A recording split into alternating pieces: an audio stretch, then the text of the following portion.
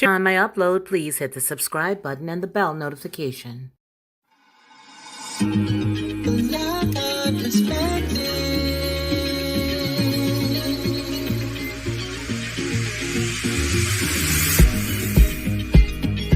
Helping you along the way.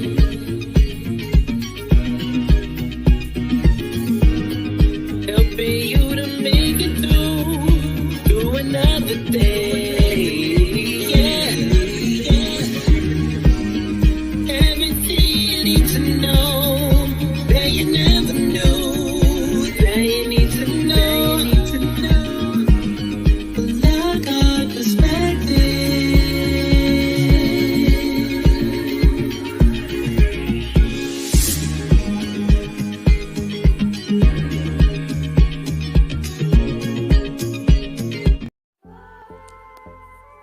I've always been a unique person, you know what I mean? Sort of laid back in a way, but very adamant and very passionate about what I believe. I think a lot of times that sort of throws people off because they don't expect me to have the mindset or the process of thought that I do. And so when you come in to watch my channel, you may hear a myriad of thoughts and ideas that could be different from others. What I want you to do is just sit back, like, share, and subscribe.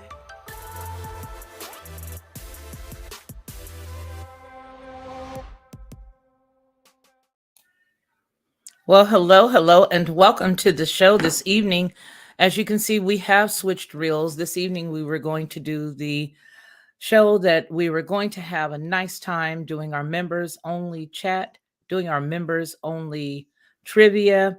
And obviously, a lot of things have happened since, well, we last saw one another. Tonight, we are simulcasting. We are on both the Lockhart Perspective as well as Headlines with a Voice.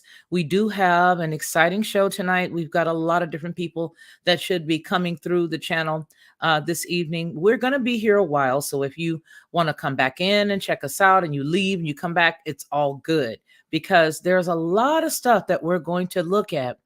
Now, I want to say, first of all, that I appreciate each and every one of you for being here because tonight we are not only looking at the most current events, but thanks to one of our subscribers, we're also taking a look at some old events that led us to where we are now. You know, I find it very telling that sometimes there'll be stories that'll go up under the wire, and some of you just might remember some of the stories that we're covering. But we are looking extensively this evening at some of the things that are going on in the United States, as well as some of the things that are going on overseas, and how it all plays a role into the 2024 elections. That's exactly what I'm asking you for your help with. I want you guys to let me know down below in the comments if you're watching in the afterplay, and also tonight in the comments what you think this might have to do with 2024. Is it nothing? Is it much ado about nothing? Or could there be some ties? Hello, King BJ. How are you? And welcome to the show. I'm doing great. I'm just coming back home from what they call in Virginia the Second Street Festival, 35th one. They've been having it since the year after I was born, actually, and it was interesting. I was out there an hour because I got work late, but then I got down there and it was all right. Had some bands over there, but I did realize they kind of like quote unquote gentrified it, if they could say. It used to be right us there, but now they got all these bands and stuff there, and the atmosphere has kind of changed. I mean, people were out there, they had nice setup. Food was a little bit more expensive than it used to be, but the price everywhere. Tell me about it. The food is not only expensive in those settings, but everywhere, right? I mean, buy some fish. I didn't feel like I'm gonna pay $20 for that. So. But I mean, like I said, then the weather started changing. I mean, it rained today, and then it was kind of windy. So I think it was like 60 degrees when I got out there. So it'll be 42 tomorrow. So starting to get into a different batch of weather. But otherwise, been an interesting day. Oh, very good. Was out yesterday, and one of my buddies told me to come by and check to his lounge or something. And I mean, show you how crazy things is. I was in there and There's a guy named Easter. I think his name was Little Scrappy or something. He was in there or something like that. What are But you talking about, King BJ? Little Scrappy, he was like a guy on King, on like a little show back in the day. He used to Oh, say, okay. but you know, been moving around the last couple of days. Mm-hmm. It's been interesting. Mm-hmm. What But do you think about otherwise, what's going on? I need to know that. I would because this is such a hot button topic, especially dealing with Israel and dealing with a yeah, lot of yeah. other I stuff. woke up this Yeah, morning, I saw that too, yeah, yeah. and I find it mighty interesting because a couple of weeks ago, didn't Biden give Iran $6 billion? Mm-hmm. Yeah, and we're going to talk about that. But go ahead and give us your feedback on that. What do you think about that? And do you think that it was just a coincidence? I think it's a major psyop actually, but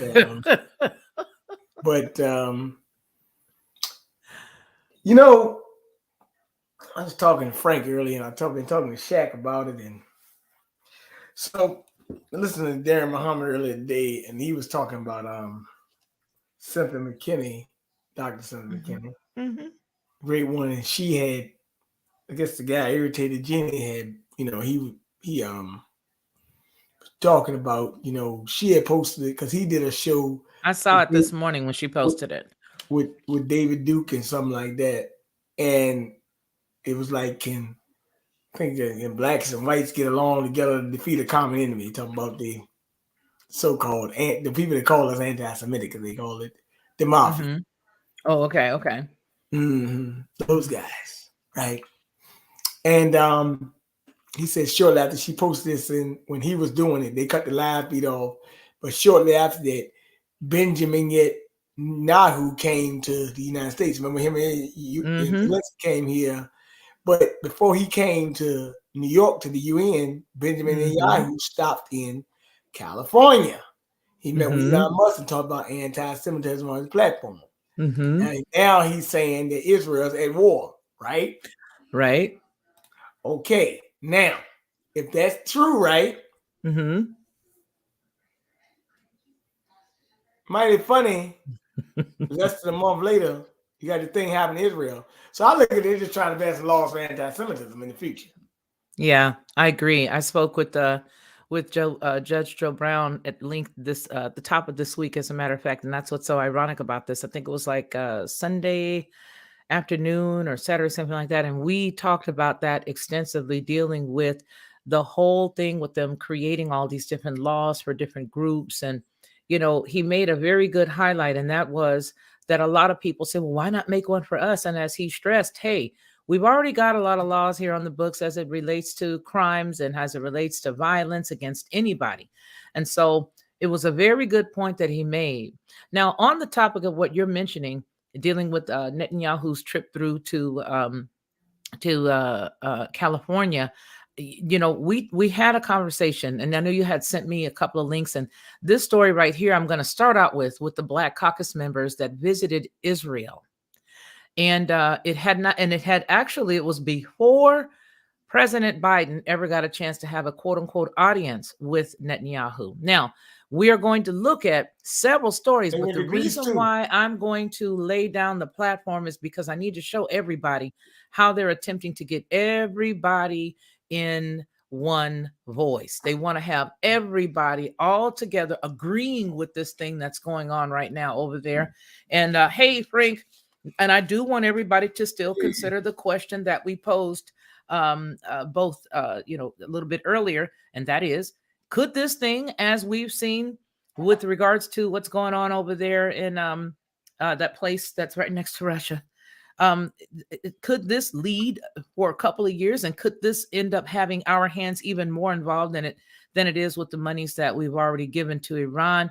Ironically, I've got some great stories, so let's go on ahead. We're going to go into this story first because, see, this right here speaks volumes, and let me tell you why. The reason why it speaks volumes dealing with the Black folk is because there is an unbelievable amount of people who are in support of this little place and all of the tactics that they're in. And believe it or not, it is a big part of the Black church, huge part of the Black church. We're going to Yep. get into this story. And then after we get into this story, once I read this one, we're going to just steamroll ahead. We're going to throw all these topics out. We're also going to have some folks come in from the chat that have already received links to join us tonight. I anticipate it being very good. Here we go. The Black Caucus members. Let me go ahead and give you guys the full screen, as I always do. We're going to make it a little bit larger so that everybody can see it together. Okay. Let's go on ahead and just get into the story. Now, this is the Black Caucus members that visited Israel and Rwanda on a trip focused on, get this, common ground. This story comes from Congressman Glenn Ivey, Maryland's 4th District. Okay. Now, look at all these folks. Look at all these folks. Ironically, you mentioned Cynthia McKinney, and Cynthia McKinney is pretty much on the outs because she didn't give the right handshake. She didn't take all the other stuff that people wanted her to take as it relates to this particular place, this particular group of folks. This was dated September the 5th, 2023. It's a story that's written by Mark Rod, and it comes from the Jewish Insider. A group of 9 members of Congressional Black Caucus visited Israel last week on a delegation sponsored by the AIPAC affiliated American Israel Education Foundation. The group has since continued on to Rwanda as a part of the trip. A spokesperson for Representative Nikema Williams, the Democrat of Georgia, a new co-chair of the Congressional Caucus on Black-Jewish Relations, who is participating in the trip, told the Atlanta Journal-Constitution that the trip aims to educate members on Israel and Rwanda's efforts to build common ground while developing and growing socially, culturally, and economically out of tragedy. An AIPAC source told Jewish Insider that the trip is the first to Rwanda. Let me make this bigger because I know you guys can't see it. It's still at 100. All right. Told them that it's to go is the first to Rwanda that AIEF has sponsored, and is a chance, it's a quote, is a chance not only to highlight not only the United States-Israel relationship, but also the trilateral bonds between the United States, Israel, and Rwanda. I just keep scratching my head, but let's keep going. The topics of discussion include Israeli security, the Abraham Accords, Israeli-African relations, and judicial reform, the source said. Now, Lucy McBath is another leader of the group, and she joined the representatives. She's joined by Representatives Valerie Fauché, which is a Democrat in North Carolina. Richie Torres is out of New York.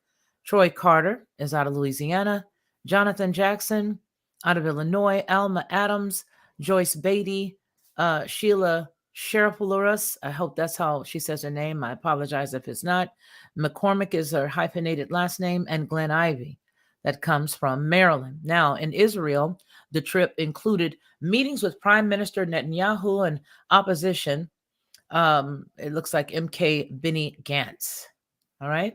The group is largely made up of consistent supporters of Israel or members who have largely uninvolved in Israel policy. The notable exception is Jackson, who led a group of progressive lawmakers this summer in the opposing Israel's entry into the visa waiver program this year and voiced criticism of the atrocious conditions in the West Bank.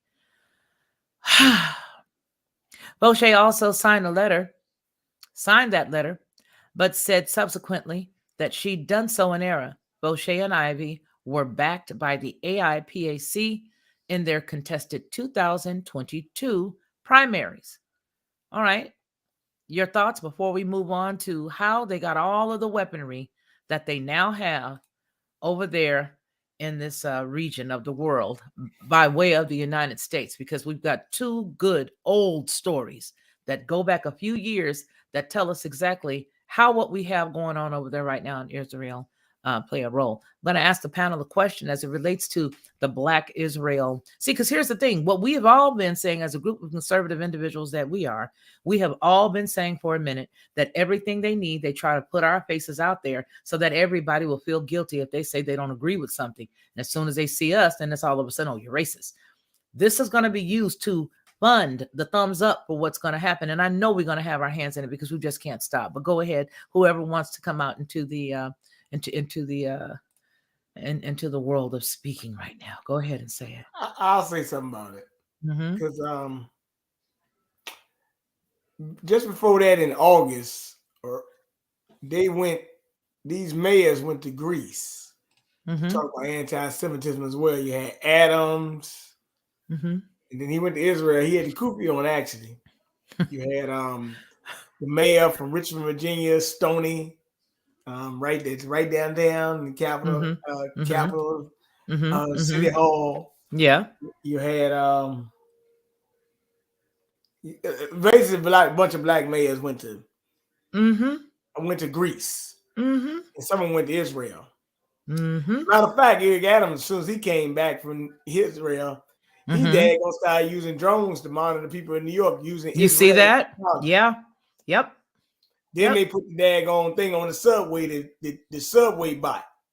We could control Mm-hmm. you. Mm-hmm. So these are tyrannical tactics they're using, but they use a lot of these things actually in Israel too. The same technology using there, they're going to use here. They're using this to surveil all citizens across the globe. It's Mm-hmm. not just in Israel. This is a Correct. litmus test for what they're going to do around all nations. That's why I tell people, you know, we get into the thing of, what's going on in here, what's going on there.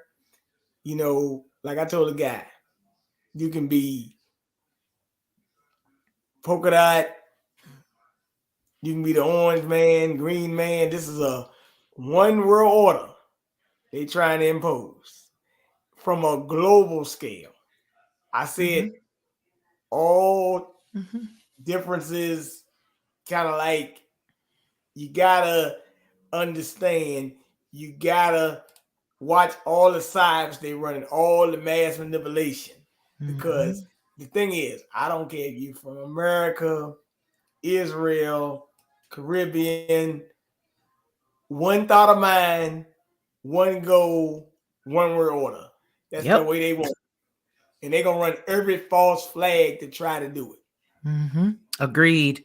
Agreed. I'm glad you made those comments 'cause it's all true. Now, listen, we're going to go back. We're going to go back 2 times. And I'm so glad that my sister sent these.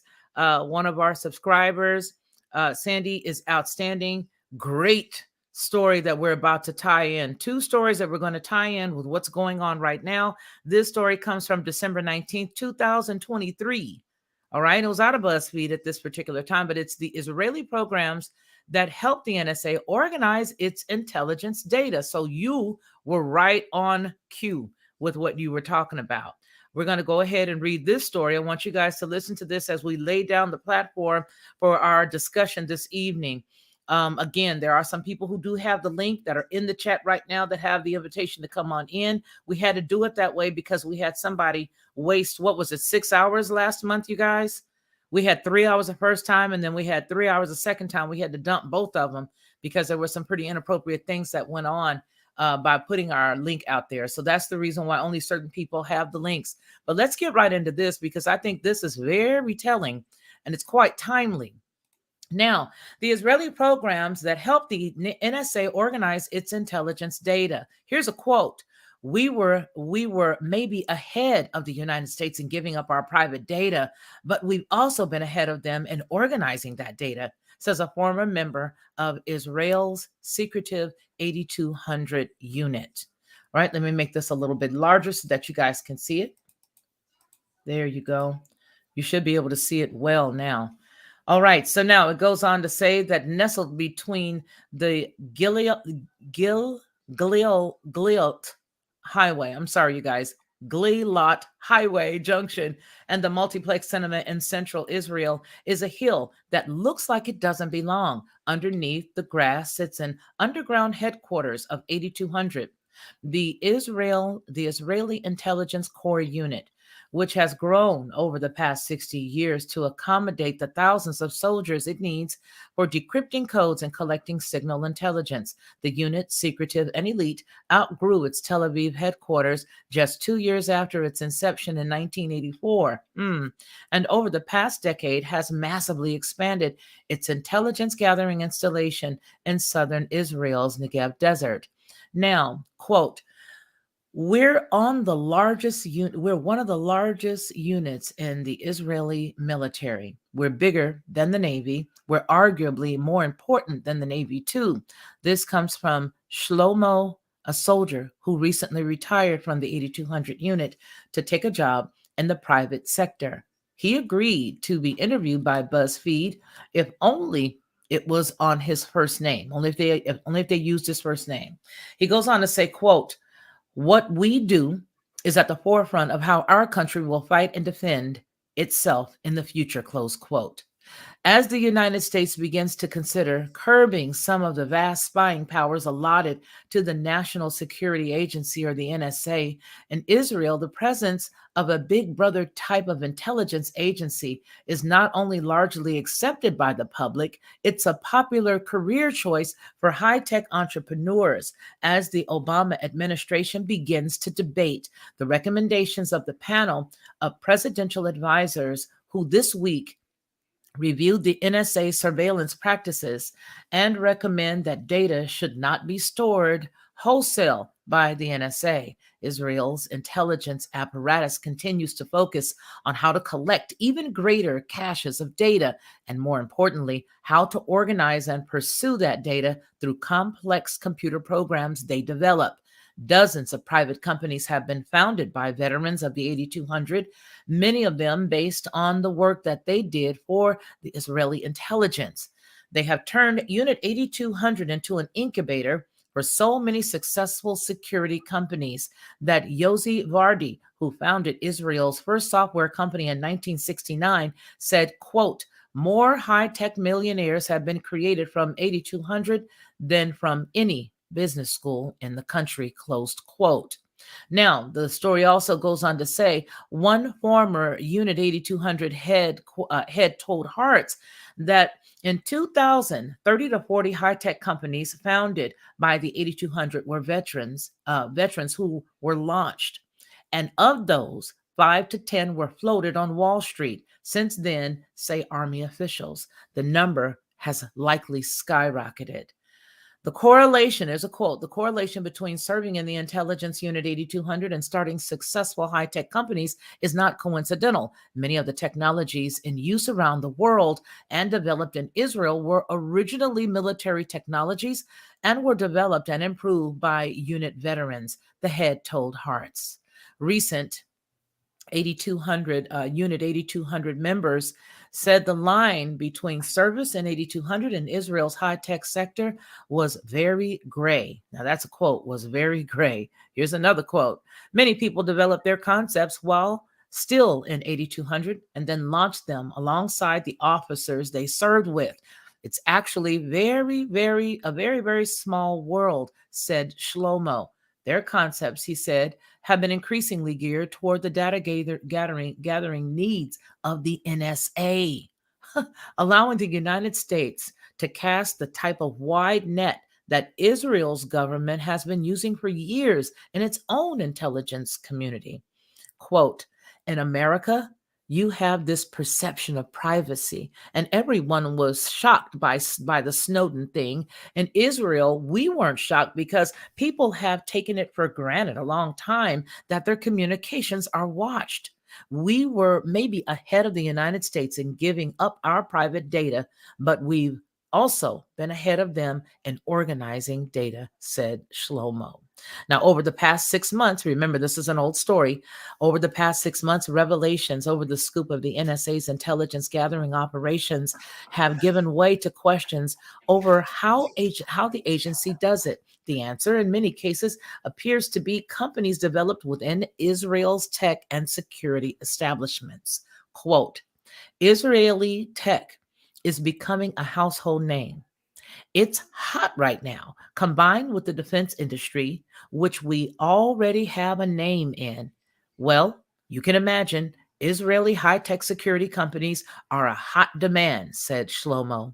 Several Israeli companies have already been singled out as possible arms of the NSA's data collection project. Many say it's no coincidence that at least four companies headed or engineered by former members of 8200 have been outsourced to the NSA to help the spy agency gather and organize its data. Brent, founded by former intelligence officer Jacob Colby Alexander, has a product called Stargate, which allows access to communications on virtually any type of network, retain communication data for as long as required, and query and deliver content and data according to its company statement. Verint has been lauded for its ability to manage a vast expanse of targets and sift through call data records and cellular communications, making it a particularly attractive company for Verizon, which purchased it in early 2000s, according to James Banford, a journalist who has written extensively about the way in which the NSA collects data and the author of The Shadow Factory. Verizon has long used its Verint to collect data about its customers and pass that data along to its intelligence agencies. Nerent, an Israeli founded company, which in 2010 was acquired by Boeing, does a similar service for AT&T, alleged the whistleblower Mark Klein. In 2023, Klein, a former AT&T employee, revealed to Bamford how the NARIS system was being used to analyze and organize data from AT&T customers through its semantic traffic analyzer. NARA says that its technology allows it to gather cellular data ranging from calls made through Skype or Viber to text messages and emails. Now, Amdocs, another company, has contracts with the 25 biggest phone companies in the United States and more worldwide to organize and manage calls, records, billing. Amdocs has publicly been accused of wiretapping and was briefly investigated by the FBI for briefly, mind you, by the FBI for intercepting sensitive telephone conversations. One of the newer and more uniquely named NICE was founded by 7 veterans of the 8200 to provide voice content analysis with features such as word spotting, emotion detection, talk pattern analysis, and state of the art visualization techniques. According to NICE's website, NICE captures and analyzes interactions and transactions, realize intent, and extract the leverage insights to deliver impact in real time.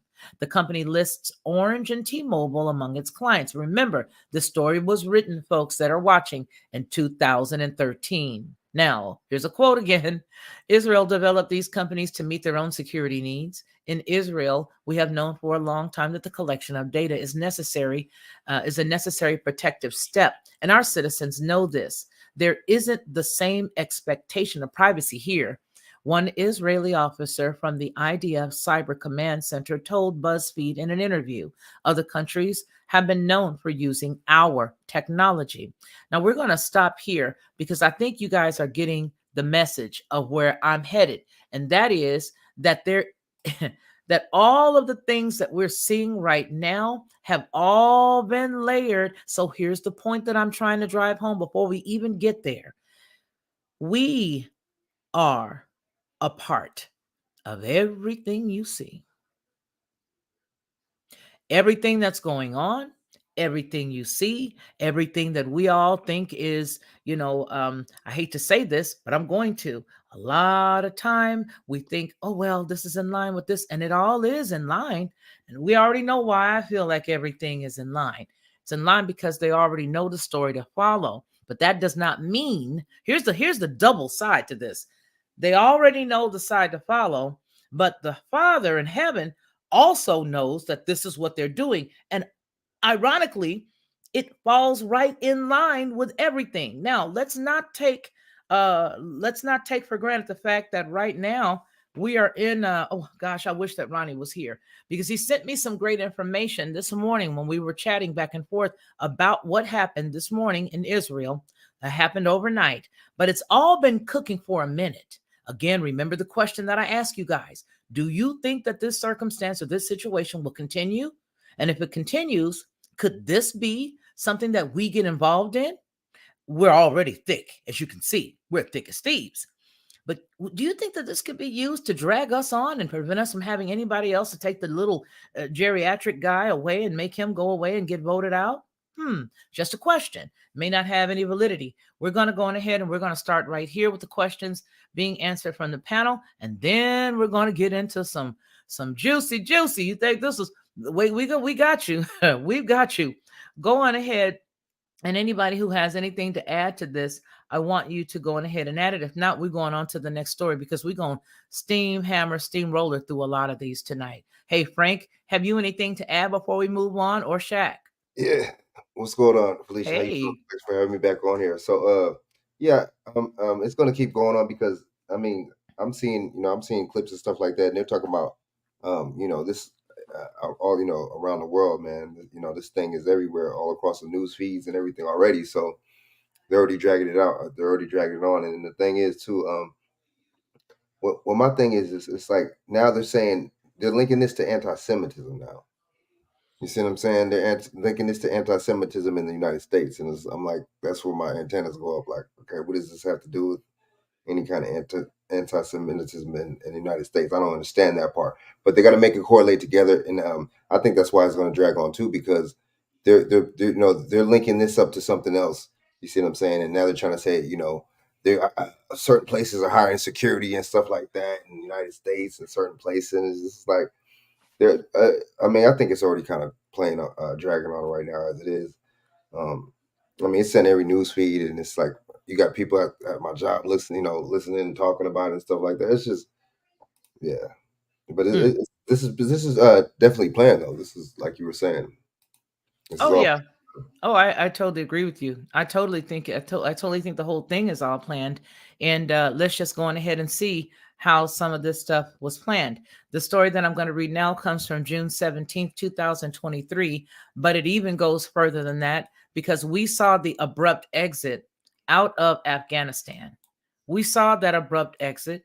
We understood exactly what was going on. We also understood that in tandem with what was going on, that there was going to be a reason for all of that stuff being left there, right? We got that. Everybody got that. I don't think we knew exactly when it was going to rear its head, but we knew there was going to be a reason why. Now you got the weaponry, you got the money. That's all you need. Don't forget how the Khazars always funded both sides of war. Damn. Let's not forget that they always funded both sides. You got the weaponry, you've got the money. Now you've got the people, you got the feet on the ground, and I just find it so amazing that we're dealing with this. You got the occupation of another land, and then you got the people who are on the outside, and then you've got this big dome that's over Israel. That if anything is shot over there to them, they can repel it by this nice little electromagnetic dome, I guess, of what it is. We got all this stuff that's over there. We got all this technology that's over there, as you see. Here's the funny thing. If you guys got so much technology and you can hone in on conversations, y'all didn't know this was coming? Ooh. Y'all didn't know this was going to happen today or yesterday? Y'all didn't know that? Y'all got everything. I mean, you know everything. I mean, you really want to be omnipotent. You really want to be omnipresent. You really want to be omniscient. You want all of this. Y'all didn't know this was going to happen? Yeah. All right. So here we go. We are going to look at, where's my tab up here? The one that I really want to bring you is here, June 17th, 2023. Yeah, let's go there. Yeah. Nothing shocks me. Nothing shocks me. All right, there we go. Israel, U.S. arms left in Afghanistan reach Gaza. Oh, Gaza's got it. Oh, terrible. Dun, dun, dun. That's the kind of music I need. Let's go ahead and get the full screen. Let's go ahead and read it. It reaches Gaza. We've always got to have the self-made boogeyman. We've already got to have we always have to have the boogeyman. Now they got him. You see that? They got him. U.S. arms left in Afghanistan have been smuggled to the Palestinian factions in the Gaza Strip. Sama news agency reported on Friday. Again, the story dates back to June 17th, 2023, but we already knew that this stuff was going to move somewhere. We just didn't know exactly where, but let's get into it. The local Palestinian news agency disclosed that Newsweek reported an unnamed senior Israeli military official confirming, quote, some of the small weapons seized in Afghanistan have been spotted in the hands of Palestinian factions in the Gaza Strip, close quote. The Israeli military officials raised concerns about the danger of sending advanced U.S. and Western arms sent to Ukraine to Israel's enemies in the region, including in Iran. According to Sama news agency, Washington affirmed that it would take a preemptive measures to undermine moving arms to the Middle East. The Israeli military officials said that the parliamentary forces taking part in the Russian-Ukraine war are monitoring the arms sent to Ukraine, such as the anti-missile system Javelin. We putting all of this stuff over there. Let me calm myself down. We're sending it because this was the preparation. I want to come over on the screen for a second, and I want to remind everybody of one important thing. Here's the one important thing. There were reports of things that we have alleged to have sent to Ukraine. And some of those reports showed that the response coming back from some Ukrainian people in the military were saying that they had not received certain things. So what do you mean we got X? We never got this. We never got that. We have been sending this stuff.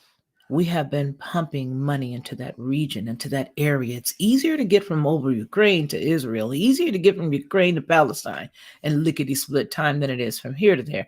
And again, we would not do anything necessarily here, right? I want to tell you guys, first of all, put a thumbs up, okay? This is a non-monetized live, and I'd be shocked if it stays up or goes anywhere. So please give us a thumbs up, okay? I already demonetized it. I did not monetize it. So it doesn't have that. At least give it a thumbs up. But the truth about the matter is that there are a lot of things that have been calculated, that have been planned, and that have been scripted in order for us all to have fear, in order for the world to be in chaos. I don't know whether you guys have noticed the price of gas just recently that they've attributed to the lack of summertime travel now that we're going into fall. But there's a reason for a lot of the stuff that's going on. There is a time to be prepared. And right now where we are is that time of preparation. As a matter of fact, if we don't take this jolt and get it and see exactly what we're dealing with, it may be too late for some. But with that said, a lot of the things that we sent abroad, overseas, that ended up being missing or that ended up not getting to where it was supposed to be is right where it's supposed to be, because that's where it was planned to be. So here, think about the $85 billion worth of equipment that we just left there. It wasn't just left by accident. It was left on purpose for such a time as this. All right, let's go ahead and get back into it. All right. I just had to say that because when you look at that amount of money, look at that amount of equipment, the anti-missile system, the Javelin. Now, it goes on to say that he claimed that the military groups fighting in Russia are eager to move the arms they seized during the war to Iran due to the strong relations between the two countries, while the groups fighting in Ukraine seek to smuggle weapons for money. The official described The situation is very dangerous because Iran could learn how to manufacture similar weapons with the Palestinian factions and Hezbollah could obtain. Now, that's the end of that story, but we needed to lay that down. So let me clear out the stories that we've already done. All right. It's just so convenient, isn't it? Now, surprise infiltration, massive barrages shock Israel. Over 250 Israelis killed, 1,590 wounded, civilians and soldiers held hostage in Gaza. Now, this next story that we're reading was done today, but ironically, they have an unbelievable count, don't they? They couldn't even count this many people in the United States, or shall I say, Hawaii, during the last situation that took place there. But now we've got up to date numbers and up to date information. Okay? Up to date numbers, up to date information. No, not at all. You can let her come on. Pass the link, Bernard. I just saw your text and my phone is going to die. So go on ahead and give her the link. Please do. So when I hope you can hear me. So when we consider this, it's amazing that they already have the numbers, but do you know what the numbers are there for? The numbers are there to give you pause. The numbers are there to make you afraid. So fear not. Don't have any fear. Gaza declares war, surprise infiltration, massive barrages shook Israel. Over 250 Israelis killed, 1,590 wounded. This is meant, this whole entire, let me show you something. This right here is to get your buy-in, baby. You see that I've highlighted? That right there, that's to get your goat. Okay? That is to get you in, to get your buy-in. Look at the amount of people. Oh my goodness. Look at this. And if you're a Jews for Jesus person, you're going to be, oh my goodness. Oh, this is terrible. Question. How do you know 1,590 were wounded already? How do you know that 250 were killed? You guys didn't even have that good count. And I get it. This is Israel. I get it. But it's all propaganda to me. And I'm not saying that it's not a bad situation. I'm not saying that it didn't happen. And I'm not saying that these people were not killed. And I'm not saying these people were not wounded. What I'm saying is the amount of people that is showing you is to get you engaged. Now, dozens of Palestinian militants infiltrate. Hold on, son. Hold on, son. Yep. Yep. You're absolutely right. Go ahead, say that. Get you to believe it so they can justify going to war. Come on now. Yep. Yep. That's it. And they need the buy-in. They need the American people's buy-in. Whether you are white, black, purple, yellow, green, if you still believe that this particular region is the people of the Most High, and you believe that, then you'll buy into this and you'll go on ahead and support it. Say it again, BJ, is to do what? Get you to believe it so you can go to war. Yeah. So dozens of Palestinian militants infiltrate Israel from Gaza by land, sea, and air. I'm going to tell you why I find it hard to believe. I just do. Anyway, let's just keep going. They hit them by land, sea, and air. Some 2,500 rockets fired from the Strip. At least 250 Israelis killed. Over 1,590 wounded. The army strikes Hamas targets in Gaza. 230 Palestinians killed. Who's standing there with a clipboard? Terrorists hold Israeli civilians hostage in their homes. The analysis. Netanyahu's recklessness has brought war upon Israel. First of all, it's a disgrace, the story says. A deep shame fills our hearts with fury and our eyes with tears. It's a personal tragedy, primarily for hundreds of families living near the Gaza border, who are experiencing a living hell. Then there are hundreds of killed and wounded, including many children, followed by shocking ease with which armed terrorists were simply able to roam around at their pleasure in vehicles and on foot, entering Israel on the eve of the holiday, going into kibbutzim, moshavim, and towns, and doing as they pleased there. For hours, residents had to fend for themselves against the terrorists with no help from the army or police, who were far from the scene. Israel was humiliated and routed on Saturday. A small terror organization exposed the nakedness of a regional superpower with intelligence and cyber capabilities that are among the best in the world.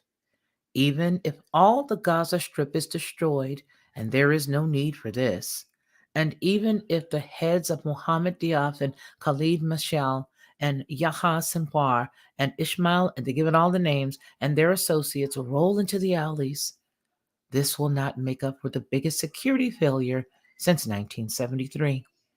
It will not sweeten the bitter taste of the debacle, and it won't ease the shock of the number of those killed and kidnapped.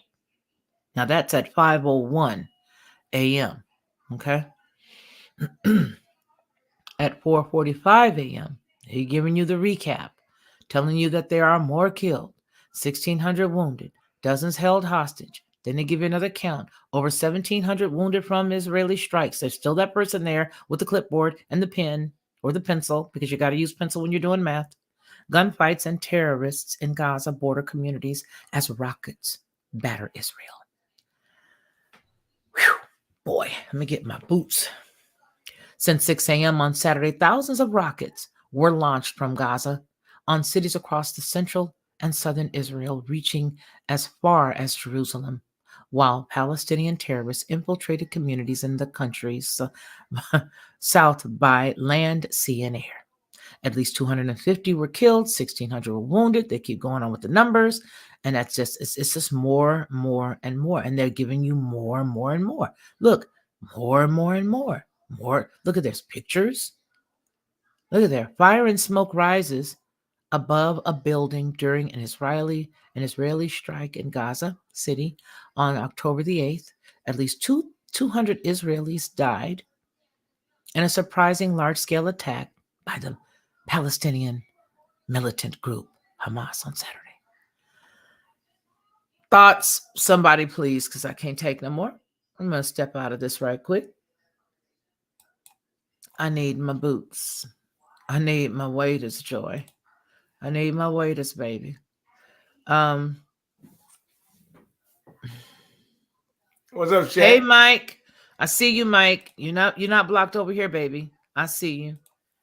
Hey, Hal, Professor Doom-1 explained exactly why the Venezuelan military-aged men are invading the Northeast, a plan to hatch of the 1950s that was fleecing the Northeast plan. Absolutely. Absolutely. Shaq, how are you? Do you have anything to add? We got some more. It gets heavier. And here's the reason why I'm harping so much on this as far as the layering effect and the information. I want somebody to tell me. I wish that Mr. Leslie was here, because I know either he or even Ronnie, or even his, who else is here? Rolf might know. There is Charlie Sigler. Is Charlie here? Somebody give me the name of that dome that's over Israel. Somebody give me the name of the dome that's over Israel. Dome of the Rock, right? What is it called? It's a dome that Dome. prevents them from having any penetrable missiles, or the Iron Dome. That's thank you, Rolf. Okay, let me look it up. I want to read to you guys what it's all about. Not that it's saying that nothing could happen, and not that it's saying that.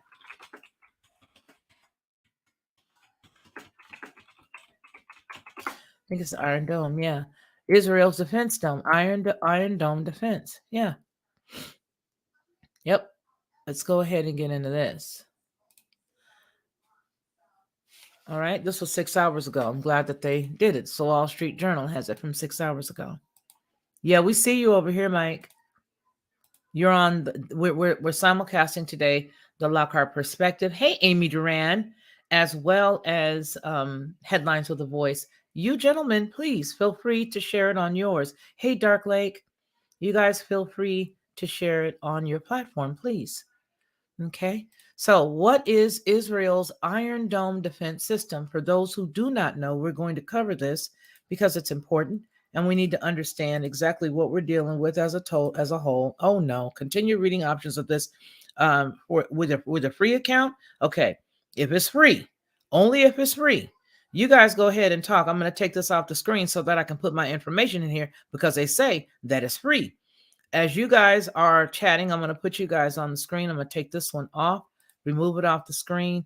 I'm going to come off and use just my avatar so I can put in my information because they say it's free. So let's just get it for free. Y'all go ahead and take it. Peace to the good people tonight. Yeah, man.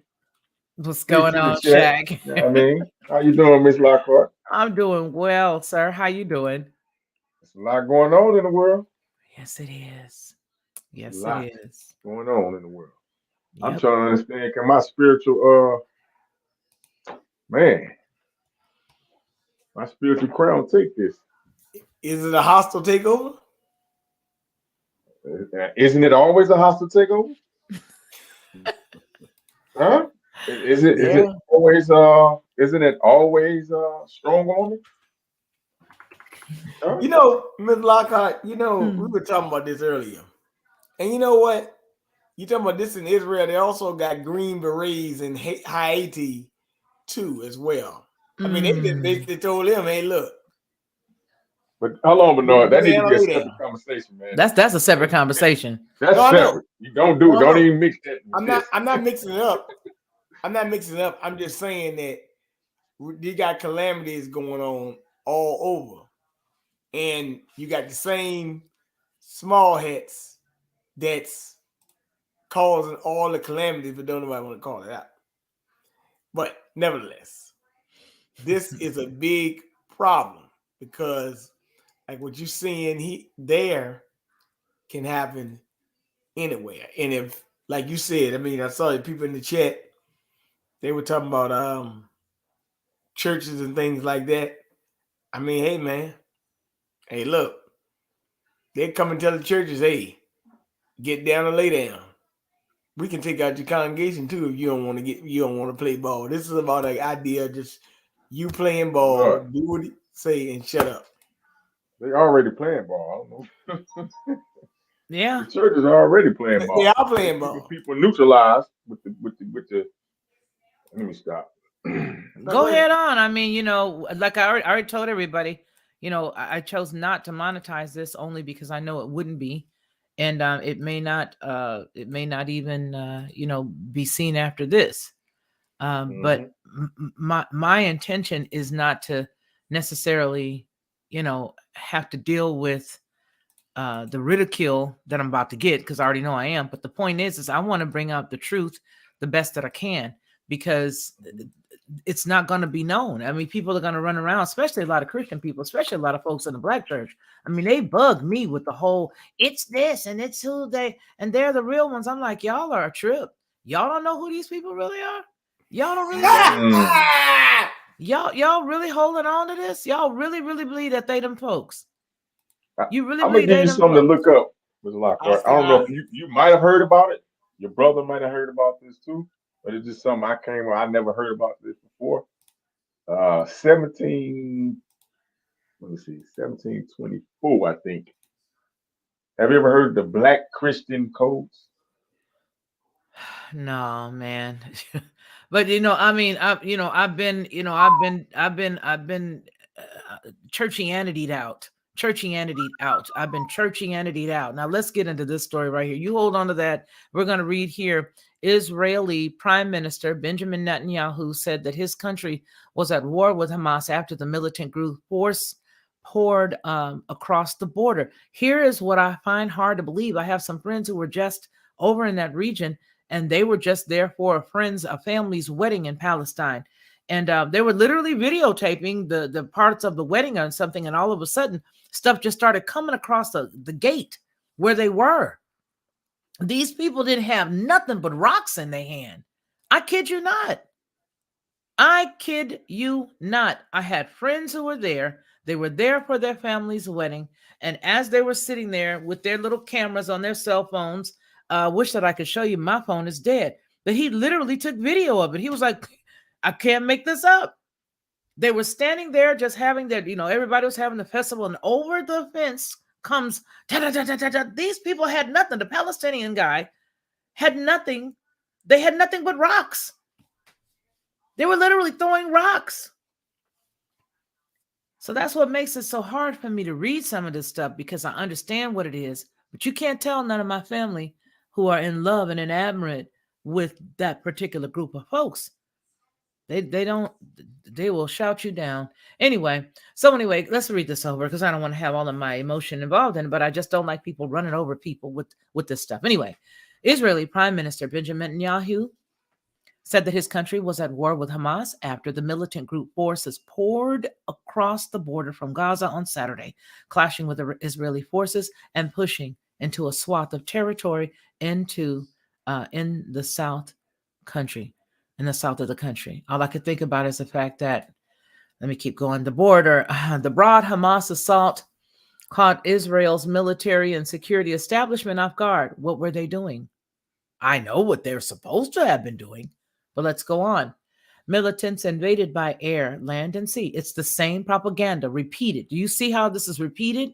And you know why it's repeated? Because if you continuously repeat something, everybody in the churches are going to be lined up tomorrow. Oh, Reverend Porkchop, they came by air, land, and sea. Lord, they came and they said it. And they came and they tried to, according to Israel's military, Lord. Oh, Lord, they penetrated at least 4 military bases. Oh, Carnal went on around Israel's border with Gaza. They're going to be going, and these people are going to, yes, go to war. Yes, do it, Biden. Help them. Oh, God, you're supposed to help them. Whoever curses him is cursed. Whoever helps him is helped. This is a hot rump mess. Saturday evening, Israeli soldiers were fighting to regain the control and expel the militants from Israel's towns and villages, with 4 army divisions moving to the country's south. The Israeli military estimated that 3,500 rockets had been fired from Gaza into Israel. According to the country, shaken Israelis sought refuge in safe rooms and bomb shelters. Explosions boomed across Tel Aviv as the country's Iron Dome air defense shot down a fuselage. Is that what that is? A fusillade of rockets from Gaza on Saturday night, although some fell on the city and injured civilians.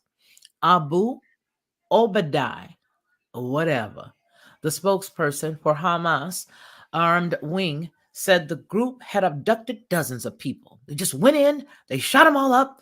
They went in and they just abducted them. They just took some prisoners, including Israeli army officers. He didn't share the exact number of hostages, but oh my goodness, you should have seen it. They were terrible. It was absolutely terrible. They are all around the Gaza Strip, he said, adding a warning to Israel. It's better not to take any irrational decision. Don't take any. The Israeli military said soldiers and civilians have been captured and taken into Gaza, and that most of its casualties weren't due to rockets, but close contact fighting and cold-blooded killers by Hamas militants held hostage in at least 2 of Israel's towns, the authority said. Okay, y'all, we need some commentary on this. What you got? What you think? Gentle ducks, old gentle ducks. Man, look, check this out. This is a big psyop. This is so staged. And we wonder why, you know what I'm saying, with all the military equipment and some of that money. But no, you know what? We've been talking about this for months. We've been talking about that money that's going to Ukraine is for the Israelis. We've been saying this, man. It's crazy because we've been saying this. That's why all this stuff is coming to pass. You see what I'm saying? You really can't make this stuff up. And it's lining up so perfectly. It's like a lockstep. You know what I mean? And see, the thing is, now we're gonna have, they're gonna keep, because people want to be a part of the winning team psychologically, right? That's right. The thing is, you keep drilling stuff like this in people's head, man, and repeating repetitiveness. You know what I'm saying? in their mind, they're gonna think it. You know what I'm saying? They're gonna believe it. Just like, you know, you listen to the radio all day. You see what I'm saying? You're gonna be rapping all these damn song lyrics from front to back. You see what I'm saying? Without you even knowing it, your subconscious mind is catching it, right? Yeah. See, these people are just too much. So you got the excuse. You say you got the problem reaction solution, but then you have the excuse to why they're going to war. And just like you said, the people have some rocks. You see what I'm saying? They could have got. That's all they had. They could And I have. was sitting there. It's actually on Instagram, because he actually uploaded it, unless they took it down. But he had uploaded it to Instagram, that while they were there at the family's wedding, that all the stuff started coming. It was guns, it was shots coming up. All these had is big rocks, and they were trying to throw them back to people, ducking and throwing, and it was absolutely unbelievable. There are other. So going ahead, I want you to finish. Sounds like the Palestinians are in on it too. The people that they're a part of, you know, it's a script, because you know, for them to have a little bit of weapons like that. That's all they've ever had is rocks. They do have some weapons. Let's not get it twisted. But my point is that these are even kids and women that's fighting back the way that they fight back. They fight back with rocks. They pick up rocks and they throw the rocks back across the thing. But they're shooting from Israel's side. Oh, I see what you're saying. Yeah, they're shooting from Israel's side. The weaponry they have, and then they're trying to say, "Oh yeah, I see what you're saying." Yeah, they're trying to really make it seem like, you know, oh, they're getting bombed and stuff like that. When you know, I'm pretty sure that people have some weapons and stuff like that, but I'm pretty sure they don't have the technology that Israel have. Look at the article you just read, saying that all the kind of military weapons and stuff like that and technology Israel has. Don't they have the dome that could reflect? That's exactly what the article was talking about, is how their dome had repelled some stuff that was coming over. No one's ever going to really know the real deal, but I do know that based on that first story that we read, how they claimed that they were the ones that were responsible for helping the NSA do what they were doing way back in 2013 and beyond. I think it even referenced 1984, didn't it, King BJ? Yeah. There were a lot of things that they were talking about. In 1984, they said that there was one thing that they had started in 84. There was also 2013 was the article, and the article was saying that they were the ones that were helping the United States NSA with regards to being able to surveil everybody. That's what it said. And my only reason for bringing that story into the play, as well as dealing with the Afghanistan stuff that was left, was because you need to show the correlation and connect those dots. You can't escape those dots. You just can't. You can't think that we didn't know anything, or we didn't have anything to do with anything that happens after or even before, because it's all too convenient. It's just too much convenience for me. That's all. So we're going to get into the Kingdom of Saudi Arabia. The Kingdom of Saudi Arabia has made a couple of comments with regards to the whole thing. We're going to hear from both sides. We're going to hear from all sides, every side that we could possibly hear from. This is October the 7th, 2023, and it came up about this morning. So let me give you guys the full screen and make it a little larger so you can read along with me. All righty. For anybody who wants to give a super chat, you are more than welcome to give a super chat this evening. And if you'd like to just use the Cash App to support the channel, you can do that as well. You can also support the channel by PayPal. Now, I'm not going to say the names of the people who just sent in support, but I want to tell you that if you're here tonight or you're listening on the replay, thank you, thank you, thank you. One of you, I went to your website and I glanced at some of your beautiful, unbelievable artwork. Your handmade artwork, and I just want to thank you. You know who you are. And if you allow me to say your name, I'm going to say it when you say I can say it, but I want to thank you for supporting the channel. Saudi Arabia and Qatar weigh in on Israel-Hamas conflict, holding Israel accountable for the escalation. The Kingdom of Saudi Arabia and the state of Qatar have released official statements concerning the ongoing conflict between Israel and the Palestinian factions, including Hamas.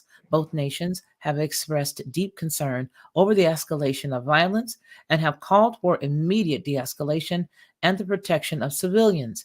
Interestingly, both statements hold Israel responsible for the current situation, albeit with nuanced differences in their approach.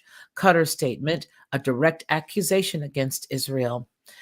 The state of Qatar's statement is more of a direct accusation against Israel. It holds Israel solely responsible for the ongoing escalation due to its ongoing violations of the rights of the Palestinian people. Qatar specifically mentions the repeated incursions into Al-Qasma. I'm sorry, I don't know what that other word is, but I know that says mosque under the protection of the Israeli police as the latest in a series of violations. Qatar's military Ministry of Foreign Affairs calls for urgent international action. Here you go. Here you go. Qatar's Ministry of Foreign Affairs calls for urgent international action. Compel Israel to stop its flagrant violations of international law and to respect international resolutions and the historical rights of the Palestinian people. The statement reiterates Qatar's firm position on the justice of the Palestinian cause and calls for the establishment of an independent state on the 1967 borders with East Jerusalem and its capital. Here is the official statement, and it's right here. And they put it on X, it looks like. Yeah, it's from X. Statement: Qatar expresses concern over the developments in the Gaza Strip and calls for de-escalation. Now, also, this is also going to be used to make a lot of people say, well, gee whiz, when Orange Man was in, we didn't have these issues. We didn't have the war and all this other stuff. We had several years without it. And this is, I'm telling y'all, all this stuff here is just one nice pre-woven fabric Afghan, one big Afghan that they made already. Saudi Arabia statement: a call for restraint and a two-state solution. The Kingdom of Saudi Arabia's foreign ministry issued a statement that begins by acknowledging the unprecedented situation between Palestinian factions and the Israeli forces. The statement calls for an immediate halt to the escalation and emphasizes the need for protecting civilians. Saudi Arabia also reminds the international community of its repeated warnings about the explosive situation that could arise from the continued occupation and the deprivation of the Palestinian people of their rights. The statement goes on to criticize what it describes as, okay, you know what, the repeating of the systematic provocations. Now, here's what it means. The kingdom concludes with renewing its call for the international community to assume its responsibilities, a credible peace process leading to a two-state solution. This is headed someplace else. This Saudi Arabia argues is the only way to achieve lasting security and peace in the region. Peace. But there'll be no peace. Also protecting the civilians. Here you go from the Kingdom of Saudi Arabia, right there with their little crest on the top. This is a hot rump mess. Since 6:30 a.m., Israel is officially in a state of war. Hamas have been launching rockets non-stop, now reaching approximately 3,000. Terrorists have infiltrated into Israel's territory from Gaza, taking hostages and murdering civilians. Children, families, and entire communities are under attack. At this time, the IDF is reinforcing the south with forces, recruiting reserves, and striking critical Hamas targets. Hamas will pay a heavy price for this inhumane attack against Israel.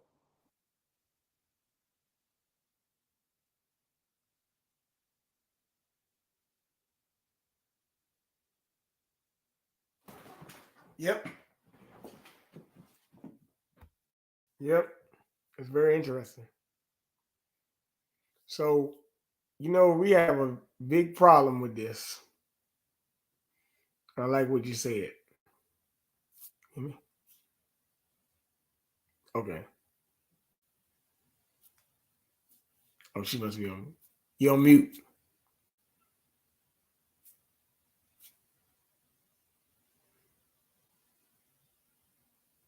You're on mute. I was saying yeah, we can see you, Teresa. Sandy, go ahead and send it to me and I will read it and I'll show it. But yes, you can leave it there, but go ahead and send it to me. Not on my cell phone because it's dead. Send it in my email and I'll read it, but everybody else can look at it too. Yeah, no problem. Teresa, we can see you. Karen, we see you. A Hal, we see you. Rolf, we see you. Sandy, obviously, we see you. Drops Family Garden, Mars Fool Gold, Teresa Graff, we see you. Anna, we see you. There's a lot of people that they do block out. Mike, we saw you. Okay, Flow State, yo, how are you? We see you. Um, we see Joy Trujillo. Who else? Brother, I see you. I'm putting you right there so you know I see you. Anna, how you doing? Okay. All the way up. Yep. Peaches. Hello. We should be paying attention to the signs and the seasons, which is the reason why I really wanted, since my sister here, I really, really wanted for Ronnie to come up because I don't want to read it without him, but I guess I'll have to. There was some very, very telling things that's going on right now. And the way that he put it, only Ronnie can put it. Only Ronnie can put it the way that he put it. Thank you for your support. Someone sent a cash app, and I want to thank you so very much. I appreciate you for that, and I love you. Thank you. I see that in my email. Thank you. I'm trying to take a gander of the message that I sent that he sent me, but I sent him the link too. And it is it's a holiday right now. So I know that he's probably not even able to deal with this. However, this has such great biblical dots. This touches so many biblical pieces that I mean, he went all the way back to the book of Habakkuk. I think it was Habakkuk or Haggai. It was Haggai. And he settled. Man, I wish he was here. Anyway, anybody want to come on and talk about this, because I don't want to say the wrong thing. Hey there, you're in the kitchen listening. Hi, Charlie. Love you, brother. Betty R. Hey, how you doing? Kimby, how you doing? Moment of Truth. Okay. Thank you so much for your support, pretty Teresa. I love your picture. I got a question. Go ahead, sir. Do any of y'all think that maybe they're gonna use this possibly maybe the?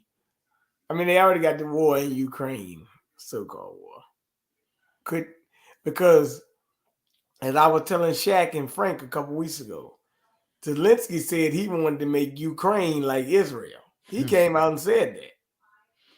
So, do you think that by saying that, they're going to have to make more situations to do that? And then they try to get people. I mean, I saw people down the street from me had Ukraine flags. I ain't never seen people supporting Ukraine. Do people realize people really supporting open Nazis, man? No, they don't know it. Okay. They don't know it. Well, hey, look. Me and Shaq always talking about what is a Holocaust. This is what you call a mental Holocaust on people because they don't even understand what they're looking at. We're in a war, man. Shaq, I read war. Frank read war. You know it. That's how we were. You will only get an economy like this if you are at war. Because how can you just have a company that's booming and all of a sudden it go belly up? Allegedly. Belly up for who? Or what they saying is belly up. Prices, they letting all these companies price gouge. Why is that? Hey, the U.S. Hey, look, Shaq, the U.S. military complex is getting real fat. They making money. They're gonna destroy it and rebuild it, put the contract over, they make money on both ends. It seems like it's reconstruction time. What year is this? 2023? It's called the Fourth Industrial Revolution, which is actually the Fourth Reich. That's what they call it, the Fourth Industrial Revolution. Sounds like somebody else. Wasn't that what's his name? That boy over there with the WEF, the one that looks like Klaus Schwab. Yeah, he was the one talking about that. You know what? This lady Teresa, She said, Smedley Butler General said all wars are a Rick Man trick. You know what, Shaq? That's exactly right.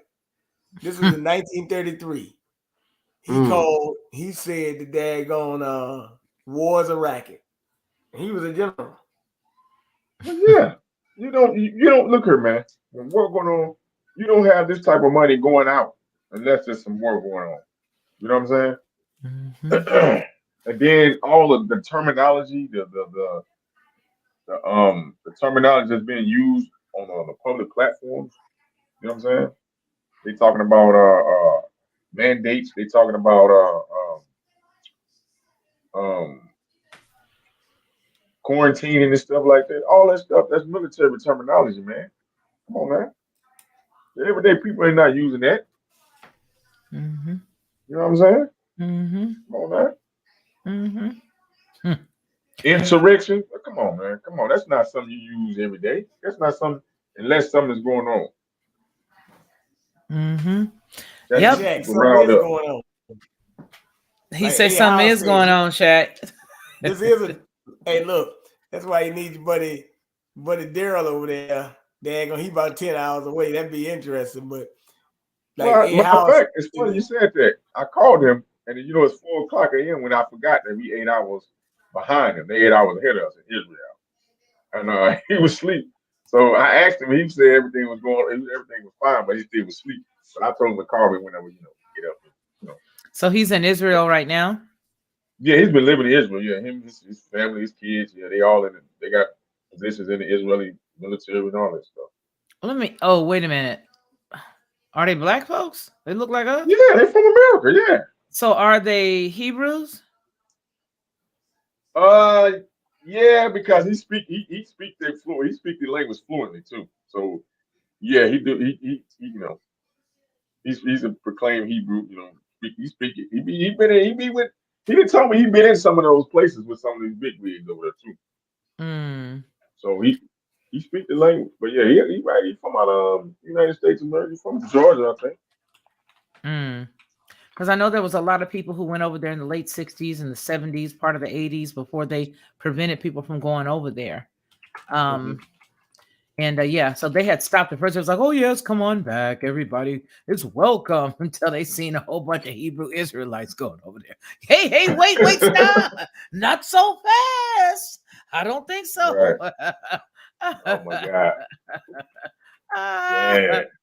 that's why I was wondering, because I know that there was a lot of people who said it was too soon for them to be over there. Um, Well, there he you is go. 60, so he's 60 years old. So I think he's been over for the good part. I think he's been over a good 30 some years, maybe, if I'm not mistaken. He's been over for a little bit in that. Mm-hmm. Hmm. So Well, then he I don't know. probably went over when a lot of those other people went over there. But I know that they were all saying, "Oh yeah, everybody, come on over. You're welcome to come over." Then when they got over, they was like, "Hey, wait a minute, not y'all. We meant the people That's who were all. still up at the top of Poland. We meant the people who went out into Russia. We meant the Tibetans who look like us. Not y'all. Y'all need to go on back now. Go on back to Crenshaw and Slauson. Go on back over there and do something else." They were like, y'all need to get on Ah, back to California. You need to get on back to New York. Y'all need to get on back down there to Chicago now. Come on up from out of here. But now I did see that they were actually going through a lot of stuff out there. But nonetheless, so the big deal is that there are going to be a lot of people who are going to buy into this. And I think Sandy made a very good point when she put it up earlier that says that this is just going to make Orange Man look better. I think that they're going to try to make it look so terrible. There's 2 questions now. We have the first question that we've already posed to the people who may be watching on the replay, and the first question that we already posed to the people here in our chat. Do you think that this is going to be used to allow America to jump into a war physically and to send troops, and then we have to keep this cat that's over there in there?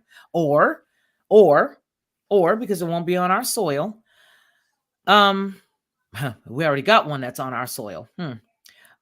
Or do you think that this could be laying the foundation to make people say, I'm gonna vote for the Orange Man because it's gonna make it better. It's gonna make it better. What do you guys I got think? I got a suggestion. Where did You've been Frank go? hearing, Oh, he's still there. Go listen, ahead. recently they've been talking about, if you hear they talking about the word martial law, suspending the election. They've Mm, been talking about that a lot too. Another one. But So hey, uh, it's time. oh, hold on. Let me ask you something. Let me ask you something. What was the emergency thing that Trump signed when he was in? What they call that? FEMA. You talking about the one? Hey, I was just thinking about you, Mr. Leslie. So Just on asked warp about speed, you. talking about warp speed, right? No, No. he's not Whatever talking he about warp signed. speed. He's talking about what took us into 2020 with the candy bar. Yeah, an emergency. Yeah, it was some type of emergency thing he We're signed, still right? under that. We've been under that since 9/11. I'm That convinced. suspended the Constitution, and that's why we I'm getting all this convinced. haywire going on. You know what I'm saying? Mhm. FEMA. We just got the letter saying that UN, right? That immigrants, migrants are a protected class up under FEMA and the UN. What is going on? What's Okay, going I'm on? going to look at it now. Yeah, what's going on? That's a good question. What's going on, man? Mhm. And why would they flood so many people in the United States? Hmm. Allegedly. Or is these are these trained military age you know, future That ain't nothing uh, but dudes. We've been talking police about statesmen, nothing but police dudes. statemen, Hmm. police statemen? Are these future? Hmm. Yeah, you're right. Nothing but dudes. That's Nothing but ain't that dudes. strange? Nothing but dudes. Nothing but dudes. And that's gonna be sad. I just woo-wee. Okay, so here we go. This is what Sandy just sent via email. Jack Pozo, this is on X. 1 month ago, Trump predicted the $6 billion that Biden gave to Iran will be used for terror attacks across the Middle East and specifically kidnapping. This is exactly what we are seeing in Israel this morning. Here's the quote that came from September 11th, 2023 at 7:20 p.m. from Donald Trump. Quote, can you believe that crooked Joe Biden is giving $6 billion to the terrorist regime in Iran? That money, that money be used for. That's what it says. It's not me this time. That money be used for terrorism all over the Middle East and indeed the world. This incompetent fool is absolutely destroying America. He had the audacity to announce this terrible deal today, September the 11th, to pay for hostage, like sausages. Hostages will lead to kidnapping, ransom, and blackmail against Americans across the globe. I freed many dozens of our people from various unfriendly countries and never paid a dime. That's what it says. Hmm. Well, you know something? You said it was on 9/11. Now remember, this year was the first year a president did not show up in New York since 9/11. When 9/11 came this year, Biden was not there. Mm. Okay, he had been to, I think, one of them summits or something around that time, right? But he wasn't there. You know, their Mm. families were calling for to be heard for 9/11. They still want their cases to be heard for 9/11. They still got people, and I'll never let go of Hawaii. They still got people wanting their cases to be heard over there. They're never Yeah. going to get no Ooh, answers. Ain't nobody it's going to funny get y'all no brought answers. that up. They suing. They got the attorney general. Some of these As they families are should. suing for them to bring that for them to release that information, the full information transcripts on the 9/11 situation. Mm. They suing. They got their attorney general. I think over. I want to say. I want to say Britain Mm-hmm. because we just played a video the other day, and some of the members from some of the family members that was involved in the 9/11. You Mm-hmm. know, they was asking, like you said, for questions, and they trying to take this. They trying to sue. You know what I'm saying? Mm-hmm. As they They actually should. trying to sue. Yeah. Well, on the 22nd anniversary of 9/11 attacks in America, Joe Biden finalized the deal to send $6 billion to the Iranian government in exchange for as many as 5 detained U.S. dual citizens or dual nationals held by the brutal regime. Now, here's my question. They have 5 of them that are held, right? Allegedly, there that was held. It goes on to say, I'm gonna ask my question in a minute. Iran is one of the top state sponsors of terrorism and has been for several years. The Biden regime lackey, this is a quote from this article, the Biden regime lackey John Hudson reported the news at the Washington Post. The Biden administration has issued a waiver for banks to transfer, get this, $6 billion in frozen Iranian oil funds. Well, I mean, he did it with his old boss as well, which means this just might be his old boss doing this. But anyway, $6 billion in frozen Iranian oil funds without fear of U.S. sanctions, a key step in securing the release of 5 American citizens detained in Iran. People familiar with the matter said. As a part of the arrangement, the administration will release 5 Iranian citizens detained in the United States. I looked for the names of the Iranian citizens that were to have been held here in the United States and could not find their names, ranks, serial numbers. We don't know. I could not find. If you guys know who it is or who they are, please send it to me. I can't find their names. I don't know what they did. I don't know if they were dangerously, uber dangerous. I can't find them. I can't. And do any of you guys know who they are? Who are they? Exactly. Who are they? But I can find the names of the ones they're holding, and they're all from there that are here, that are dual. But I can't find the names of the ones that we were to allegedly were holding. Just a question. Congress was notified to the move on Monday and is likely to come as a relief to the U.S. prisoners' families and supporters, many of whom have waited several years for the return of the detainees. It also is expected to come under harsh criticism from the Republicans in Congress, opposed to any agreement that allows for the release of frozen Iranian funds. You know, I want to say this, and I don't really care who don't like it. Again, hit a thumbs up because this is not monetized. Thumb up, please, and share it, please. That's all I ask, because I'm going to say this. The monies that were frozen, these people could not wait to get their grubby hands on it. There's so many accounts of money that leave the United States or leave these organizations or leave these things, and that the cash is the only place that they allow cash to run free. The only way you can't get over $600 in your bank account right now from somebody without them knowing exactly who it came from. And they made sure that they put this in law, that if you get $600 or more in your bank account coming from anybody, mama, daddy, boo-boo, the fool, or anybody, they're going to have their thumbprints on. They're going to know who gave it to you. But this is the only time you're going to see funds like this just scattered, like they're making it rain in a strip club, making it rain in a strip club. That's what they're doing with money everywhere. And it's going to come right back here and line the pockets of a lot of people. And then they're going to give it out there to fund the other side of the war. That's just my impression, my opinion. And I'm going to stick to that because that's mine and I'm saying it. Nonetheless, it says that frozen Iranian funds, money that was used, look, money being transferred from South Korea to Qatar. You take a piece, go ahead on. This is the biggest money laundering scandal. Can anybody else read the screen? Because I'm about to pop. I have so much to say.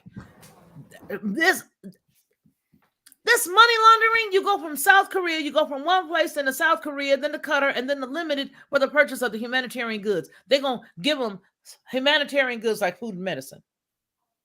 Make sure y'all give them some of the Cocoa Puffs and the stuff that you shove down the throats of Americans. Humanitarian. Okay? Make sure that you give them some of that. Since you're so concerned about other countries and you're so concerned about other stuff, go ahead and make sure you give them some Cocoa Puffs. Make sure you give them some of them M&Ms. Make sure you give them some of all of that stuff with the red dye number whatever and some of that yellow dye number such and such. Make sure you push and pedal all of that on everybody.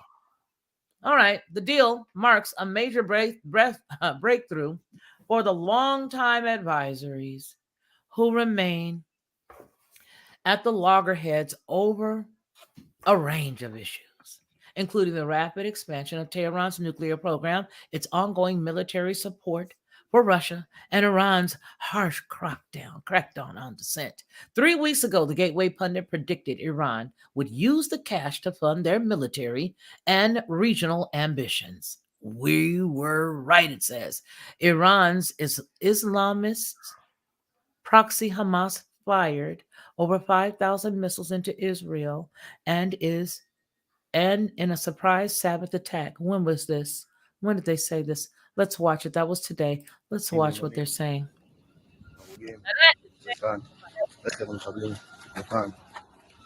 אוקיי, יש לנו את זה. יש אנשים, כל אחד, I ain't showing this וכל מחבל. because I know it ain't right and it תראו, ain't real, and I'm not showing it because they will come. ארצות You הרגל. showed that. You shouldn't have shown it. It was rude, and you were gonna just strike you because you shouldn't have showed it. Meanwhile, you got what's this Cardi B and everybody else showing all kind of stuff and flapping their stuff and hopping and throwing their stuff all at the screen, and that's okay. But I can't show that. Nonetheless, it goes on to say, cat turd, funded by the Biden regime. Jim Ferguson breaking. Iran supports the attacks on Israel. Will Iran attack Israel in her weakened state? We support the commendable operation of is it Ask Storm? I don't know what that says. We will stand alongside the Palestinian freedom fighters until the liberation of the Palestinian and the Al-Quds, God willing. He looked like Scarface a little bit. The world is on fire and Joe Biden is sleeping. The brutality of war, this says. I don't know what else to say, you guys, except what is this? Yeah, okay, they're repeating the same story that we just got through reading. I don't know, y'all. I don't even know anymore. I'm just tired of the crap show. It's all a dumpster fire, if you ask me. The whole entire thing is just one gigantic dumpster fire. That's it. Yes, absolutely. I'm gonna get to that one right now. I hope this is it right here. I hope this is the one. Anybody have anything to add? Jump on in. Don't stop me. I was waiting on Victor to come in. He should be coming in. Can you guys still hear me? Yeah. Okay. Let's see. Unequivocally condemn. Everybody's giving their they're condemning it and they're saying they don't appreciate it. But yes, to Sandy Aaron's point, she just mentioned that hours after the attack, video shows Iranian lawmakers chanting those three words right there at the bottom, what she just said there. It's all interesting. Good night, precious. Take care of yourself. Amy Duran, take care of yourself. Get your rest because you know you're supposed to have your rest. Take care. We love you, precious. Okay, here is Victor. Hey, Victor, how are you? This person says dumpster fires are okay, but lousy barbecue material, LOL. That was from Drops Family Garden. So have you been watching any of this? And do you have anything that you want to add? Victor, welcome to the show. Victor, Well, what first up, of yo? what is happening? We're talking about what's going on right now with Israel. We're talking Yeah, about I've all been the stuff. listening. Yeah. What do you think? Oh, wow. Well, as Shaq stated, what's up, Shaq, Bernard, Frank? How you brothers doing? And to the Danny, lovely chilling. hostess, the hostess with the mostest. Oh, I thank you, kind sir. Oh, glad to be on tonight. Yeah, it's like Shaq was saying, it's fires all over the globe. Everything is burning up. It's part of the spiritual warfare. Everything we see is a part of the spiritual warfare. The enemy of our souls is just throwing all kinds of delusions and deceptions and got all kind of stuff working. And it seemed like as time goes along, as we're getting deeper and deeper into this thing, it seemed like to me, the deeper we go as time goes along, the more fiery darts from the wicked one is being fired. They go from one extreme to the next, and his foot soldiers, his minions they're doing their job, and some of these global leaders who are puppets on strings are doing their thing also. Everybody's playing their role, So yeah, this is spiritual warfare, and as I was listening to y'all talk, and I know the conversation is always about them folks over there in Israel, and their skin is pale and so on and so forth. This is spiritual. I've said this on many platforms. We are dealing with spiritual warfare. This has, the devil doesn't care about the color of your skin. He really does. But it is a tool that he uses. And he also uses the world religions or whatever to conquer and divide. So, I mean, this is where we are, and the time has come for us, for folks to take a side. We can have our differences on things, our differences of opinions, of viewpoints, and we can do all our deep diving into stuff. And I think I told Bianchi one time, and I think Felicia, you and I were talking one day, and I was saying that people write stories after the events and take credit for things. And we're going to see, if we're still around here 20, 30, 40, 50 years, what we're going through now, what we went through in 2020. Those who control the gold, those who have the most powerful armies or security forces will be the ones who write the story, even though the story that will be written may not be the true story. So this is what has gone on throughout history. So, you can choose to believe the scriptures if you want to. You don't have to. I don't force nothing of what I believe on anybody. I say my piece and I get out of the way. But yeah, this is a really good topic, and a lot of things you covered a lot of things, and a lot of the stuff that you were talking about I definitely see and I agree with, and just glad to be a part of the discussion. Okay, well, I'm glad that you're here, and I'm glad you are a part of the discussion, and that you'll be, being able to give us a little bit of feedback. What you see on the screen right now is from Twitter, or what we used to know as Twitter. It's now called X, marks the spot, I guess. And so here, I want you guys to go ahead and take a look at this. All right. Joe Biden's ineptitude. This is from the former president, Donald Trump. He says, quote, Joe Biden's ineptitude. Make sure y'all can see it all. Let me give it all to you. And I'm not sure if it's possible for us to all come off of our avatars in a moment. And so that would be a good thing. If not, I understand. It says Joe Biden's ineptitude weakens and weakness and incompetence has led to this horrible attack on Israel, and it will only get worse. Just 4 years ago, we had the signing of the historic Abrahamic Accords, and today we have an attack on Israel. What a difference a president makes. Mark Levin calls President Trump the first Jewish president in the United States. That's this right here. These are the Abrahamic Accord signing, right? Right. Yeah. I'm gonna leave it alone.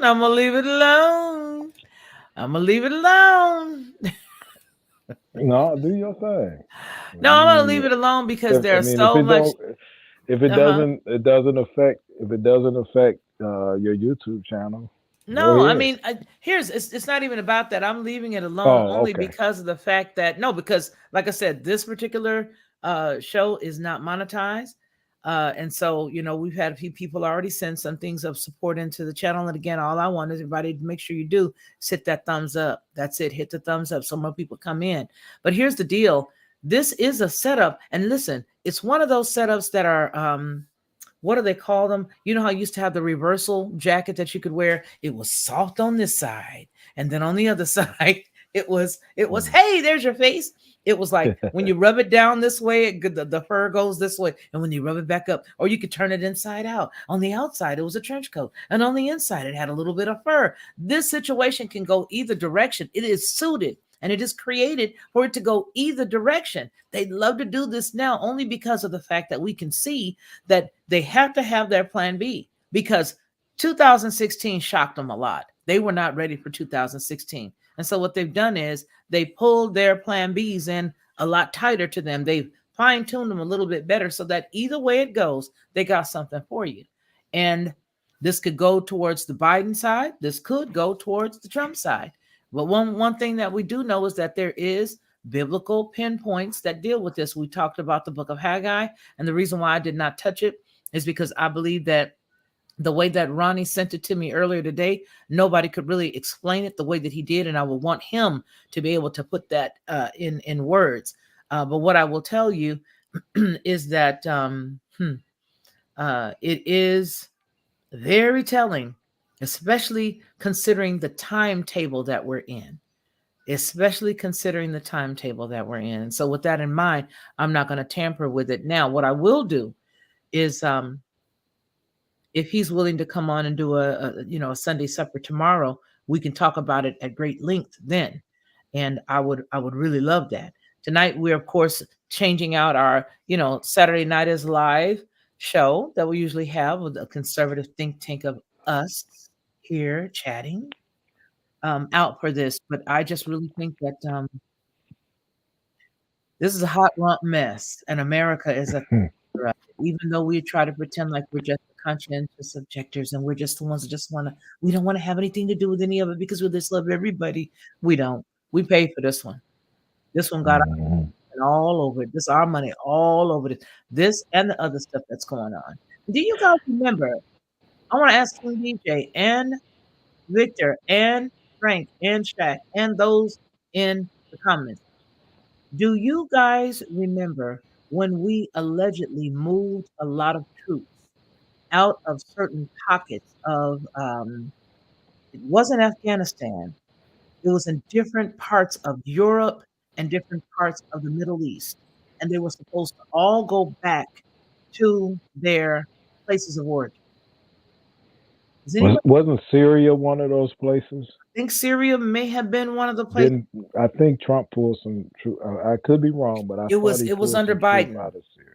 It was under Oh, okay, Biden because the okay. ones that, hey Annie, um, Claudeli, hi, because the ones that Trump did, he was specific. We knew about that, but this was like, and this many's leaving, this many's leaving, this many's leaving, this many's leaving, and they're all going back to their place of origin. And I followed them, and I didn't see none of them go back. Where are those people? Hmm. It was just Well, like about a well, year and a half ago. didn't they send some more people into? I want to say um, one of those countries in Africa. Was it Somalia?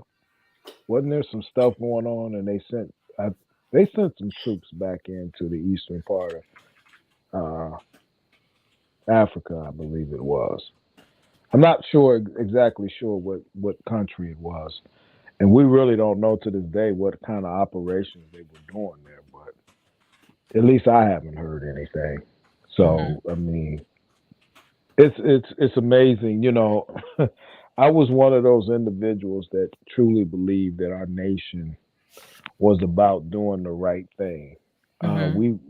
We were the good guys in the world, yada yada yada.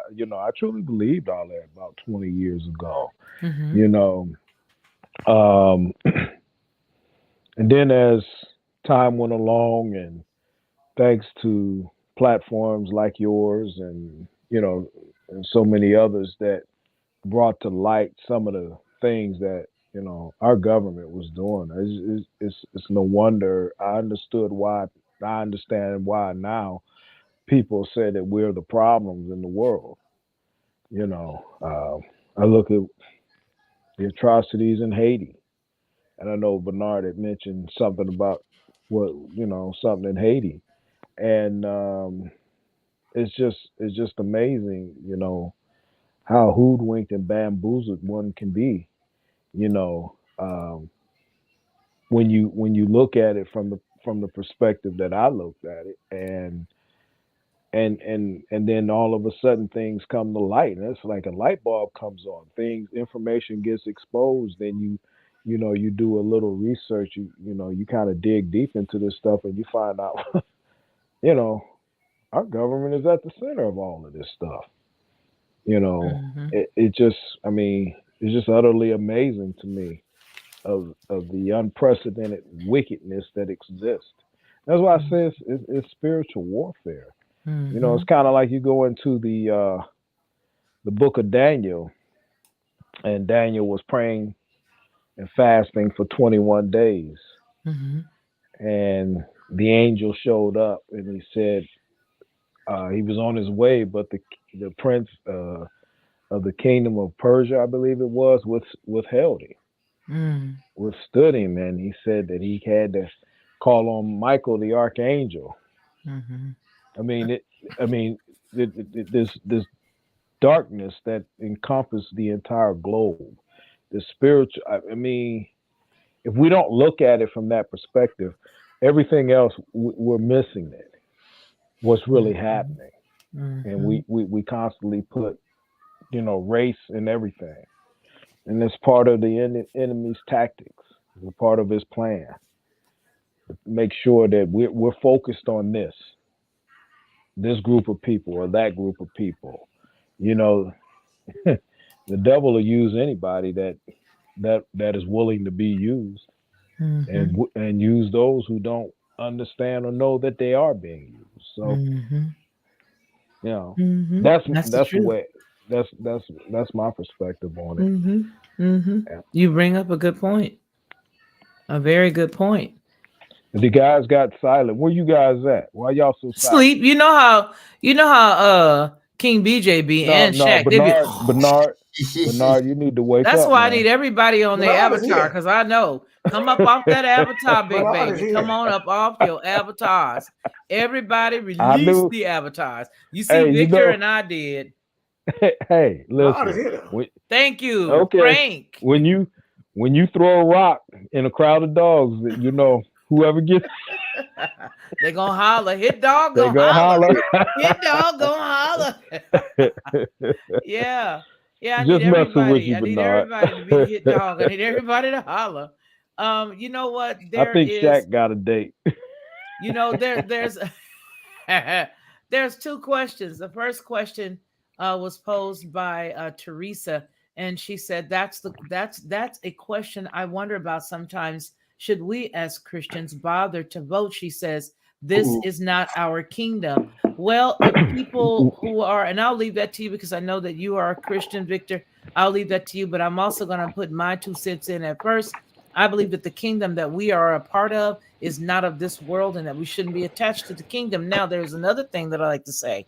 The things that go on here affect us in the fact that we are here. But I Yes. also believe that once we live in in alignment with the Father and His Word, and that's Mhm. all we trust in, then it helps us to live a clearer and a more concise life, a laser focused life, because now we're only concerned about His stuff. The only reason why you even hear me dealing with these topics the way that I do, and I have to pull back and deal with them sporadically. I cannot deal with it every single day. There's a lot of stuff that I have to let pass. And the reason why I deal with them at all is because my background is this. My background, is political, dealing with commentary, dealing with news articles, dealing with all this stuff. And then even when I was doing Christian radio, when I was a Christian, doing Christian radio. And a lot of people say, oh my gosh, she's not a Christian. No, I believe in the Bible. I believe in the true and living God, the God of Abraham, Isaac, and Jacob. Yeah, Mhm. I believe in that, but I do not believe in none of this stuff that Rome got their hands on. Y'all know me. When I can see Rome's little Cheeto puff fingerprints, like they've been eating a bunch of Cheetos and they got them Yeah. Cheeto fingerprints. When I can see their mitts, their paws, their fingers all over stuff, I back up out of it because Yeah. I know who they are. And I always say on the Lockhart perspective specifically that what we're dealing with, the same way that Victor just said, spiritually goes to the garden and beyond. It started far before the garden. There's been a rumbling and a fighting, and that's been going on since before the garden. All right, the garden that you and I know about, because there were people here when Adam and Eve were actually there in the garden of the place called Eden. Eden is the city, Eden is the place, and they had a garden that was in a portion or a place inside that area. So my point Mhm. is, I don't get wrapped up into that, but I do believe that we need to come out of this, and that we do need to set aside all that stuff and be sanctified and be separated specifically for our Creator's use, the one who created us. All right. On the screen, there is the Pentagon. Pentagon announced deployments to replace the forces. I found that I went to the U.S. Department of Defense, and it was from May 13th of 2022. On this particular publication, you'll see that there were several sets of folks that left. Okay. Is this a video, an actual video? So Kirby said that the Secretary of Defense, Lloyd Austin III, has ordered the deployments of around 10,500 personnel in the coming months to replace Army units ordered to the region in advance of and in the wake of the Russian invasion in Ukraine. Kirby stressed that these forces are not going to Ukraine. That's what he stressed. But but are are there to ensure the defense of NATO countries. That's what he claims, right? So, who is this? This is Shaq coming back in. Okay. Hey, Shaq. Hey, peace, peace. Can y'all see me on the camera? No, we can't, but we're going to go ahead. Anyway, he What's says wrong? the What's deployments. wrong? I don't know, but can I finish my news article home skillet? I don't know, man. I don't know. Quit going to Zodi's and Sears Roebucks buying your stuff. Okay, here we go. Zodi's. Y'all remember Zodi's? That's some old school. Okay. These deployments are a 1-for-1 unit replacements, which leaves our overall force posture in the region approximately 100,000 unchanged, he said at a Pentagon news conference. Quote, the units being replaced will return to their home stations following a proper turnover of responsibilities, close quote. The 101st Airborne Division headquarters from Fort Campbell, Kentucky, will replace the 82nd Airborne Division headquarters in the European Command area of responsibility. This will involve 500 soldiers. Okay. So they go ahead and they start a breakdown. I'm going to mute everybody just for the sake of being able to piece this apart later and put it in another form. So you see here the 82nd Airborne Division headquarters in the European Command area of responsibility. This will involve 500 soldiers. So they're giving you the breakdown of all these individuals that were supposed to leave these areas. I submit there's a strong chance that these folks were just sort of told us that they were returning. I didn't see any big, festivals back in the day when my husband would come back from being, deployed somewhere. We'd have these big things and they'd be all over the place. That's not to say that they didn't have any. What I'm trying to say is, okay, so we took allegedly 100,000 out and we put 100,000 in. Could it be possible? And I'll ask you gentlemen here in the chat, right with us right now. Is it possible? Just asking a question. Is it possible that we could have kept them there and added 100,000? Our military is quite depleted here in the States. I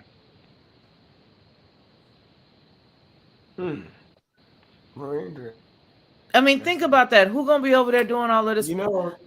We gonna have our mitts involved in something. What do y'all think?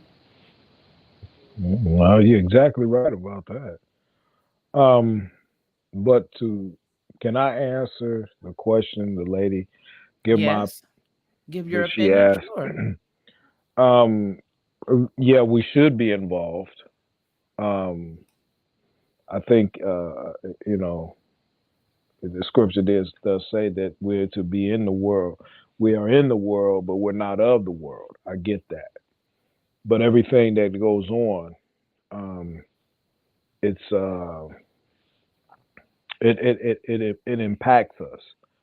And when you go into the book of Psalms 106, it talks about how those who hate you will rule over you.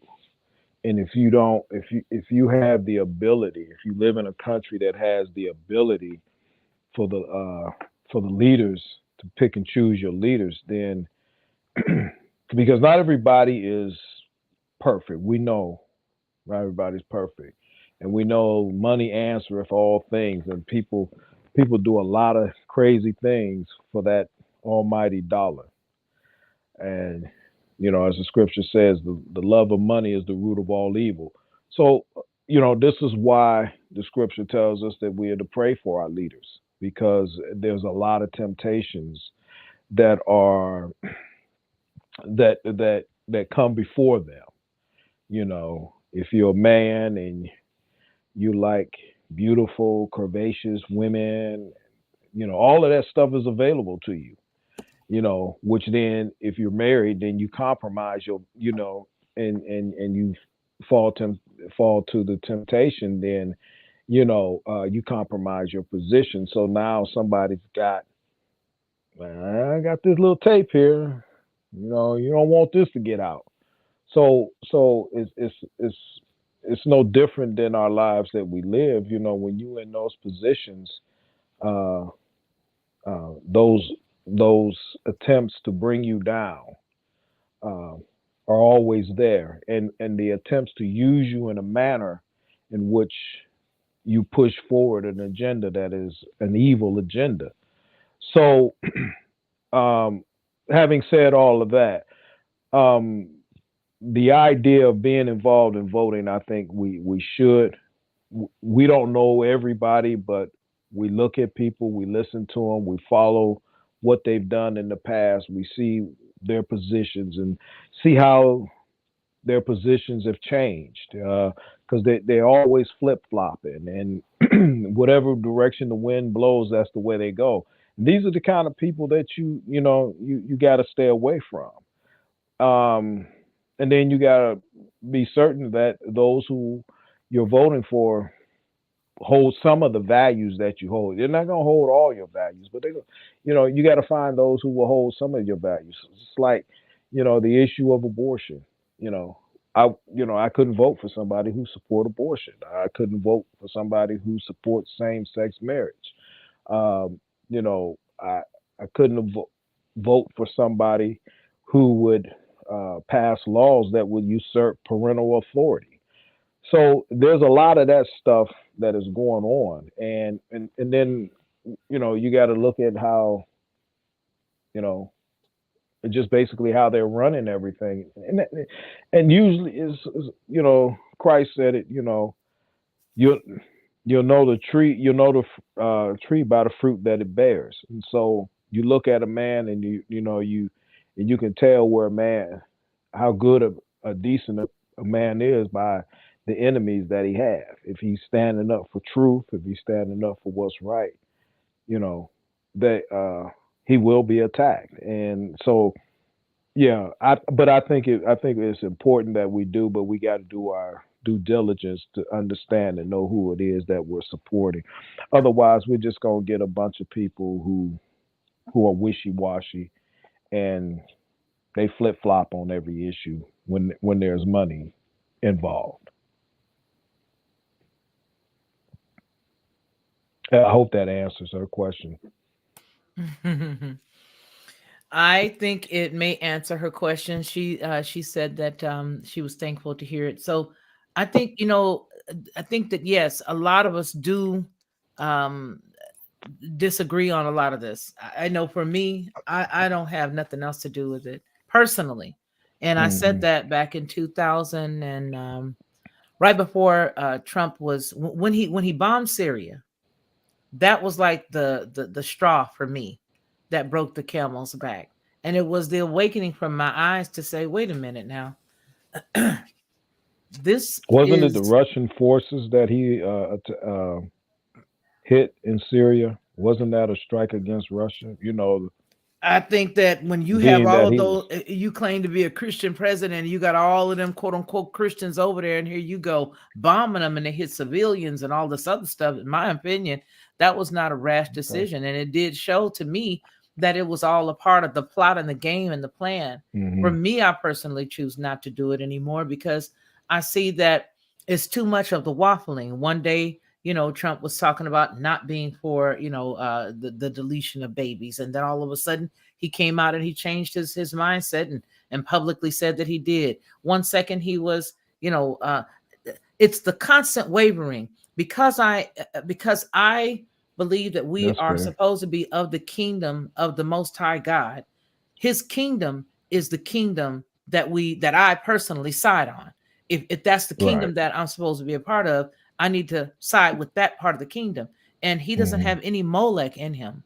He doesn't have not only any Molech in him, he doesn't have any of the other stuff that this world has. He has no Babylon in him. He has none of those things. And so, in order for me to disassociate myself with that, yes, I do cover these topics. Um, I cover the topics, and if it comes down to us talking about it in a biblical fashion, I can do that as well.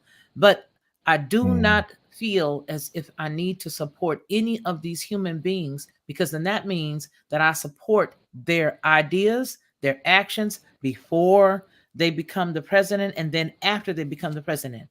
Not only that, I don't want to put myself in an alignment with somebody who is fallible. I don't want to put myself in alignment. I Well, want I to be a mean, part. I want to be a part of a kingdom that is not of this world. yeah, I, but I but and but about the and same. I'm in it. I'm in the world physically. But listen, let's do this. Let's look at Moses, and let's look at how uh Most High. We read this the other week. We talked about it, and it was Mhm. specifically saying, "Hey, you guys need to be careful when the covenant was cut." And he wrote the covenant, and then he had the 10 commandments, and he said, y'all need to be careful, because where you go, you're going to easily get infiltrated and be pulled away by these other folks. You're going to think because you're living there and because you're in that place that it's okay to do what they do. So you need to be careful that you don't get yourself trapped up into their gods. The king Right. of the God of Israel, okay, the God of Abraham, Isaac, and Jacob, the people, Mhm. the body of people that is Israel, he's not for all of this. Even though what's going on in the world is permitted, he is not the author of the confusion, and this stuff ain't his No. stuff. We, to me, need to be in alignment with what his will is for his people. That's just what I believe. And I stand on that 10 toes down. I believe that we Right. have to follow what he says. If I am with him, then I have to be completely opposed for anybody who believes in putting children at harm's way. Because I believe that if I take a little bitty bite of that and I say, well, it's okay if it's just for this, well, then I may as well go ahead on and sign up for everything else they sign up for. They sign up for transgender. They sign up for deletion of children. They sign up for for the men becoming the women and the women becoming the men and dressing like the men or women, not necessarily messing with their genitalia, but they believe and they sign up for it. These are the things Mhm. they sign up for. So if I agree with any of that, then I agree with all of it. I can't just take one piece, because if I take a little piece, then I got to eat the whole thing. Well, And the well, I mean, compromise is the dangerous piece. You know what I'm saying? yeah, yeah. I mean, but you gotta understand, there's a plethora of issues on the table, and and not everybody, not even we ourselves, are going to hit the mark every single time. But it kind of goes back to you know what the scripture teaches, even in the book of Daniel, when he talked about Nebuchadnezzar. He said he raised up Nebuchadnezzar. You know, and I'm trying to. There But was were the some. There was people a. of but were the people of Yah, the people of God, following Nebuchadnezzar like that? Were they bowing to Well, Nebuchadnezzar? no, they weren't. They Huh. weren't. Oh, so they wouldn't have ordered Daniel and all of Nebuchadnezzar, them. okay? They weren't. But there was a reason why Nebuchadnezzar was raised, because it's raised up. When you had kings like King Asa, whether it was David or what was it, 10, 11, 12 kings in the Old Testament that were good, and the rest of them were horrible. you know, One of the things he said about King Manasseh was able to seduce the people, into doing wicked things. If you, I think it's Second Kings chapter 21 or something like that. Manasseh, he was a wicked king, and he seduced the people. The Bible talked about how he seduced people, and many of those people followed after him. Because You of the know, words that he used, he was very seductive in his exactly. speech. Uh-huh. Yes, and and even some of the practices. We people of the faith, we get caught up in sometimes in things, and you have to catch yourself before you get too deep. And I But think see, the that problem is for me, I don't mean to cut you off. I really am hmm sorry. But I see a lot of different comments here. But the problem is for me is that I need to be deep. I gotta go deep. I gotta go deep. And the reason why I gotta go deep on that is because of the fact that I believe that a little leaven leavens the whole lump. And I believe that if I start nibbling hmm and biting and picking and cherry picking on what part of this world I'm gonna accept, I believe that there is no then I'm tainted. And I'm not saying none of us are perfect, but I cannot use that mindset to suggest that it's okay to nibble a little bit. You know what I mean? Well, nobody's perfect. Not you saying that. I'm just saying in general. I right, can't right, just right. say, well, nobody's perfect, so I may as well just go ahead and sit and slop. Let me just have a seat and slop. Everybody else is sitting and But slop, that's the and real I know issue, that though. nobody else is perfect. So I Nobody's guess I'll perfect. vote for them. You know? I mean, would you? I mean, you think about you go back to the days of King David. Hmm. He was an upright man. You Yeah, know, he's a man after God's own heart. But he he was. he he messed up. You He know, did. he screwed up. And so did King Solomon. Hmm. You know, so if you got those two kings, or maybe even King Asa, who eventually, he messed up at some point, Yeah. or Hezekiah, they were all good rulers, and if there was a vote for one of them against and you know against King Manasseh, who you gonna take? The Most High had already given us, King David, and told us that he was a man after his own heart, and David was messed up. I mean, this is why I say, I think it's a little. I think it's. I think in a lot of ways we make it more complex than what it is, because you're not going to find somebody who's going to, you know, grasp onto everything that you believe in or push every value. But I think the most important things are those who will stand in support of the life of the unborn, oppose same sex marriage, or you know, like King Asa, the Most High was pleased with him when he drove the Sodomites out of the land. Um, but he made a mistake, and these people do, and I think that, I'm not saying, because I'm going to deal with this lesser of the two evils thing tomorrow, and you know, just because you don't agree with somebody, but they hold most of what you like, this is like picking a husband or a wife. You're not going to find somebody that's going to fit all 10 categories. So eventually you're going to find out that there are probably two or three things on that list that you were looking for in a soulmate that was like, phew, I didn't know this person was like that, but you're there now. And you, in most instances, you're not going to change that. But yeah, I just think that we should be involved, and we have to be mindful. It doesn't necessarily mean you support everything, but you do support it, you know, simply by virtue of the fact that you did support that person. You don't Well, support it, but you do support I respect that. So here we have First Samuel.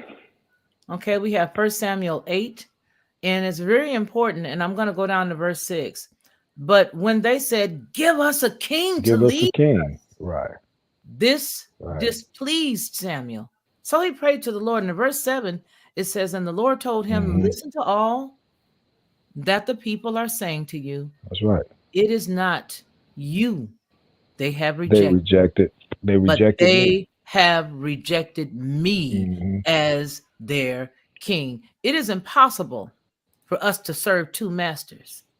In the land that we are sojourning through, folks that are listening here, and this is again uh, my uh, my opinion, and it's based on the scriptures that I have in front of us right now. Hmm. It is impossible for us to serve two masters. It's impossible. We got to choose a side. We are sojourners here. This is not our home. We are of this world, but we are not, we're in this world, but we're not of this world, meaning we're in this place, but this ain't our home. Right. And when you see here, Samuel is like, "Oh, come on now, man." So then the Lord said, "That's okay. I want you to listen to everything that Hmm. they're saying, because what you're going to understand is they're not rejecting you. They're rejecting me as their king." Yeah. as And he they gave them a have done list of from what. the day I brought them out of Egypt until this day, forsaking me and serving other gods. So they are doing to you. So this is where I'm coming from when I say I don't believe in it anymore. And I was a staunch, voter. You know what I mean? I was like, And I'm all for it. I still do things with regards to like my local stuff, like the school board stuff, and I still go mhm, sit in and do stuff like that. But I don't have nothing to right, do with this Babylonian political kingdom. thing. Yeah, yeah, yeah. I mean, Mm-mm. your point is very well taken, and but I think that particularly in this country, and it's kind of getting away from us simply because we've sat on the sideline and we've seen the operation of some of our people that have been elected, and we've seen the wicked things that they've done, and they were never held. And this is our responsibility. We're to call out the wickedness, and in order for these people to stay on the straight and narrow, you know, first and foremost, the people got to know the difference between right and wrong, and then hold these leaders accountable. We don't. I mean, coming out of being a part of the church, I'm flabbergasted that every election cycle, we got to vote for Obama. Well, this man doesn't even stand for any of the things that we, you know, that are that that we hold true as far as the principles and values of God's word. So how do you vote for that person when everything that he called an abomination, he supported, he pushed. So now we're stuck with that. So, you know, if the church is just it has failed. It literally has failed. And too many of these pastors have sided with the wrong side, in my opinion, supporting these people who don't share our values. There are those that do share our values, and we should support them because that's the only way they're going to get in position. We just got to hold them accountable. Do you feel like once they get up there that they're not going to be that they'll be easily manipulated and that they'll be easily listen, the reason why I'm saying it is Yeah. because they are a part of a system that has its own ways, it has its own rules, it has its own beliefs. It's steeped in mysticism, it's steeped in Hmm. it's not only steeped in mysticism, but it's also steeped in the Freemasonry. It's steeped in, I mean, Yeah. the whole entire kingdom that is this Yeah. place. That's who they are. And when you got cats that are 33-degree this, you got this and this degree, you got Yeah. all of these degrees above the other cat and all this other stuff. Hmm. I just feel like the entire lot of them are all a part of the same thing. If you look at what's going on right now, the prior president helped set up all of the Abrahamic Accord and changed all of this and did all this other stuff. And there's a lot of people who are of the quote unquote faith that believe that that was a good thing, but it was all laying down the foundation and the infrastructure that we're looking at right now. Well, I don't know if it actually did that, lay down what we see happening now. I think what happened was that what we're seeing is this guy that's currently masquerading as the president, abandoned a lot of those things. One of the things, our capital, I mean, the capital at one time was Tel Aviv. And you That's notice where that the that's what they American focused embassy. on tonight. Did you notice Yeah, that? Everything that came out, they did not say nothing about Jerusalem. exactly. Everything they talked about Tel Aviv coming out of But Israel. yeah, and that's because the world system did not want to recognize Jerusalem. You know, the Most High said that he would trouble those who would trouble Jerusalem. And I think when Trump moved the American embassy from Tel Aviv to Jerusalem, I think it had a great deal of spiritual significance, and I think that's why a lot of people liked what he did. And and I and I think it played in our in our favor from a spiritual perspective because Jerusalem is where he said he would put his name. It's the city of David, and the world has to recognize that. Well, this is one of those types of conversations that could go on forever and have Yeah. absolutely, no end, unless of course we use some, the biblical, unless we break it all down, which we have lots of Hmm. stuff here on the Lockhart perspective on this side that has a Right. lot of information that actually does challenge some of the conversations that we've had tonight. And even some of the Hmm. passages and some of the stuff that we talk about doesn't challenge it, but it solidifies it on one hand, and then on some of the other stuff it does challenges it. It challenges it with the word. But the most important thing is for me to make sure that I keep in alignment with who I am and what this channel is and what Yeah. any of the channels that I represent are. And that is that for me and this channel, the Lockhart Perspective, as well as Headlines with a Voice, I am a woman who does not agree with putting my hands anymore on having a side in this hunt. Hmm. I ain't got a dog in the hunt. And the reason why I do not put my hand on either side is because I understand that all of these folks are a part of the same party. And They there is might. no good in one Mm. piece. And,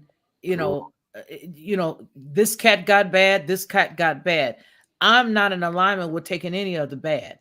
I will just say, Good I'm going to cop, pull bad cop. myself out of it. Let them have they stuff. Let the Bidens do them. Let the Trumps do them. Let Hmm. the Obamas do him. Let the Klaus Schwabs do them, because all of them are actors in the exact same piece of the show. Second act, second act, chapter 3 or whatever, however you want to look at it, they're all court jesters in the exact same show. It's You know, all one big dumpster fire. Go you know ahead.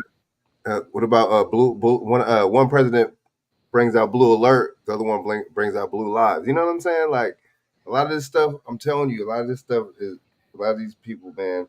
You know what I'm saying? Like even when we talk about the immigration thing, even Reagan, you know what I'm saying, brought out the '86 amnesty bill. You know what I'm saying? That started bringing a lot of these people over here too. Let's just keep it 100. It ain't just the Democrats, it's the Republicans too. You see what I'm saying? Mhm. Hey, Well, You know, well, the '86, the thing with Reagan. Remember, Ted Kennedy wrote that bill. We can see you, Shaq. Ted Kennedy wrote that bill, and this is the thing about our government that a lot of people have failed to recognize. You got leaders in our Congress, that pushes certain type of policies and so on and so forth.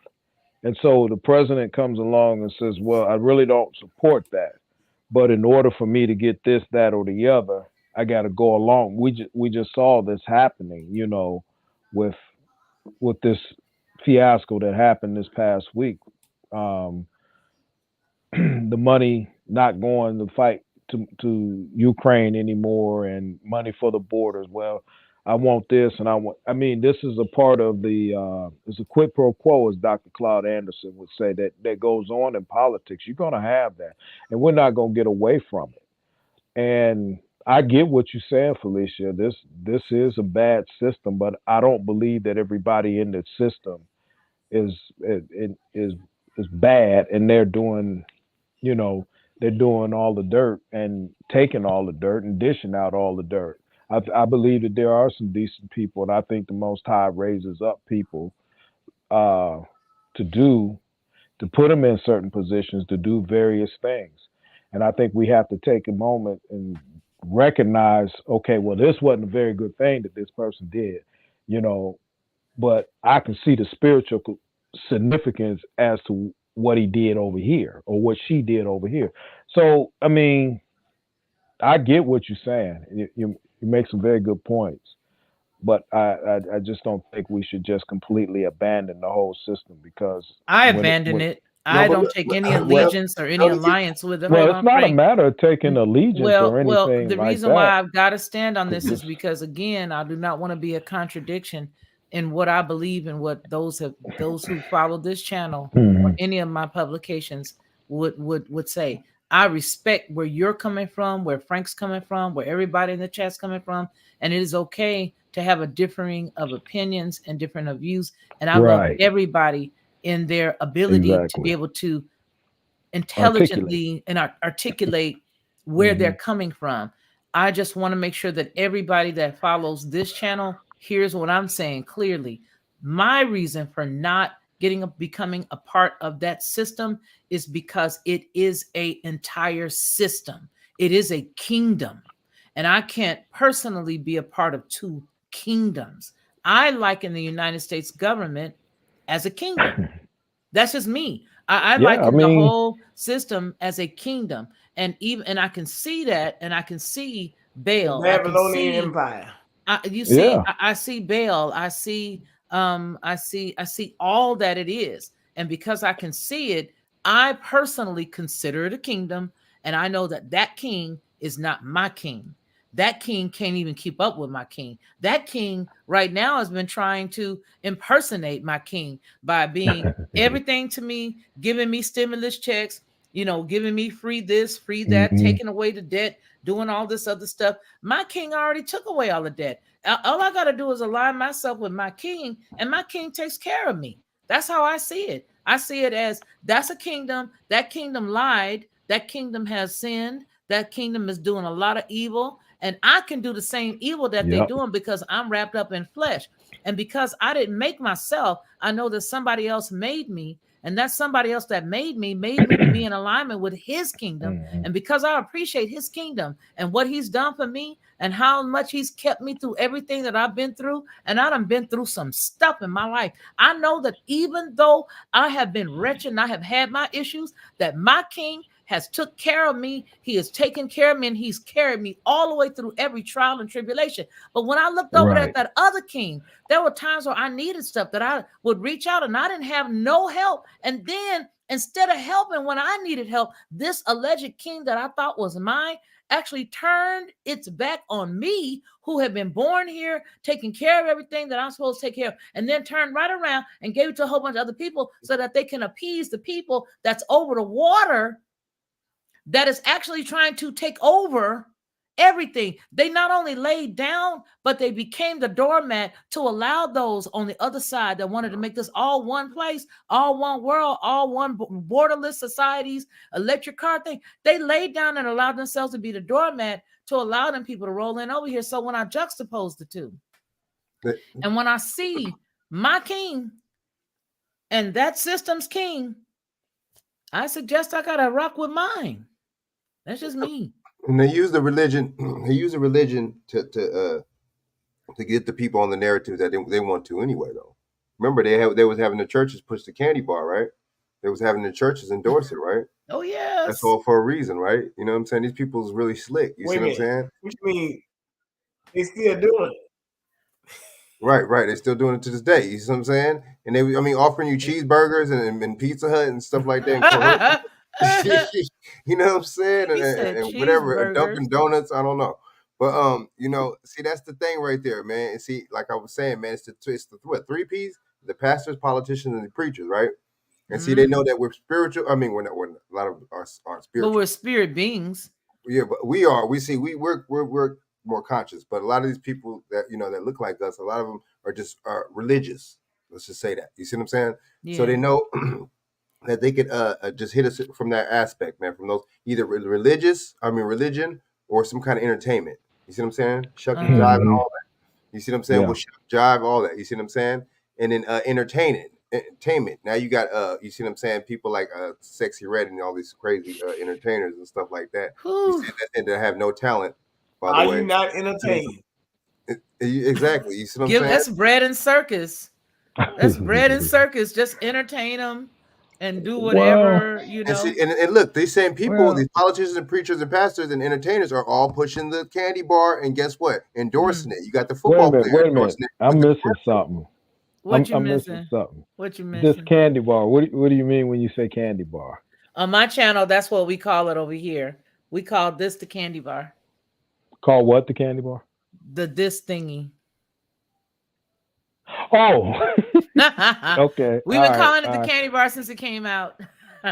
Oh, Okay. yeah. The one that you get The only one I Dunkin' can think Donuts for of. It's the only free one I for a could year. use. I mean, but you But you know know, what? I and gotta go ahead, Shaq. Go ahead, Shaq. oh my bad. Yeah, let me get in. I gotta agree with Felicia and Frank, man. This government is not our government. It's not our original government. It's been um it's a demo. It's a demo government. You know what I'm saying? I mean, yeah, So I don't absolutely. agree with it. It's, I am American because I'm from this soil, but I'm not of this government. You know what I'm saying? Now we can but create how our do you own take state, it man. back? I mean, we have a responsibility. I mean, we can sit on the Hmm. sidelines and watch the game, and you know, Hmm. because I don't like I said, I we hear these whistleblowers, all the decent people who come out and tell the stories about some of the Let them call you on the horrible line on things. that one. Say what? You know, everybody that's in the government and system is a part of it. Well, I mean, but how do They're you get part of the away from criminality. it? But They're war criminals. a lot of them are. All of them. Well, I mean, but there's a lot of people that I mean, I was in the military, and just because They are atrocity to the humanity. This that government could, don't even recognize human rights in America, dude. So I can't I honor this government. understand that. I They understand don't that. recognize I human don't. rights. There's not one bit of what y'all saying that I disagree with. But what I am saying is, if Uh huh. if we are people who want to see good, we got to get good people in there. I mean, No, it's impossible. and it's No, we about got to turn it down. it's I don't know if it's impossible. It's just that It's we don't want to impossible, do man. it because we're abandoning the ship. And the fact of the No, matter no, no, is, no. these You got to people, ban the these ship. people, You can't. these people, these people have to be held accountable. You know, Well, how you? Okay, well, tell me how you held them accountable. Then. Tell me. So well, we can agree. look at some of the things that have happened over the past few years. I'm trying to come up with an example where they were getting ready to push one certain thing. When the people rose up and said they didn't want it, they cut it. They stopped. Eventually the whole objective after 2020 was to keep everything shut down, everybody locked down. But they couldn't do it because they knew the people weren't going to go for it. The people have to stand. We can sit and call the government out, which is and say it's rotten to the core, which we know it is, but we have a responsibility to clean it up. Because people will say Well, to how you, about we well, form then our own government? if you want your city government to run good, if you don't like this, that, and the other going on, you'll have people say, well, why don't you run for office? If you have the right Why don't we start mindset our to own do, government then? well, you can go ahead and try it. I'm not opposed to that, but I'm saying the system that's here now, and it's a bad system. I don't disagree with it, but it's a lot of bad money. People are doing a lot of things for money. People of the faith are doing things. Y'all. I hear y'all talking about the church, and y'all are exactly right. I mean, I am so you know uptight and fed up with some of the stuff that I see going on because they become entertainment centers. You know, the whole system is bad, but you got to still stand. You have to take a stand. Mm. Plain and simple.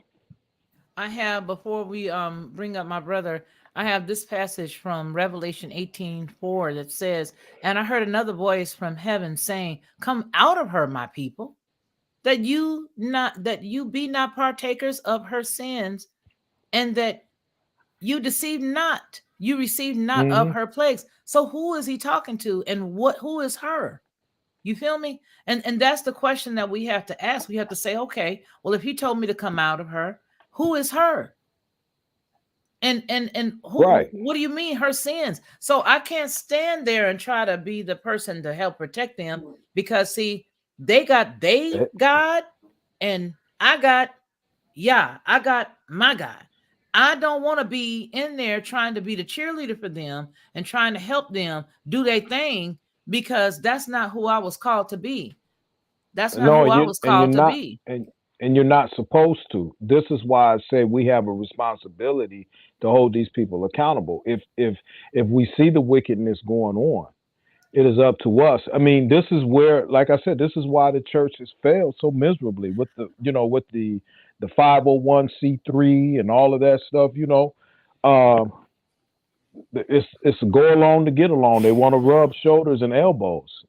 I mean, it's not those of us who are the faith that have failed in a sense, because those of us here, we want to see the right things done, and there's a lot of other people that may not share our views or opinions in terms of the faith, but there's a lot of people that want to see good things happen, and the only way good things are going to happen is when the good people stand up. Can I It, interject? You know?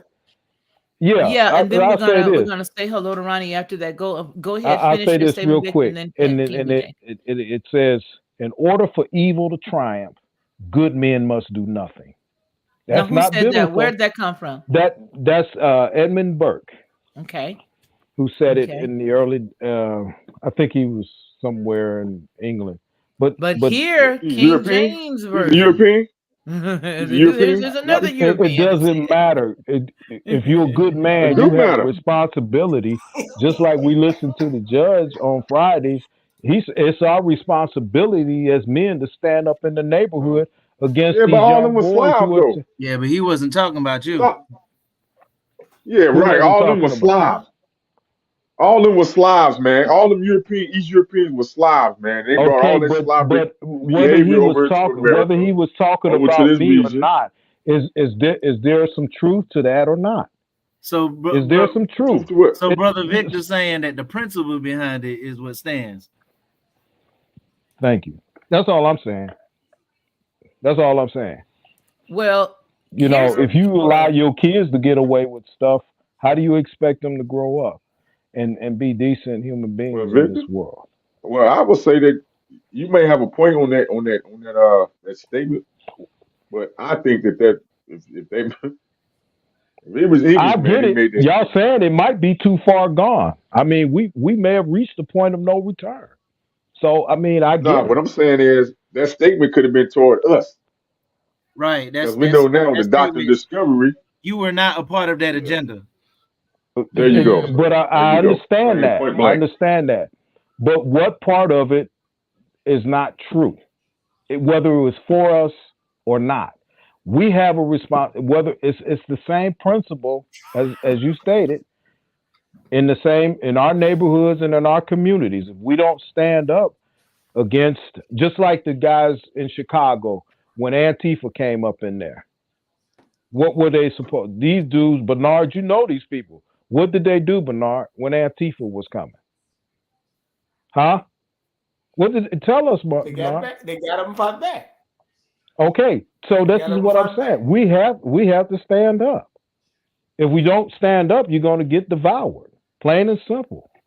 That's all I'm Well, saying. one reason to stand up, Victor, too, is not participating anymore with the shenanigans. That's the first step. Getting your mindset that But you're if you not part of the standing up, you're shenanigans. not. You If got you're to separate standing up, yourself you're from the not shenanigans. participating with the shenanigans. If you're standing up for what's right, you're not participating with the shenanigans. You're standing up for what's right. So okay, That's so all what I'm is saying. right in this system? What's in this system that they have set Now, up is right let me. that you can stand up for? Oh, well, there's Because all kind of things you can stand up if they don't for. honor human rights, then I mean that's the only thing that we can rely on is being able to be a human and have rights. That's just like your neighbor, Shaq, being Hmm. beaten, a woman being raped, and or being beaten by some thug on the street, and you just stood by and watch it happen to her. I got. You Let can't. me ask. Let me break. Go ahead. Let me break. But I'm done. Go ahead. Yeah, I That's got you. just my No, no, viewpoint. it's okay. Look, this is all I was gonna say. Everybody's point of view is well taken, right? Now I look at it in a more perspective. Because when you're talking about, he's talking about government. When Shaq is actually talking about more so in the sense also of like, okay, what's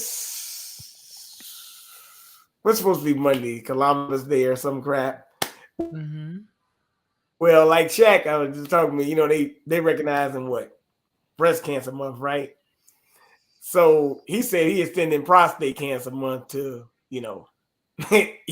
like 10 days, whatever. What he's saying is he's not trying to be a part of the government, and that's what he's saying that people shouldn't be. You should And that's form your fine. own sense of. I mean, like they say, you got I get Xmas coming up, right? So and you've also got you Xmas Festivus for coming the up, rest of us. Got what? Yeah. What you say? Got But what? they have. I could not help it. Festivus for the rest of us. Okay, I'm sorry. Go ahead. But Xmas, Festivus for the and rest of what us. else? Mm. You got Well, hold on. We do change the Thanksgiving. algorithm, But right? Because we saying Huh? no, I'm saying we do change. change the algorithm. We do make them change their steps. When we do this, was another form of standing up and speaking for ourselves as Columbus Day. But see, I think Now they're that the trying to most. make it Indigenous Day, But see, here's the thing. right? I think the Indigenous most People Day. here I think will solve the question. What kingdom are you a part of? Whatever house it is that you're supposed to be a part of, then rock that. I'm just saying that for me and my house, we gonna serve the Most High. And what Right. the Most High stand for is the kingdom that I'm a part of. And that's the reason why I put this passage up here. Why callest thou me good? Why are you calling me good? There is none good but one. That is, according to this God, what we know it means. Yeah, there's only one good. It ain't no man. Ain't no man Well, good. right. And Ain't no and man it's just good. And that was and from just like in Jesus.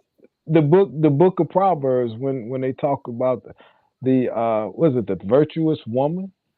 What did they Okay. say about her husband? Who can find a he virtuous said it woman for her price is far above rubies? exactly. Her husband And is her known at husband the gate gate. because of her virtue. He's known at the gate because she considers a vineyard But of where was purposes. the gate? Was he or was he not an upright man? Well, it didn't mean that he wasn't good. When we take terms like Okay. good, look, kingdom is a relative term. System is Mm-hmm. what relative. is good? Everybody All of good. that stuff. Everybody All good, of not that always stuff. righteous. Well, I mean, there are a whole lot of people who thought they was good burning in hell right now. I'm a good dude. You That's good. true. There's a lot of That's good true. people.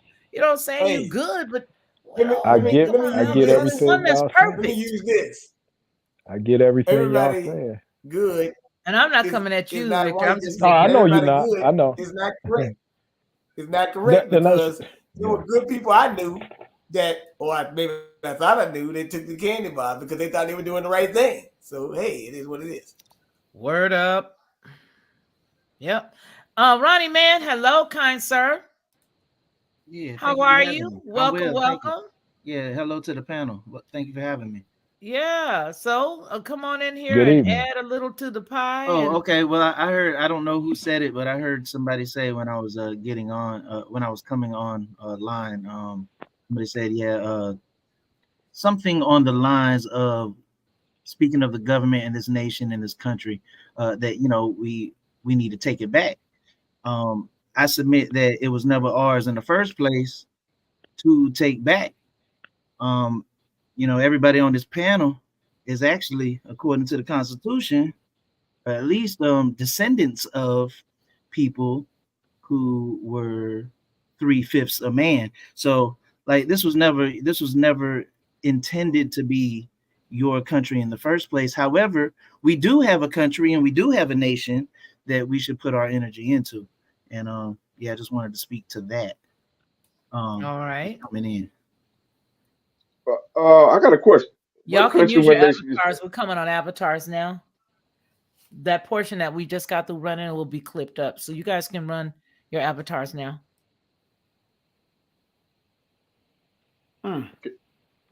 Can I ask you what Oh what no. what nation and what country is that? Well, as for the people on this panel, it definitely isn't in America. I mean, we live here. We're quote unquote Americans, but we're Americans by default, But going back to Well, what Miss Felicia was saying, there's two Uh-huh. there's two kingdoms. There's two kingdoms. yeah. There's I'm the lost. there's the kingdom of this world. No, you're not. No, you with me. There's the kingdom of this world, And then, there's the heavenly kingdom, or the kingdom of, Well, your the Most Elohim. High. Exactly. Yeah. So which one are you a part of? And then everybody who professes to believe in a higher power, and you think that when you die, you're going to heaven.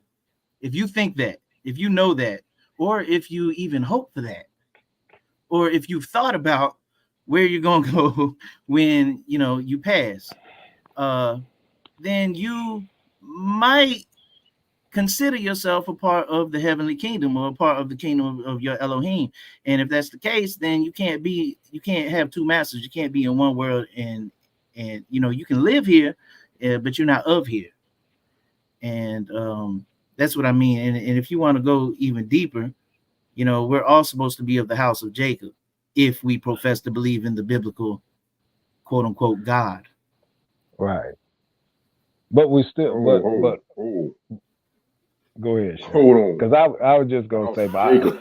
I just think Let's we hear have Victor on, first, Charlie. and then Shaq. Victor, come on. Yeah, And then Shaq was saying something. Shaq was saying something. Oh, okay. Yeah, Go go ahead. ahead, The house Shaq. of Jacob. Yeah. Let him go. Yeah. Let Shaq Now, go. What he saying? Yeah, he's saying. yeah. Now, when was this house of Jacob erected? When was this house of Jacob erected? I need some dates on that. The house. Oh, are we going back to Abraham? We're going back to Abraham. Yeah. When was that? We're going back to Abraham. I don't Is know. we going outside the Bible, or we going some other texts that's outside the Bible that describe this, or You can go go to the to texts in other the texts Bible? out. You can go to other texts outside the Bible, but yeah, that's definitely scriptural. That's definitely scriptural in the Hebrew Bible. Mm-hmm. In the Hebrew Bible. That's right. Of course. That's right. Unless you want to talk about the Roman Bible, and apparently it seems like that's what you might profess to believe is the Roman So Bible. where did this Hebrew Bible come from? What is Hebrew land at? I need to know where this Hebrew land is at. Where's Hebrew land? I'm serious. Where is Hebrew land at? Well, Hebrew land is in your heart, really. If you really want to go there, Okay. it's how you act, how That's you a great move, answer. how you go about it. No, because I see what you're That's a trying to great do, answer. Shaq. I see what you're trying to do. So I'm No, catering because to I thought you. Hebrew just meant that No, those because I'm that crossed catering to over, you. right? I'm catering to you. I'm giving you the food that you need, Shaq. But did not Hebrew mean It's in those your that heart. crossed over? Is that all it means? Absolutely, Those that crossed over, right? absolutely. A Okay, bar. well, A bar. It means that's you all I crossed wanted. over. So listen, we got to cross over up out of this Roman construct that we in and go back to our original Okay. roots. And it's a mindset. It's a circumcision of the heart, if you will.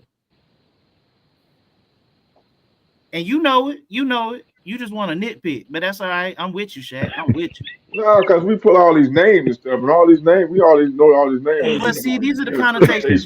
These are the connotations that you've constructed based on your biases and your pros and cons, depending on how people spoke to you and how you interacted with people who brought you certain types of knowledge. But if you just want to get to the root of it, it's a hard matter. Bust it down for us. You broke it up today. You got to see it broken, but you got to break it down now. You got to bust it out, man. I did. I'm telling you, it's a hard Come matter, with it. brother. It's a hard matter. It's a mindset. Where your mind at? Where your mind at? Come on, bust it down, man. You talking in code, man. I don't speak code. I keep it out in open. We've been going through code and all these seals and all this masonry stuff. That's right. For too damn long. That's right. Let's bust it open, baby. Let's get it. Let's get down to the heart of thick things. It is a code. Prince Hall. But it is a code. Mason, let's talk about the Christian black codes. Come on, let's bust it all over. I'm not speaking about Christian. We're not talking about nothing Christian. About Christianity at all, Shaq. But listen. It is a code, and the people who hear the set apart spirit understand that code. They can decipher that code, and you need no man to answer it for you. You might need somebody to bring it to your attention, but you know the answer in your heart. You know the answer in your brain, unless the set apart spirit ain't speaking to you. And if the set apart spirit isn't speaking to you, it's not for you. There you go. That's valid. There you go. That's valid. There you go.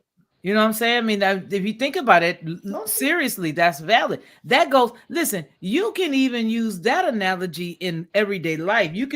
I mean, if you go someplace and they're trying to get you to take one of those, what are those? Trying to get you to purchase a car. If it's not for you, you're not gonna leave with that car. That was not for you. If they try to lock you in a room and say, okay, we want you to take this timeshare, and you get out the room, hey, that wasn't for you. But if this is some truth that means something to you, then it was time for those ears to perk, to be to listen and to come into that. I think that a lot of times what we do is, because we may have had an experience with something, or we may have heard something, or we may not necessarily jive with a certain type of conversation, we sort of back up away from it, and that's cool. But if we mix up that stuff with what is truth, and we just hold on to that bad experience, we're gonna miss it. And that's what I'm saying when I keep pressing in, saying the reason why I have nothing to do with this system is because even though I use, and me and Ronnie talk about this all the time, me and Ronnie have long conversations because he's like on me about certain things. I use the Bible, but I don't rock with those who put it all together. Now, I do understand that there is truth in there, but I'm not going to turn my back on the Bible because the Romans made sure, that they had King James and he went and put it all together and did all. I know all about his lifestyle. I know all about who he is, but I also see glimpse of what Yah left for me there, because he ain't no fool. That's the reason why that passage says, you know what? And I'm gonna paraphrase: do not be deceived. Yah is not mocked. Everything that's going on, he ain't mocked. He know the truth. He know what's really good, and he know the lies that those individuals have used to shroud truth. Because in every lie you get, whether it's your husband cheating, whether it's your wife cheating, whether it's the president cheating, they got to use a little bit of truth in there. So I realize, but it's that there are some lies hidden in that book. However, it's my job to study to show thyself approved. I got to study, and I got to rightly divide the word of truth and piece out what ain't him, what he did say, and what he said the last time, and that ain't him. And then finally, I get it up, and I go, there's that one piece. That's him right there. X marks the spot. All this other stuff, that wasn't him. I don't buy That into that wasn't him. concept of chewing the meat and spitting out the bones. No, but here's what And I'm saying. and I don't, So and it's let written me that finish my you statement can't just get a second sweet here. water. Okay. I understand, but here's where I'm coming from. Where I'm coming from is, I'm not about to sit here and act like I don't know who King James was. I'm not about to sit here and act like I don't see Rome running rampant all over the children of Yah. I'm not about to sit here and act like I don't know the government that is over this here place is all Freemason, is all under Rome, is all under Europe, is all. I'm not about to sit here and act like that. But if I know that I know that I know that I know that I know that my knows that the truth that I hold dear comes specifically from him, then I've got a problem if I cannot stand here and defend it. And it is the truth. Now, I got all that. There's so much stuff that I'm not even able to say on my own channel sometimes as it relates to the revelation of truth and the apocalyptic knowledge that we're dealing with right now. Because some people can't hang. People want to hold on to their sacred cows. And as long as you holding on, be ready to be run through a whole bunch of pastures, and you're going to come up smelling like some stuff. For those who's watching in the replay and those who may not agree, I understand. But you need to understand that if you're going to hold on to that stuff, you better be willing to go down with the ship. Because he said, come out of her, my people. Who's his people? If you're not his people, then continue to rock with her. But if you are his people, come out of Babylon, because Babylon has fallen.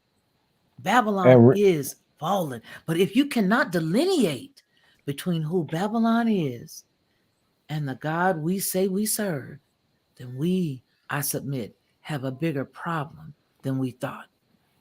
And when you say come out from among her, and because you quoted it from I think it was Revelation chapter 18, the thing we got to remember, this is going to be a one world system that will be set up.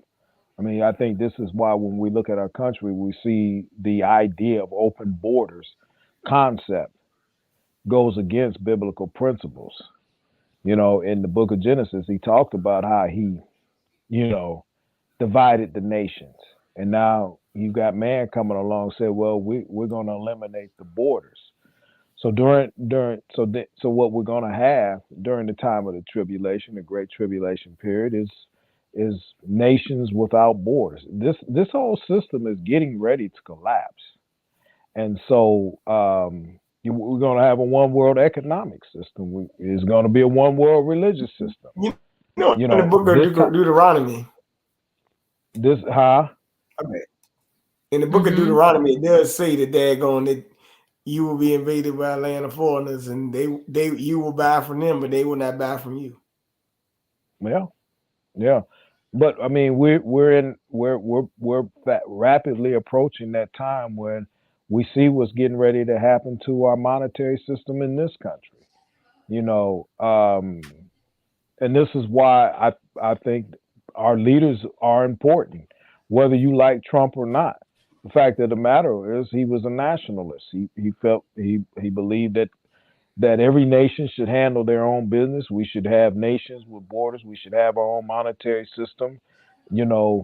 There's nothing that is absolutely no part of the satanic system. In fact, it goes against it, because these are the things that are going to fall apart. I'm calling malarkey on that. Well, you can call it whatever you want to call it. I mean, but this is where we're headed. If that's true, they're saying, okay, now they came here. Come on, man. Well, why don't they go back to their homeland then? They Slav homeland then. Huh? That would be fair. That would be fair. It would be fair, but we're not living in the perfect world. We're living in a world of men being lovers of their own selves, and covetous, proud, boasters, blasphemers of the Most High. I mean, we're living in that time. It has always been that way. Man has always thought that they wanted to control and dominate the world. There's all kind of leaders throughout human history. At one point in time, they wanted to rule the world. We still got these folks today. And that goes against our biblical principles. And so that's why I say when it's voting time, and you got somebody that said we need to join this world order, and hold on. I thought push all of this. Religious people ain't supposed to be voting though, but y'all still vote. It's not written that we should. Call the Democrats. Okay. I mean, damn. It's in your face. Exactly. This is why I say you can't get no easier than that. I know. I mean, this is why I'm so frustrated with those who call themselves Trump was a Democrat. Trump was a Democrat before he at one time. Exactly. That's true. He became Republican out of convenience. Absolutely. But I think by the same token, I think there were things he recognized that were going wrong. His money. He didn't want his money. He didn't want his money to get usurped by these foreigners. They're coming through these borders now and taking it. That could very well. They're trespassing on his property. It's wonderful property. It's wonderful hotels. Yeah, of course. It could very well be true. But by the same token, look at what's going on in Chicago. Mm-hmm. So there has to be a rule of law. What, King BJ? I'm just saying, man. No. Get out thee. Get out thee. So okay, so aren't the people? Y'all heard about the people in Chicago? Like, what happened in Chicago? They're trying to sue. They found a lawsuit. Let me send you the link right quick, man. Hold on, I'm gonna mute up. My bad, Frank. Send it my email or on Facebook because my cell phone is dead. So no, I mean, I think we're treading on really not we, but I think we in general we're treading on some pretty thin ice here, because we can see where he says come out of her, and then we justify staying in her. Some ain't right. Well, let's get, Well, I it's want to not get a to the matter of monetary system. trying to justify staying in it. I mean, if you want to be ran over, I mean, I don't want to be ran over by the system. Let The me ask a system is question. Does running over anybody pay everybody. attention to the I want Amish? to talk about the monetary system. Has anybody ever really paid attention to the Amish? They're off the grid. Yeah, They're and Yeah. but now they're coming after them too. Well, I wonder why they're coming after them. Not saying that they are perfect people. My point is, they seem to have the concept that some other people just don't seem to want to grasp, and that is, you cannot be a part of that system and be a part of the other. You cannot be a part of two systems. These are two different kingdoms. Not necessarily speaking to you, Victor. I'm speaking in general. Right. These are kingdoms. So you cannot have the quote unquote best of both worlds. That's like keeping, that's like a, that's like, how can you say it? That's like a moonlighter. You know what I'm saying? I mean, that's like a person working for both sides. The same type of company. I work for this tech company and I work for this tech company. But I got the best of both worlds. I work for both tech companies. Well, eventually one tech company gonna kick you out. You cannot straddle both sides of the fence. Now we got to be serious about this. And I listen here. We got to understand this, that this is a system. It is a kingdom. When you are a part of this kingdom, then that means you support everything this kingdom has to offer. And you can't cherry pick. And not only do you support it, you look for that kingdom to make sure that everything goes copacetic in your life, to make sure that you got everything that you want. Listen, I've been through some hard times in my life, and I'm going to tell you about the miracles that I'm sure a lot of people will say they've experienced. But because I've decided, you know what, y'all, I'm not going to lean on this kingdom. I'm only going to lean on you. Every single day, he makes a way, because I choose not to go to the kingdom, that's this here system, and get out of it what I need. He feeds me day by day. Even if it's just $10 a day or $5 a day or $6 a day, or this bill paid on this day, whatever it is, I can't live but one day. Hold on.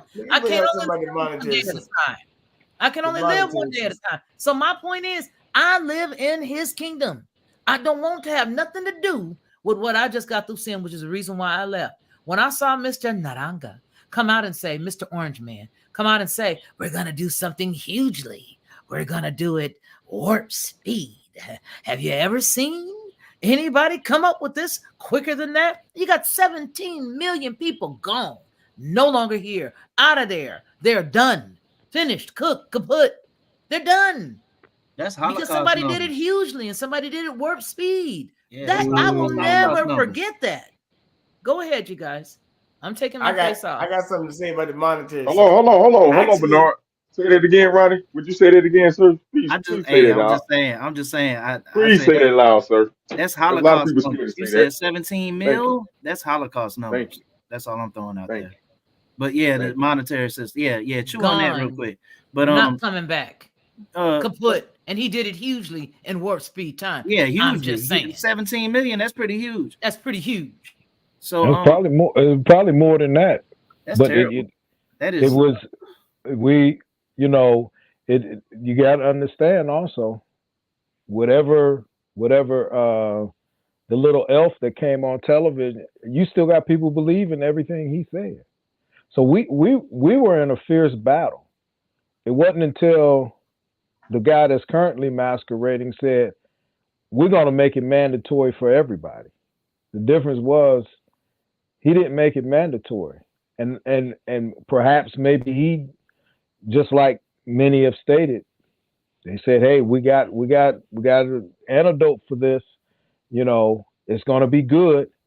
Well, you find out that it ain't as good. Well, hold on, we got to back off. I realized, and that was one of the things that he did that really frustrated me. The fact that, you know, he continued to say that it was good, you know, but I don't think he's singing that same tune anymore. But, you know, yeah, that was a big blunder. That definitely was a big blunder. Hey, Brother Bernard, what you were saying about the monetary system or monetary in general? Well, you know, I was saying about this thing called the dollar. We got to get back to really what this. See, the dollar was inflated through the Federal Reserve, but me and Shaq talking about earlier day, they put interest on this. but they overinflate things. Like I asked Shaq earlier today, when you go to the store and you got a wallet, but how much your wallet costs? When you have people wearing, let's just say, $400 to $1,000 purses, and you can inflate values and stuff. This tell you this monetary system is not real. It's a facade. Because how can you inflate something that's the same thing I got, but you can inflate it to a triple dozen more? Even think about even Beyonce. They say Beyonce made $22 million on one show, I think, in Dubai or something like that. So when you doing this, it proves that your whole monetary system is a facade because it's not backed by anything. So we don't really need, we kind of like the money thing. We just need to get back to being people, and daggone the money need to be backed by something because they say I'm getting It my is. paper. That's all it is. It's It actually is backed real by money. something, Only Bernard. You seen problem though? is they can't. Mhm. Hmm? You didn't get the memo, So what? Bernard? It is backed by something. When You I didn't when get I the get memo? well, I said it is What you backed. The guys money see is on the backed by something. screen You didn't right get the memo? here is when It's backed by you, backed by us, the labor, the physical labor that we oh, well, we yeah, that's right. purchased we this. are the we This are is the what we currency. purchased. Shit. This right here, we That, purchased this. The Trump administration purchased an additional 100 million doses of this vaccine. It was an investigation. That's what it says there. And this comes from 2020, and it comes from the U.S. Department of Defense. The U.S. Department of Defense released immediate release. Marinate on that for a moment. Okay, it's the Department of Defense, not the Health and Human Services. This comes from the U.S. Department of Defense. Mhm. Trump administration purchases an additional 100 million doses of this investigational thing from Pfizer. Now, we purchased, the taxpayers. You go to work, they take out taxes, you're a taxpayer. You bought some stuff, 100 million pieces of it, in tandem with the others. But I'm just highlighting this. The administration, through the Department of Health and Human Services and the Department of Defense, will purchase an additional 100 million doses. Now, could have been that it was for just military. Could have been for it was for the military to pass it out, hugely. But on December 11th, the U.S. Food and Drug Administration authorized the vaccine for emergency use, and the doses began shipping immediately. The vaccine is being provided at no cost to Americans. Vaccine administration costs for private sector administration partners are covered by healthcare payers, private insurance, Medicare or Medicaid, and HHS programs to cover the cost for the uninsured, which is reimbursing the provider at Medicare rates from the Provider Relief Fund. We're spending it, we paid for it, we sent it out, and then we build it back. Wow, we build it back. There was a build, not build back better, build back, because that means burn it down and then build it back the way they wanted to. I'm talking about we build them. We paid for it. It was a circle, but they got the money from us, and then they turn right around and they build. Do you guys get this? Anyway, the vaccine administration costs for that was private sector administration partners are covered by their healthcare payers. This was his administration, that purchased 100 million doses. My point is, this man cannot be a 3D chess player and dumb enough to do this at the same time. How are you conveniently stupid and you uber intelligent at the same time? That's all I'm asking. yeah, that was bad. That was really bad. It was really bad. And no All I doubt know about it. is my king and my kingdom wouldn't have done that. That's what I'm saying. But I You said, feel but me? see, the thing is, look, there's a shadow government though. You know what I'm saying? And I think all of us on here, you know what I'm saying, know that. You know what I mean? There's a shadow government. There's people that we don't even know about. You know what I mean? The people that have the true power behind the scenes, right? You know what I'm saying? We don't know. We probably can't even fathom who these people are. You see what I'm saying? Or you know what I mean? But the crazy thing about this money thing and this everything, they use something that has no value and stuff. You know what I'm saying? That's just printed out of thin air. And then we exchange that for your time. Like when you go to work, or you know what I'm saying. you exchange that, you know what I'm saying, for clout on like on social media channels, Right. or you exchange Yeah. that for, you see what I'm saying? It's all this stuff, Snakes and doggies is picking on you, Frank. I'm gonna call snakes and doggies out. Because you say, you know what I'm saying? You know what I'm saying? This is my home. Okay, right, Look, okay. Frank I is can a go. 100% homeboy. I Snakes can and go. doggies, I'm like, I know don't have to what? say that. I could articulate what I'm saying, but honestly, it's just not a good look, man. You Hell can't trust no. the system anyway. They're really but they're funding No, all you're sides of right, the man. wars. You see, But you they're know what, funding all sides of Pablo? these wars. But Frank, let me But ask you let this. me Go ask ahead, y'all Victor. Go this. ahead, Victor. Let me ask y'all this. Do you honestly believe that he knew that millions of people were going to die as a result of this Sure he did. shot? He had You stock think in he a did? lot of this stuff. Yeah, sure he did. So here's Okay, the deal. that's interesting. We can't Vic, say two things, and that is we can't sit here and say, oh, the presidents are appointed or they're selected. And then we can't say, oh, he didn't know. He was selected for such a time as this to do what he's doing. Well, but understand this. And it wasn't I the don't most think. high I that don't selected think. him. This Yeah. cat Ben had, the Simpsons even selected him. He's a part of the program. Homeboy's a part of the program. They couldn't, and I've always stated that that's a very good possibility. But by the same token, I don't believe 98% of the people that was in his cabinet he could trust. Well, he put them I all think there. He talked he about draining did. the swamp and then putting nothing but swamp gators in there. The dude went. Well, This dude went and got the most but I smarmy think, people on the planet. but a lot of those people got bounced out I believe when he saw that many of them weren't torn alive. Just think about the fact that they wanted to continue wars. That I was just listening to something that they were talking about. That's part of the reason why they went after him as tough as they did, because he would not start new wars. You know why I think they went a lot of the reason why they went after him the way that they did, because they needed to let him have a quote unquote Jesus complex. He needed to be the guy who was trying to help humanity, who came in to help the people. And do you see? They persecuted him. They treated him terrible. And now he's going to come back. And you have to cast your vote. Because aren't you tired of gas prices going through the roof? Aren't you tired of them allowing all these people to come across the borders? And aren't you tired of all of these people not taking care of what they're supposed to? Aren't you tired of the president's son running amok? You gotta wish that he was back, don't you? He's coming back for the second coming. They are equating this cat with Jesus.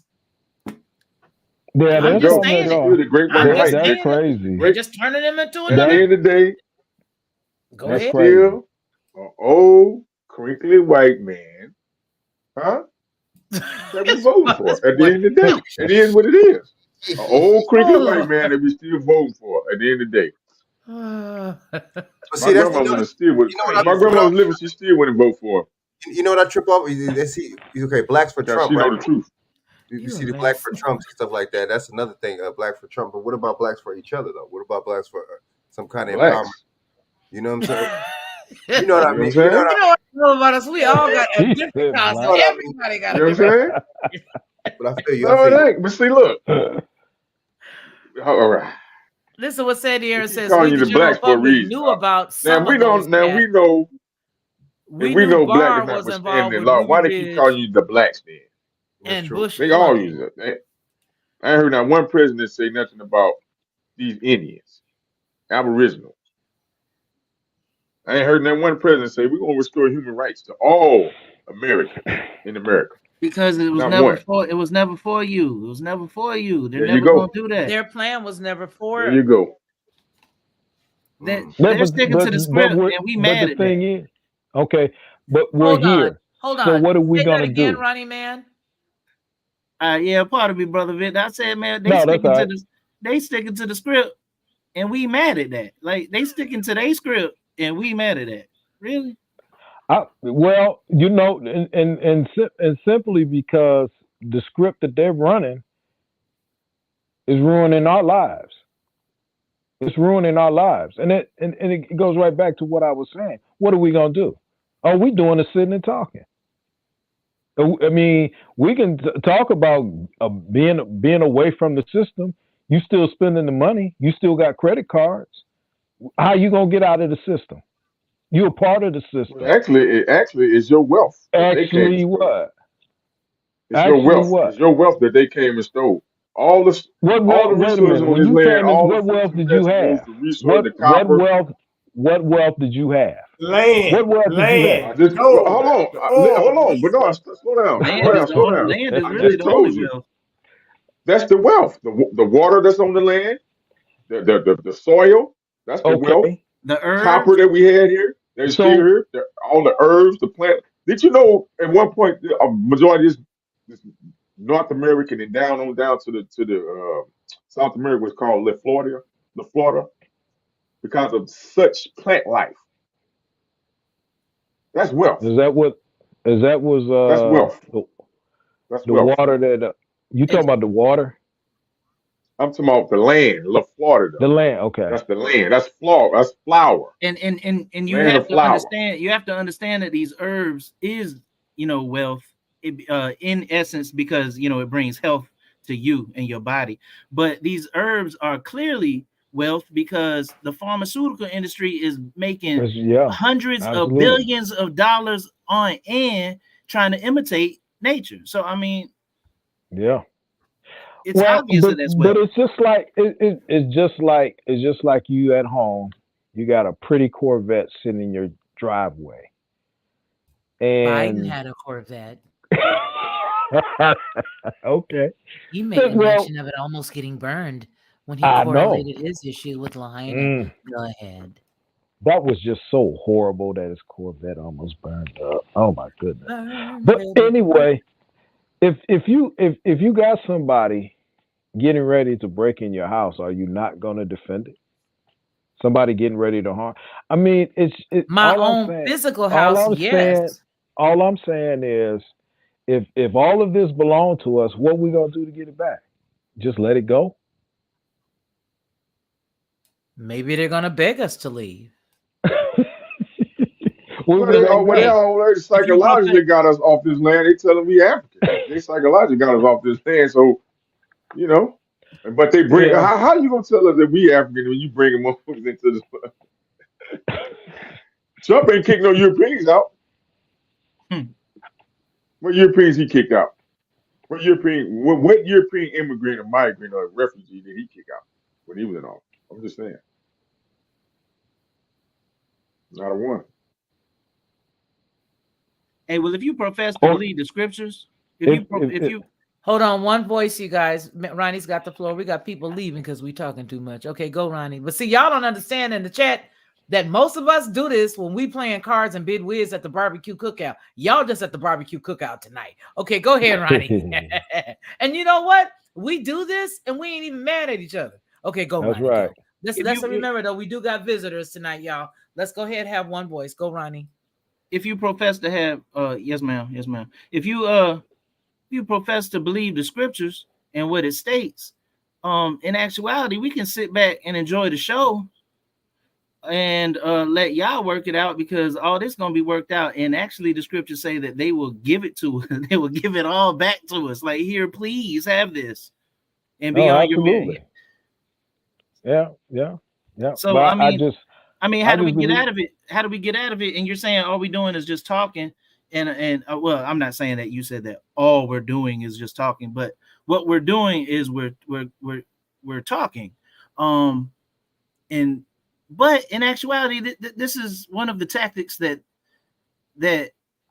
they use on social media, on the network, the major networks. They just have talking heads all day saying the same thing over and over and over again, pumping it into your brain, getting you softened to what they think and how they think and what they want and how they're trying to implement it.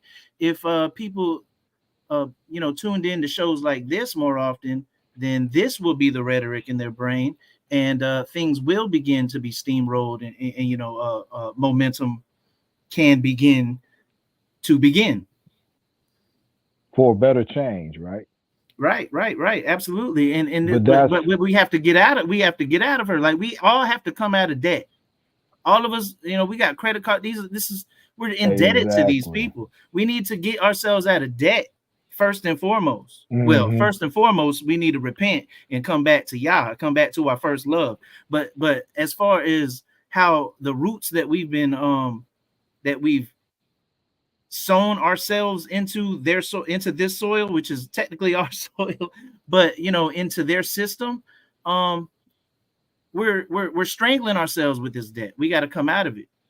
We got to come out of Yeah, it. This American ain't no dream was doubt. never for you. Now we can But definitely put energy into it and play our part and prop it up. But why would you prop something up that's destined to fail in the first place? well, it ain't it's not necessarily a propping up. I believe what it is really making getting involved in the system and making it better. Or changing the system. I mean, I just, like I say, I don't agree. I don't disagree with what any of you are saying. All I'm saying is, we have to stand on our square, right, Shaq? I mean, we're being Absolutely. steamrolled, and we're being steamrolled, and it's like there's no fight. But the No, that is conversations a that fight. we're having. What you mean ain't a Wait a fight? minute, hold on. The Let me first say fight this. is the mind.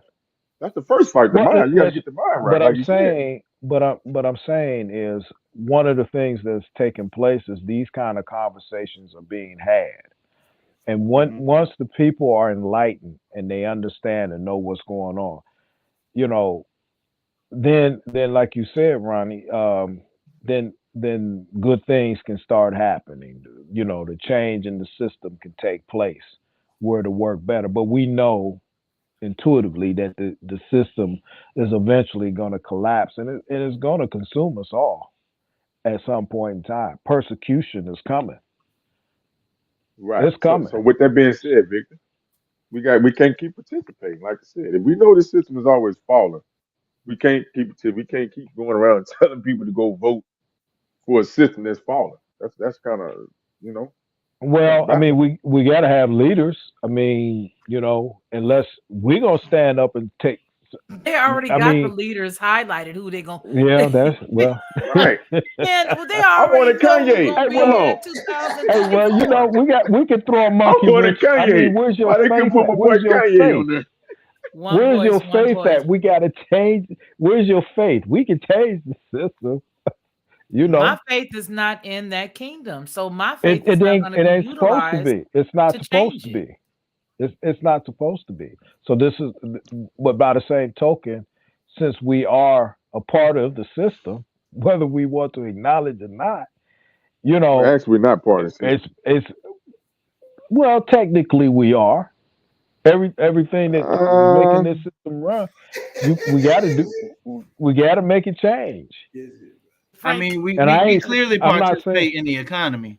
I mean, even if you got to pay, even if you're paying the electric bill, you're participating in the economy in some form or Mhm. fashion. We are slave to this. Yeah, no doubt. Aren't you tired? We're tired of being slaves. I think but people are our fed up. God, our Yah, our King, has nothing to do with this system. And so therefore we do, like Ronnie said, we all got to pay bills because we're here, because we're sojourners. If you come here and you don't at least take care of your rent, you a squatter. So you can't be a squatter, you here. So you have to do what you're supposed to do to survive here, but you certainly don't have to subscribe to what their theory and their belief system is if you know that from the very first president they put in office, this cat deified himself. This cat made himself a god. Just look at the ceiling.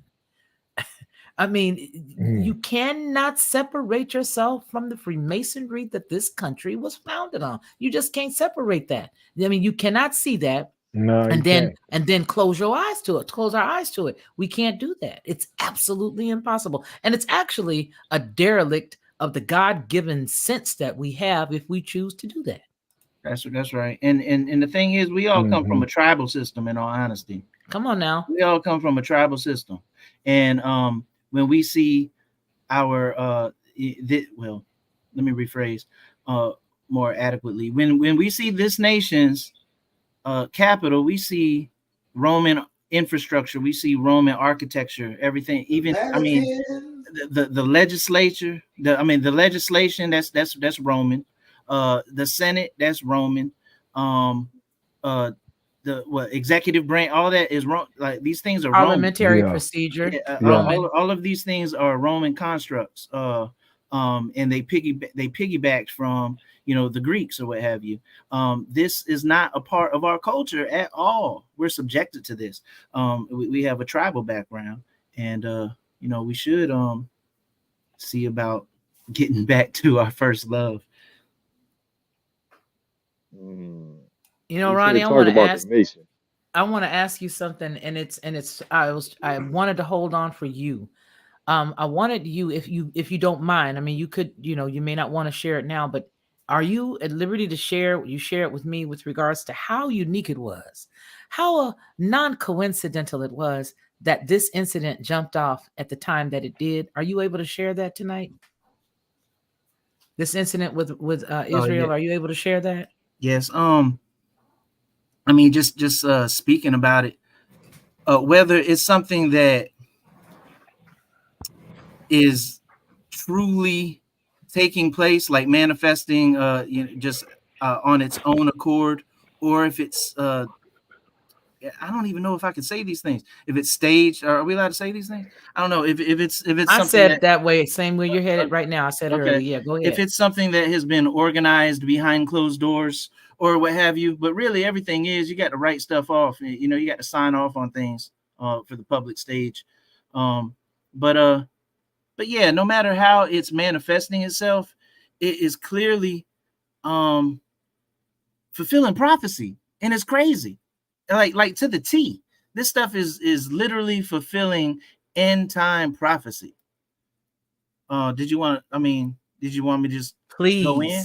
Please go in. So we know what happened this morning. We woke up and over there. Can we say these things? I Over don't know. I don't know. there. Say it. And I Yeah, didn't yeah. monetize this on No, so, purpose. so, so, So we, so we have this these. is just about a We have thumbs up. the Israelis and the Palestinians going at it, and Netanyahu has declared war.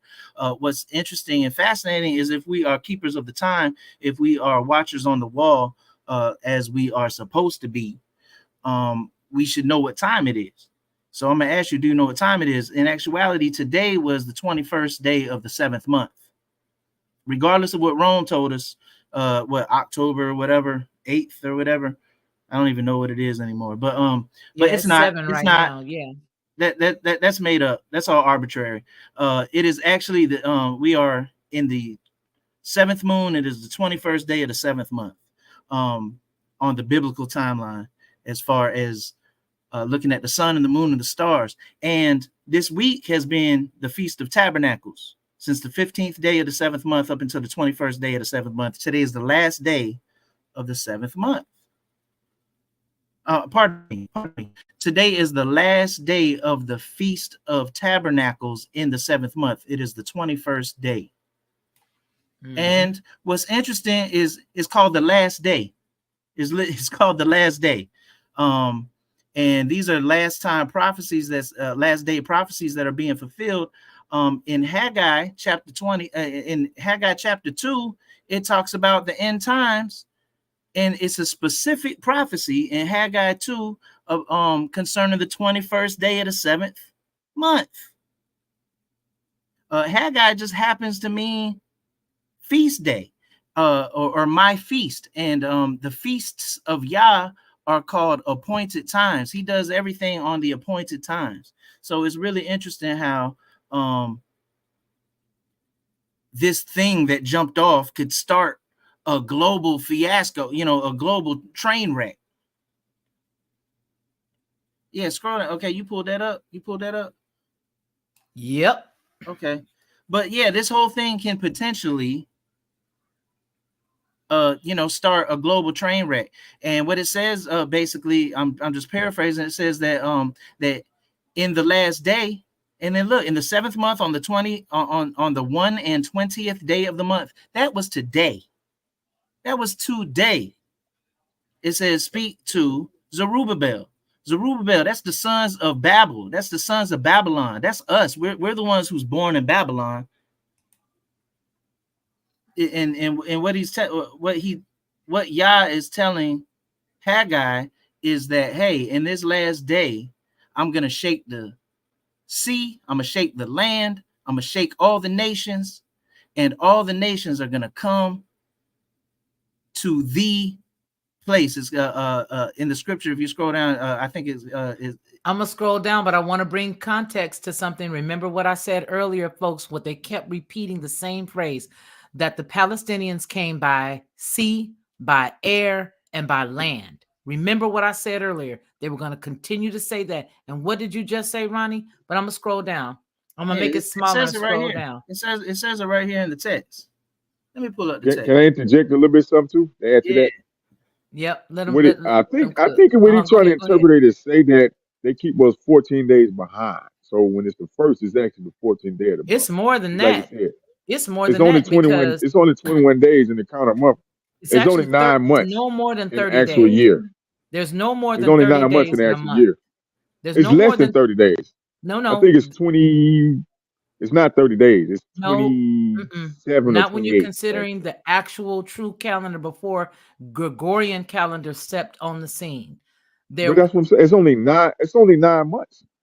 Those other 3 months they added. Those are the months they added.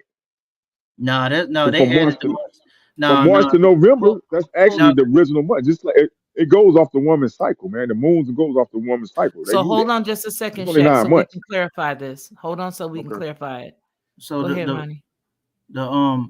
The Romans added those 3 extra months to mimic the ancient Eastern calendars because they kept on falling off. They was wrong. Like they kept on, they had to wait around. Like their last month was like 60, 70, 80 days, sometimes 90 days, sometimes it all depended. And they had to wait. They had to wait until the spring equinox came. And then they just went ahead and imitated Egypt and started their month in what we call January, in the middle of winter, actually. But according to scripture, we go off of the moon cycles, and the moon cycles are 28, 29, and 30 days, depending on the moon, depending on. Yeah. Just depending on. But and you have to observe it to see. You got to look up at the sky and see. Which is why a lot of times right before we're coming into that period where we can look up at the moon and see, they have a lot of thick cloud cover sometimes. So look at verse number 6. Okay, well, what you were speaking on, go to verse number 4. It says, be strong, Zerubbabel, says Yah. Be strong, Joshua, son of Jehozadak. That just happens to be Yahushua, son of Yah, the righteous one, the high priest. And be strong, all you people in the land, and work, for I am with you. Was that it? Did I miss it? Okay, verse 6. Pardon me. For thus says Yah of hosts, once more,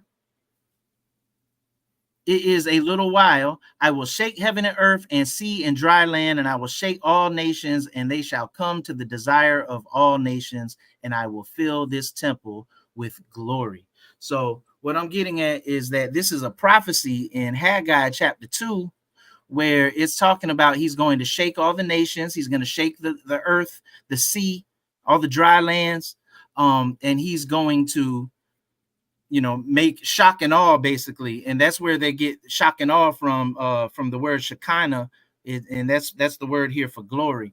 Well, the word here for glory is actually kabod, but how they say Shekinah, it's a play. Shock and awe is a play on Shekinah. But nonetheless, what I'm saying is Haggai chapter 2 is letting us know that this thing right here is going to happen in the last day.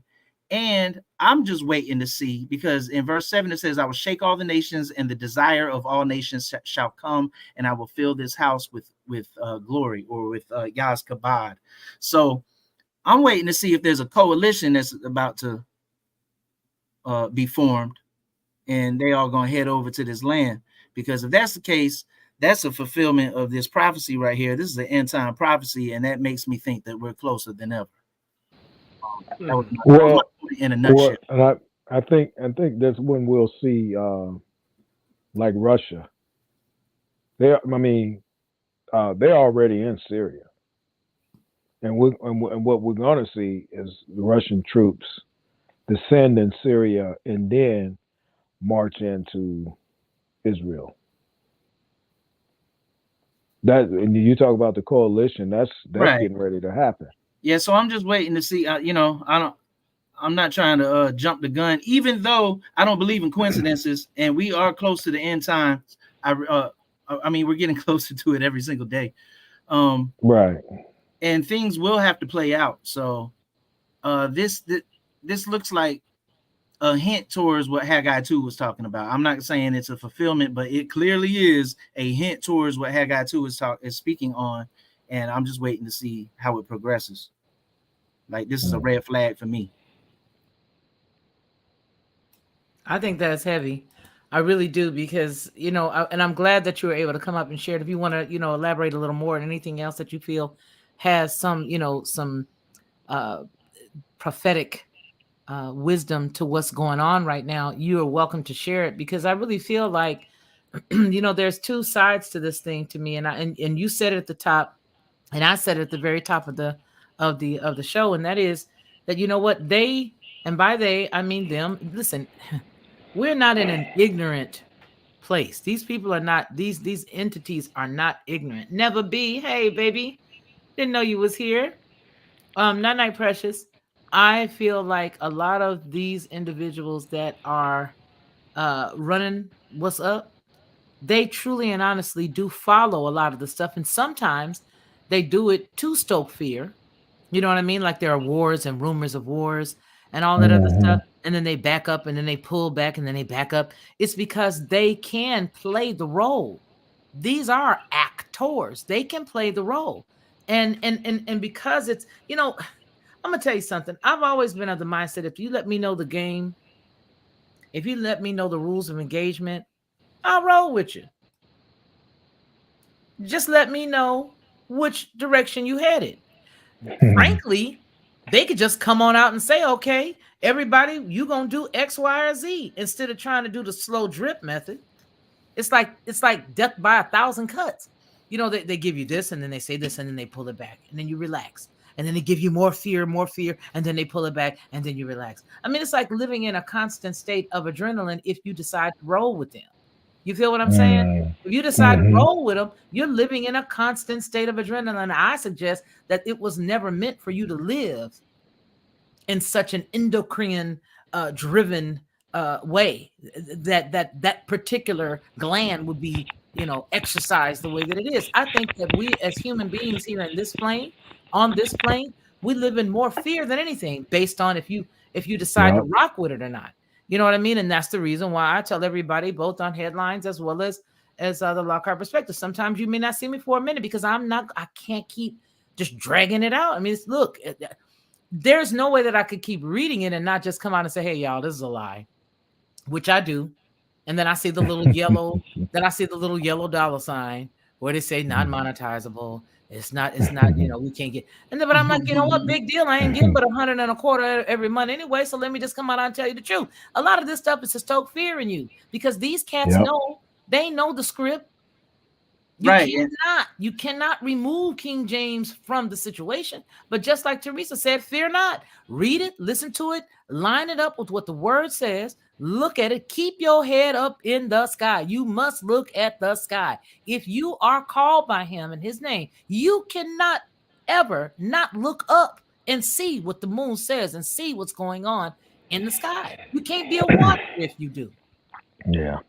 And that's a valid point, that you they know the script. They know the script actually better than we do. It's terrible, because this is our script. Like, we're the what? The main character.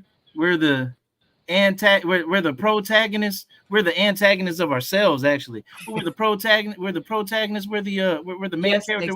We're the hero at the end. This is our story. And the thing is, they know it better than we do. So you are spot on. So what I was saying is that whether this is orchestrated or whether this has been drawn out and played out through natural occurrences, it's neither here nor there. This is Yah's doing. If this is, something that is a prophetic, something prophetic. Well, this is clearly something prophetic. But if this is the specific thing that fulfills this portion of Haggai chapter 2's prophecy. And what I'm getting at is that I've been looking at the signs of the times in depth, very, very strategically, on purpose, deliberately focused, laser beam focused as of late. And we are winding down. And what's interesting is it is 2023. We're approaching 2024. And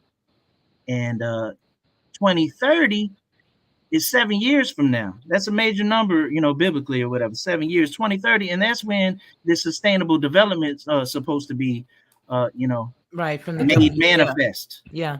So, 7 years from now, this is going to be a bumpy ride for the next 7 years starting. And I'm starting that timeline now. I can't believe I said that publicly. Internally, within my own mind, I'm starting to count things as of 2023.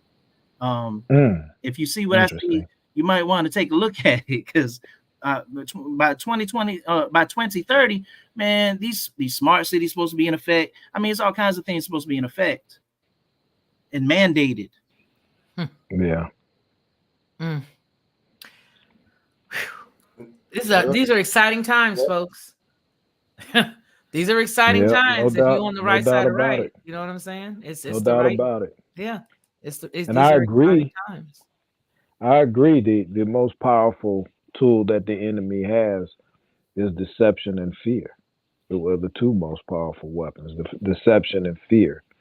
And I thought about with the thing with the cell phones and the alerts and all of that was supposed to happen on the 4th, and now we saw what much of anything went down on the 4th.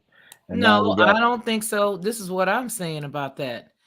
Well, that was the precursor to what's going on in Germany. That was the precursor to what's going on in Israel, and we don't know if it fell from the sky or not. Well, it already happened. Saying, yeah, but what I'm already saying happened. Is right, and I'm not disagreeing, but what I'm saying is that a lot of people were fearful of that time, just like in 2020, how fearful people were. And I felt, I went through the whole shutting down I never did get a signal. It never did come through my phone. I shut my phone off for about 10 minutes because I thought to myself, I said, well, if I'm telling people during 2020, we shouldn't fear this. You pastors, why are you shutting down your churches? And then you only open them up for people to come in to get injected. I mean, he said, fear not. Man, when I tell you, my old church, Victor, shut the whole church down and allowed their parking lot to be used as a place for people to drive through to get the candy bar. In California, Crenshaw Christian Center shut down, did not reopen, but allowed their parking lot, and that is a huge facility. That's where I went to Bible college. That is where I used to minister and song. 10,200 seat edifice, not including the overflow room. They shut it down and let people drive through the parking lot to receive that mess. I hope that was your get out moment. No, I left there a long time ago. I left there back in 1999, and I went to my Sunday school teacher's church at that time when I was still in Christendom, and that was Bam Crawford's Purpose, and I was able to flow there prophetically. To that actually strengthened my prophetic gifts, because we were not able to use our prophetic gifts where I came from. I was raised in that other place from 1976 all the way until I left in the late 90s. I was under Dr. Price since I was a little girl.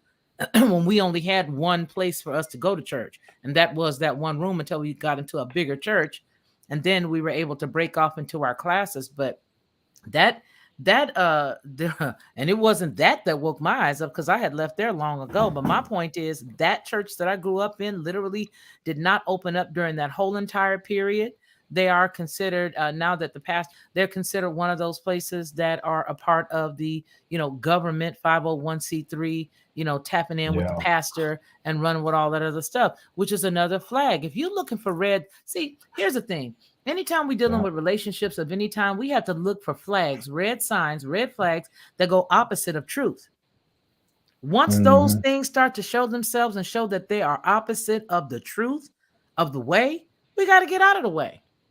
And you mentioned that the 501c3. I learned this 20 some odd years ago, that the churches are not supposed to be 501c3. And any and every time, as part of the leadership, we would have those meetings, and I would tell them, we had no business being a part of a 501c3. And I got looked at like I was a three-headed monster. The church I'm currently attending is not a 501c3 church. So that's a part of coming out of that system. Well, do they And let you know that your donations that you give to the church are tax deductible at the church you're going to now?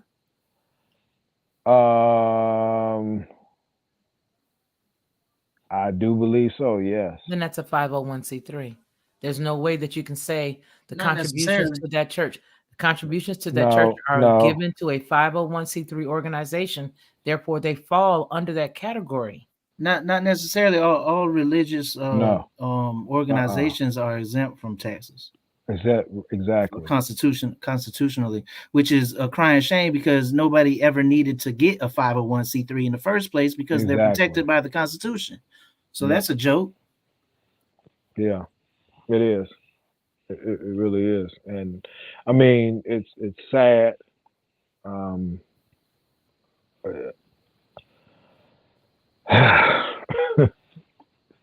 It's just a bad time that we're in, y'all.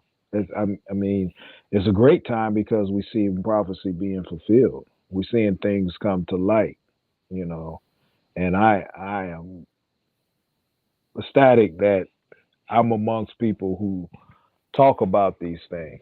We might not always agree on everything, but by the same token, these conversations, as Shaq would say, we got to have these conversations. People got to know. And the only way, people wake up and realize, like the folks in Chicago, they saw how the city government had duped them. Let me pause for just a second, you guys. The churches, synagogues, mosques, donations are tax deductible as long as your church meets the 501c3 regulations set by the Internal Revenue Services. Yeah, that's what they want you to know. That's what they want you to know. So whether or not they actually benefit from a deduction depends on your record keeping and if your itemized deduction, that is for the taxpayer. But in order for an organization to be waived of receiving funds from their parishioners, in order for you to have it waived, and in order for it to be a tax deductible donation, they must meet the 501c3 regulations. If they do not, then your donation is not tax exempt. There is a test that you must pass in order for your donation to be deductible under the Internal Revenue Service. My pappy is a pastor. My uncles are pastors. I was a part of. And that's a testament to the erosion of the constitutional rights that they. And there are several that have been eroded. I.e., you and me not supposed to pay no taxes unless we are doing what? We not even supposed to have a driver's license unless we move in commerce. Unless you're if you ain't moving weight, commerce. if you ain't moving weight, if you ain't moving no freight, you're not supposed to even have to have a license. And you're not taxed. You feel me? Yeah. So they do a lot of stuff. Church and state They say it's separation between church and state, but church and state is built off the same thing. It's the Man, same thing. they do. elbow It's a buddies. They duality. elbow buddies. It's duality. They what? Ah, elbow buddies. Facts. Real stuff. I He mean, said, church bought and seriously. paid for a long ago. Who you think old Poopy Poo works for, eh? But earnestly, how can you have a religious organization pushing a a Snickers bar for a government entity? Like, they have to be elbow buddies. Yeah, Yeah. that's right. That's the last church that I was a member of. That's part of what they did. And I used to always tell the pastor, you can't keep, he's a good man, and all of that. I love him dearly. But I told him you can't keep it Snakes closed and down. doggies. Yes, just like weight. I just, you can't keep it closed. You got to open up. Missions, they go all over the world in war-torn nations where disease and famines are. And these people go on these missionary journeys. Now, I mean, I understand. I know some of y'all saying, well, all of them ain't over there for all the right reasons. And that is and that's true. But there are some organizations that are. And, it was just really a sad time to see how so many confessing evangelical Christians were behaving during that time. I was astonished. Just really astonished. I think And they some would people behave I the way know haven't even returned. Hold on, Shaq.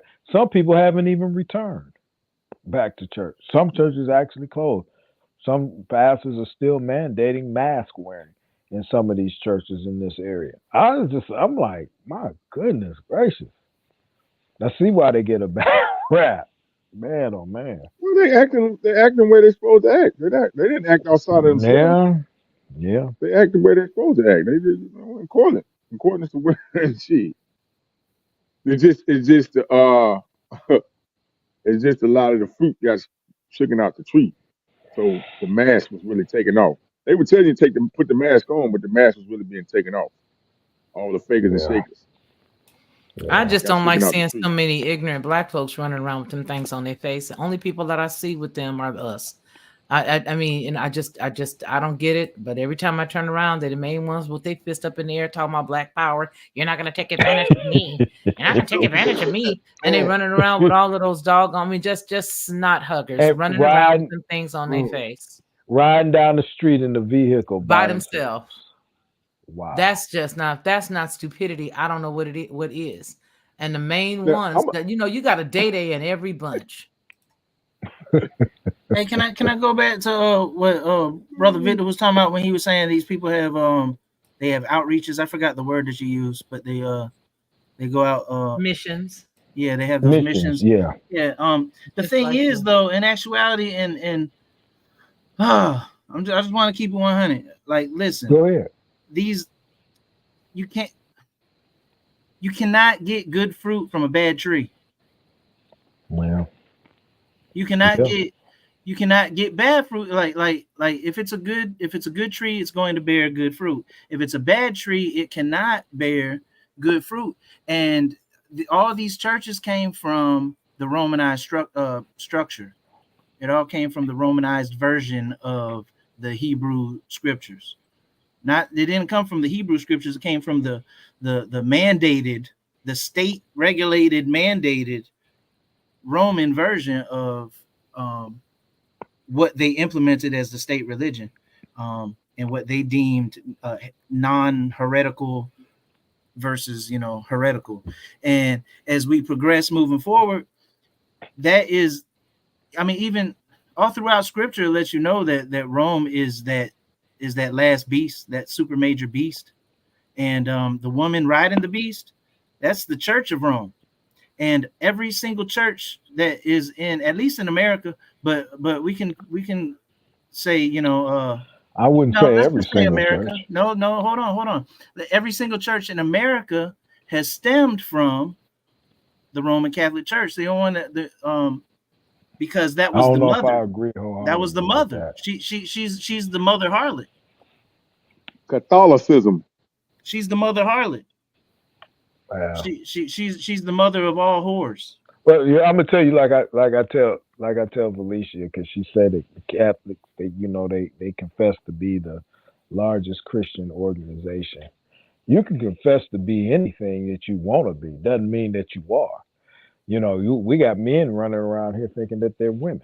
Yeah, Ooh, but I'm sorry. I'm sorry, Felicia. where I did hope I don't get you in it's trouble okay, for but let me saying ask that. this question just to sort of break that piece up, and just in case we have some issues. What do you think that the Catholic Church would gain by saying that they are the largest Christian organization in the world? The first thing I want to say is this: when it was first formed, the Catholic Church Christianity was first formed by whom? Where did it come from? Where did it come from? Or The where was it Catholic Church. standardized? Where was it Where was standardized? it standardized? The Catholic Church, also known as the Roman Catholic Church, is the largest Christian church with 1.3 billion baptized Catholics worldwide as of 2019. It's among the world's oldest and largest international institution, and has And played that a prominent role in the history and the development of Western civilization. The church consists of 24 spurious churches, including the Latin Church, and 23 Eastern Catholic churches, which comprise comprised of almost 3,500 dioceses. Listen, this is the largest. They are Christians. And the problem is, and I don't mean you, Victor, so I'm taking this off of Victor, right. and I'm just saying this as a general statement. The reason why people do not want to separate or do not want to tie themselves to Catholicism or the Catholic Church is because they know of their deeds and they just don't want to think it's so. But there are several denominations under the heading of Christianity, which is Catholicism. I say it all the time. How can you look at a cardinal and a bishop, Bishop Porkchop of the Greater Fatback Church of God in Christ, Institutional Missionary Baptist Church of the Rolling Thunder? Well, How we can have you separate these cats? No, I need to ask these, and I'm asking this to the black folk that's watching in the replay and to the folk that just don't want to let go. Why don't you see this? The fact that people can't see it is the reason why he gonna tell y'all. You can go on. I don't even know you. well, I I tried was to gonna tell ask, you. Tried to I, tell you this wasn't me. I was gonna ask this, like at each denomination, every denomination is a stem, is a branch off of something. What did it branch from? It had to branch from a tree, from the main tree. That main tree is the Catholic Church. So every Yeah, but branch of it is its offspring. well, the Catholic Church didn't come into being until 325 A.D. Okay, so that's the when we're the talking about. idea of the Christian church was there before I the didn't say Catholic I'm not Church. talking about the Catholic. I'm not talking about the Christian church, even though they're one and the same. Okay. But let's play semantics and let's not talk about the Christian church. I'm specifically speaking on the Roman church, the It, Roman Catholic I, church. but it's But like they I said. standardize Christianity worldwide.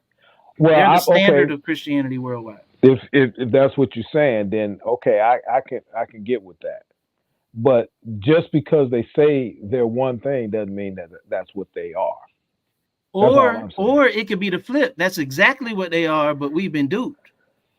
That could very well be true, but I believe that they're the imposters. Okay, so this is what I'm getting at. No bad tree can produce good fruit. So if they're the imposters and every denomination is a branch off of them, then they are bad fruit. They're offspring of an imposter. They're not even supposed to be on the royal platform. Let's go keep it. Let's just blame it on the Moors, man. Let's just say the Moors Is it the brought these Moors? wolves. Was it the Moors? I'm gonna put myself on mute. I gotta Hey, get something to eat. I'm hey, hungry. but brother Victor, I'm not coming at you. No, that's what Absolutely not. no, Yeah. I get it. You know, this is I can handle the discussion and the conversation. And you know, I tell Shaq and them, they'll tell you. I tell people all the time, you don't have to believe what I believe. You know, and I don't have to believe what you believe or anybody. I'm just speaking in general. You know, I always will respect somebody's viewpoint. You know, so I'm not easily offended. I'm not that easily offended unless even when people try to Unless you make were things more.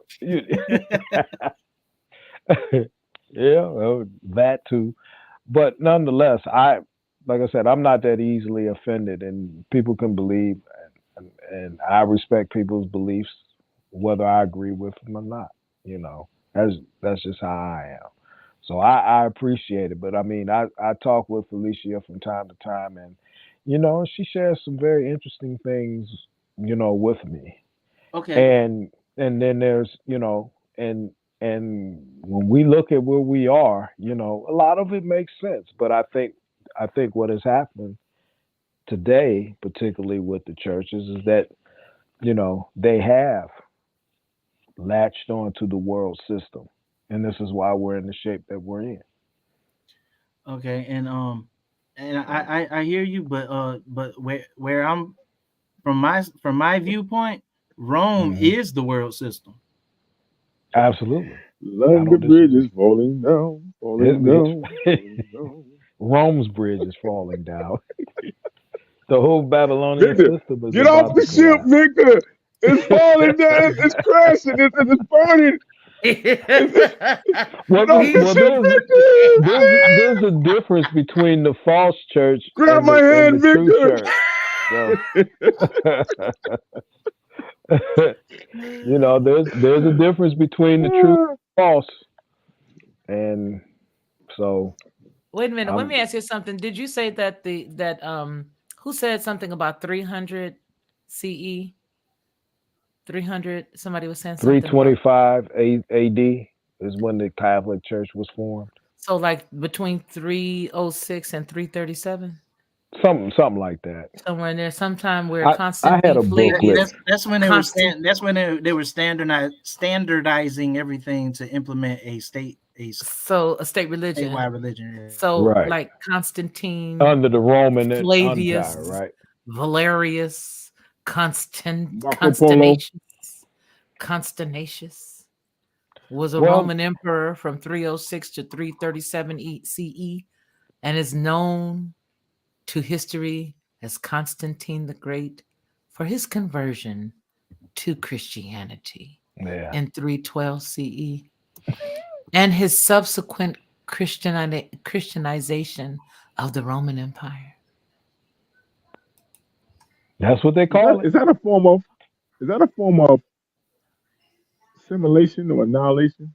Well, here's my question. Hmm. Probably both, Shaq. Yeah, it is. Are you going to assimilate or are we going to annihilate? I mean, That's you got exactly no what they choice. did with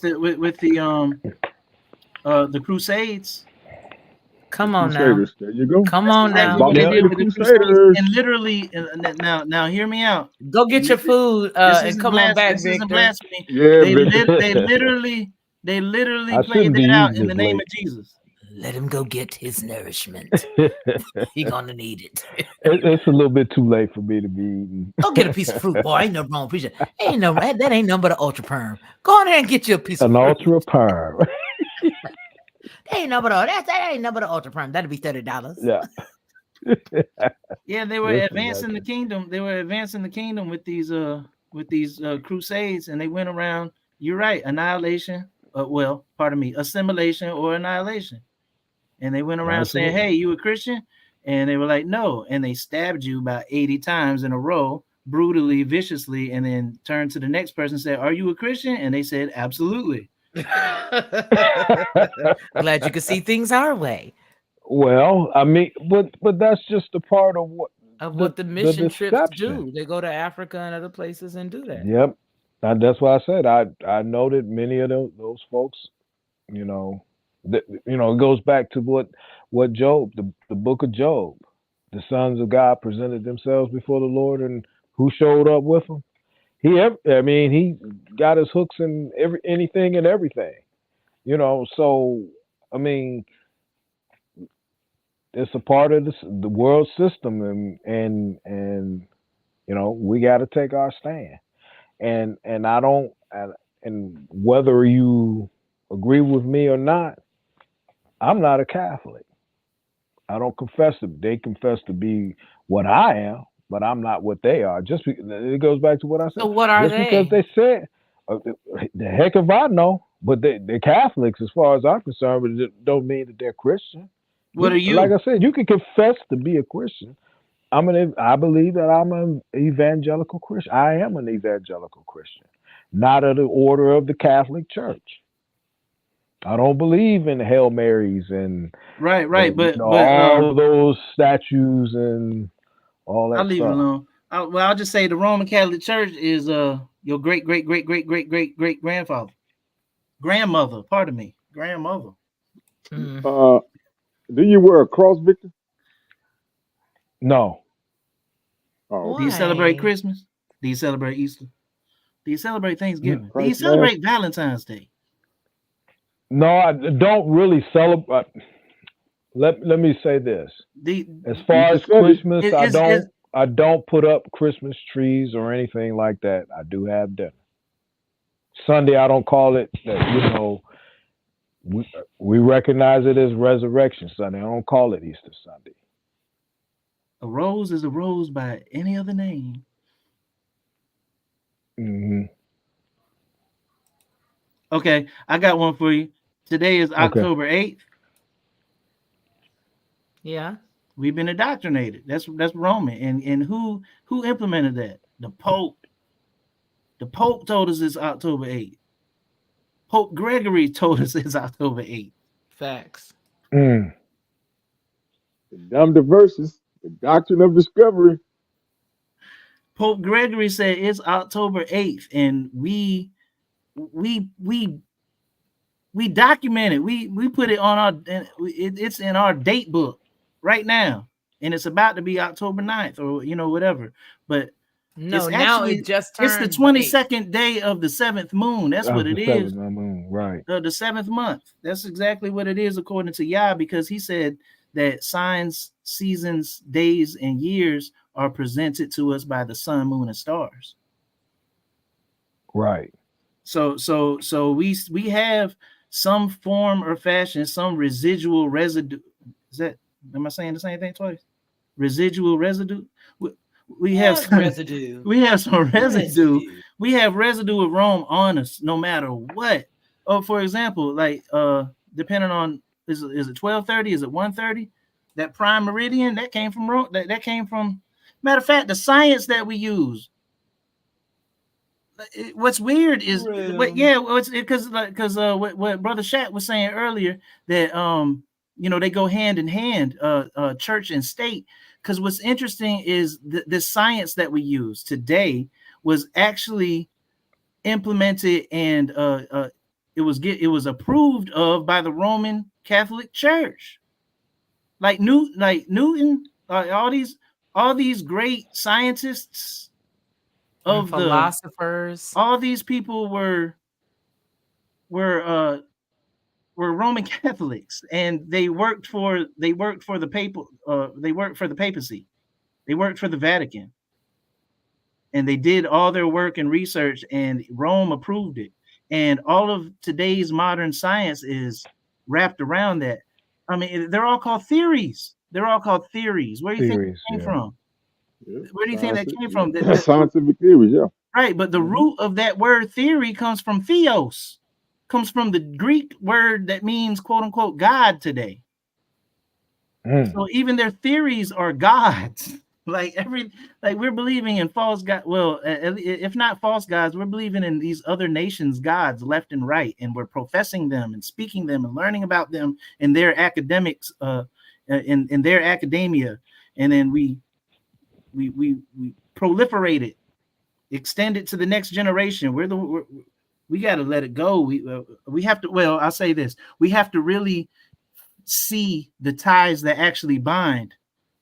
We have to really identify the ties that bind, and they run thick. They're all over the place. And like I said, for instance, today's October 8th. But that's because a Roman Pope told us that. Everything that we believe actually goes back to because of a Roman Pope told us. I promise you, if you really go down to the root of it. Oh no, I don't disagree with you. I don't disagree with you. But like I said, Some of this. they can confess to be whatever they want to confess to be. You know, it doesn't mean that they're right. You know they're not right, and I know they're not right. And the origin of some of this, Victor, and people that listen, when I'm getting downloads on it didn't necessarily have color on it or any shade to it. That came in play later. Because if you look at some of the real faces behind it, yeah. Yeah.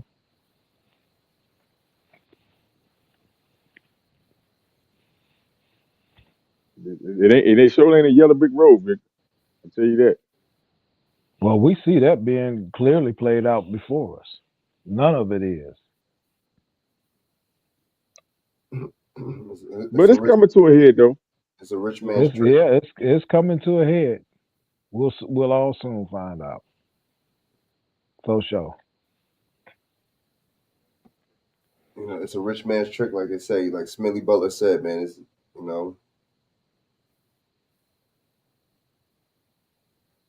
yeah. This cat. I mean, this religion ain't no joke, man.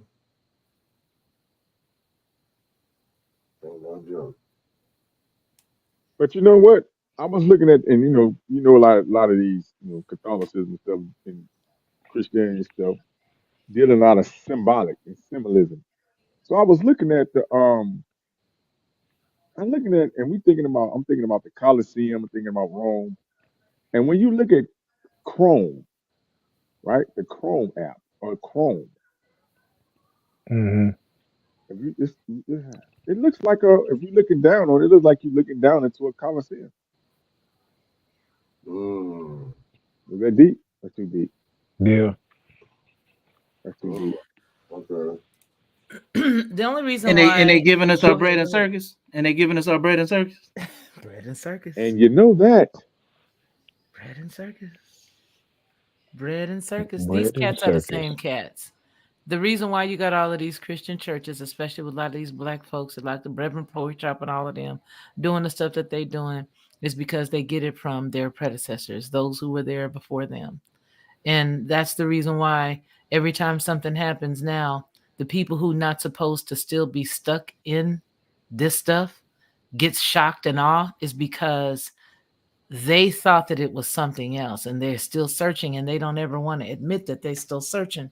That's the reason why it shocks people and it gives them awe and it takes them aback when they see the bishop pastor and then the Christian and the non-denominational pastor talking about, well, I slipped and I was with a man. Nah, brother, you didn't slip. You went head first into that. Pun intended. So you did not slip. You went head first into that. You did that by choice because that's what these cats do. You can go all the way back to Caligula. You can go all the way back to any of the other Roman leaders. This is what these cats do. That's who they are. That's who they are. And so when it shocks people who are still in it, the reason why is because there's something that's letting you know you're not supposed to be there no more. That's not what you were supposed to be. You're not supposed to be involved in it. And I honestly tell you that because there was a lot of people that, I think that a lot of people who have come out of it realize that organization in and of itself, the organization that makes you do XYZ the way that they do it and the way that they walk around with them big old rings on and then they got their cord around their neck and their cord goes in their pocket. Only cats I ever seen put their hands and cords in pockets is the Masons. Yeah, you got one hand in a pocket. You got, you got a certain step. You got a certain stance. You got a certain all this other stuff. All of these things that they do that they got going on. It's all And that's the truth. What I'm telling you right here is the truth. Whether we accept it or not is of no consequence. But if you know that what you're seeing inside of them places are not right, then you need to come out of that. Because you're going to keep hopping, not you, Victor, but people who are listening in the replay or whatever, you're going to keep hopping from place to place because there's something inside of you that know that's not supposed to go in there. That's not right. I'm not supposed to be knowing that they doing this, and I'm not even supposed to be talking about what they doing in secret in the public. I don't want to talk about none of that. And see, this is when the room gets real thinned out, because the real true road is very small. It's not a big old gigantic, wide, nationwide, worldwide, gigantic group of folks. It's a very narrow road that when you start to talk about the truth that people inside they own know or know, the room gets thin because the accountability there is now there. I have an accountability partner. He's on that. He's with us right now. And when I slip, hey, you better get it together. So you have to, I'm telling you what's real. You have to understand that Rome is such a strong pull that you can find yourself making concessions for the stuff. We do, I have.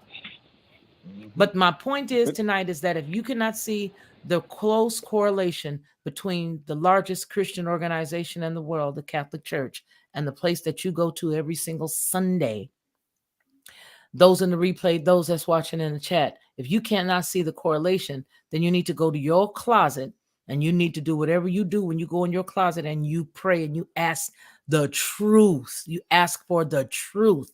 See, the wonderful thing about being tied to him, because he knew you before you were born, those who supposed to hear what I'm saying, the one, if ain't but one, that's supposed to hear what I'm trying to tell you right now. The wonderful thing about belonging to him for real, is that when you cry out to him, he will respond and he will put you on that path to find him. I'm gonna tell you something. He loves to be wanted. He likes to be needed.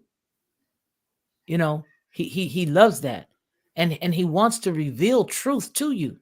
When you see that the stuff that you was raised up with, the stuff that I was raised up with, and I'm going to tell you right now, I'm not somebody who's a novice to any of the things that I'm saying. I've been there, done that. Been there, done that. Been there, done that. I mean, went all around the United States and the world singing and teaching. Me, all right? Studied it, learned it, have to unlearn some of the secret and sacred cows that I hold on to or that I held on to. I had to unlearn that stuff because something did not make me comfortable. I was not comfortable seeing people taking money from people and justifying it with the Bible. I was not comfortable watching people live like whores in church and justifying it with the fact that they were human. I was not comfortable watching pastors do things with people that they wasn't supposed to be doing things with, and then standing up in front of everybody and confessing it, even though there were prophets that had come to them in secret and had pulled their coattails, and it was later revealed that they was warned. They knew what they was doing was wrong and kept living it because that's who they were. And then even after they stood up and quasi apologized, they kept going. So I was not comfortable with any of that stuff. And you shouldn't have been. Okay. So the one thing, supposed to be. So the one thing that I'm saying is you will keep looking and searching and going from pillar to post because you're not going to be comfortable, because there's something in you, whoever you might be, there's something in you that refuses to compromise. And when you get to the point where you're tired of the compromise, where you don't want to be named among that no more, you will begin to seek out truth. And when you begin to seek out the way will definitely make itself known to you. That part. True. I agree. And I agree. I want to tell you, I got the download on Chrome, right? Is because I'm looking at it. I say I want to mention why I got the download on Chrome, right? Because we talking about Rome, what do you call it when you put two words together? What, a conjunction? A conjunction? Yeah. There you go. Chrome, the Church of Rome. CH, the Church of Rome. Well, you doing a lot. That's funny though. All right. But Chrome is concerned. But now the whole internet and Chrome, when you go into Chrome, Chrome takes you to the CERN. All you got to do is let me figure out. No, that there is a key that you can hit, and as soon as you hit that key, it's gonna reveal to you everything. The page, it'll give you the code and everything, but there's CERN's emblem there. You guys have never made a hard press on a key on your keyboard, and then it takes you to this big white page with a blue box on the right. If you look at that blue box on the right, that's the CERN emblem. They're the ones who created the internet. I know people say, oh no, United States government knows that. No. The reason why they were able to give it up the way that they did is because it didn't belong to them. CERN was created and is created by the internet was created by them. You can go to their website and it'll tell you that. Yeah, let me go ahead and do it for you. Go ahead, you guys. Go ahead. I think it was you that wanted to say something, Bernard. No, I'm just saying this is actually it's actually very interesting how we break this thing down and stuff like that. I will say this in regards to something that's very interesting. Hey, just buckle up, hold your horses, and get ready for the wild ride ahead.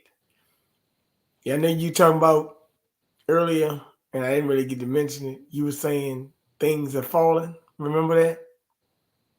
When I say Babylon is falling, it's falling. Mm-hmm. Babylon is falling, right? Hey, it's like a game of dominoes, except this one gonna be way worse.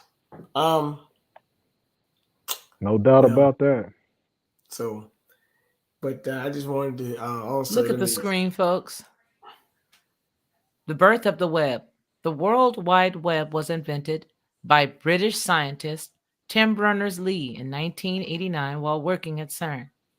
Tim Berners-Lee, a British scientist, invented the World Wide Web in 1989 while working at CERN. The web was originally conceived and developed to meet the demand for automated information sharing between scientists in universities and institutes around the world. This, if you guys remember, when it all, I used to do, you see, that's DOS, okay? And if there's anybody in here who went to school or who was working like this back then, this is what we used to use. But this was prior to it becoming what we now know, okay? All right? The first website at CERN and in the world was dedicated to the World Wide Web, WWW666 project itself, and was hosted on Berners-Lee Next Computer. In 2013, CERN launched a project to restore the first ever website, info.cern.ch. That's the period for the end of the sentence. On 30 April 1993, CERN put the World Wide Web software in the public domain. Later, CERN made a release available with an open license, a more sure way. Look at that phrase. Wow. If you know, then you know. A more sure way to maximize its dissemination. Whoa, Ronnie, did you get that? I'm with you. Yeah. You know, I'm there. Wow. Its dissemination. These actions allowed the web to flourish. Okay? So, that's it. That's all I'm gonna say. I mean, if I say something, I better be able to give you the truth about it. I'm not just gonna say something if I don't know. And if I don't know, I'm gonna say, hey, I don't know. But and you know the funny thing about it, there'll still be people that even though I shared this with them, they'll say, well, she don't know, but she talking about that ain't right because it was DARPA. That ain't right because it was the United States government. You can think what you want to think. You can believe what you want to believe. You can say whatever you want to say. You can see later on that they did have their hand in it because we just got through seeing back in 2013, okay, what Isreal said, all right, about being able to give all of the information, all that other stuff. So about being able to follow people and about listen to your phone conversations and how they use it in the United States, and NSA was right along with them. You don't have to believe me. I go to the horse's mouth. I don't just fumble around his feet or listen to what somebody else said when he dropped out of his mouth. You may as well go to the horse. Period. They're the ones that created it. Oh, for sure. So I agree with Shaq. Church of Rome. Oh, yeah. I mean, Chrome. Yeah. Ain't it? Cry. Because No, people go hey. there for truth. People go there for truth, right? We all do it. I just did it.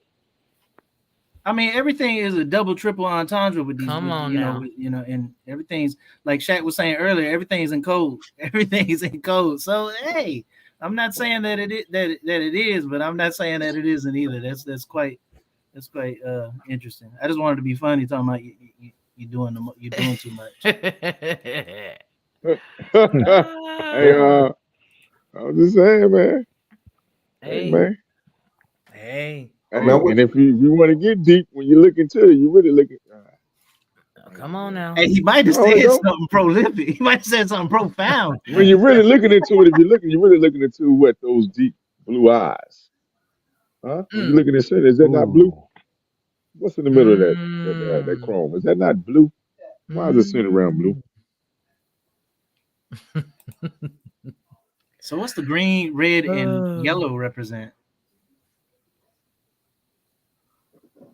Isn't the green, blue? You said green, blue, and yellow? No, the blue is the circle, is the dot in the middle.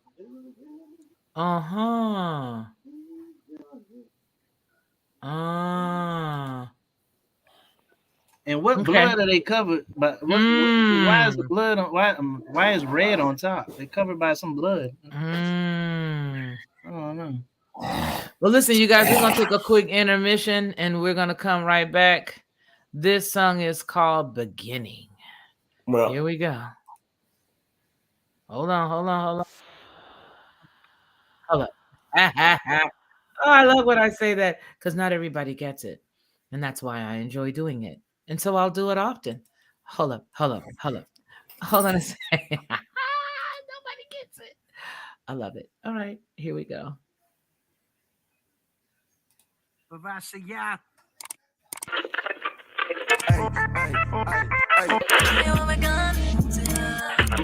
In the beginning, Yah created the heavens and the earth. His spirit moved upon the waters. It's all in his word. He said, let there be light.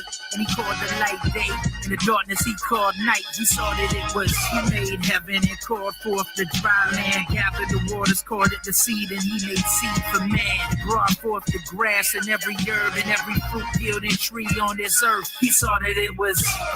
He made lights to divide day and night times for seasons, days, and years to let them be for signs. And so the earth could have light. He made the greater one to rule the day and the lesser one to rule the night. Let's not forget he made the stars also. Then he told the waters to bring forth life, and it was so. He created all the birds of the sky, all the cattle and every creeping thing after his own kind. He saw that it was. Then Yah created man in his own image. He created them, male and female. He created them. He blessed them to be fruitful and to multiply and to replenish the earth and subdue everything within. Behold, it was very good when he saw what he had made. The even in the morning were the sixth day. And on the seventh day he rested. That's why he sanctified and blessed it. It's uncontested. My God is, and to make it understood, I'm bumping truth music when I'm rolling through my hood. I'm putting God first, no hood fame. You read it on a nameplate. Dwell in the house of Yahweh forever for his name's sake. And though I walk through the valley of the shadow of death, I'm stomping through like it don't even exist. His goodness and mercy follow me all the days of my life. His yoke is easy and his burden is light. My God is.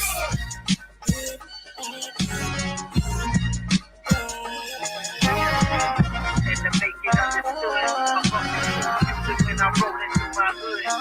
And I was.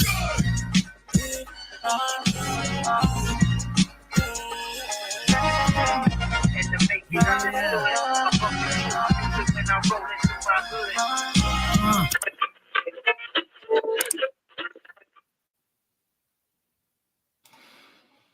And that was the same person who created this. Don't go nowhere. To receive instant notification each time I upload, please hit the subscribe button and the bell notification. Whose voice is that?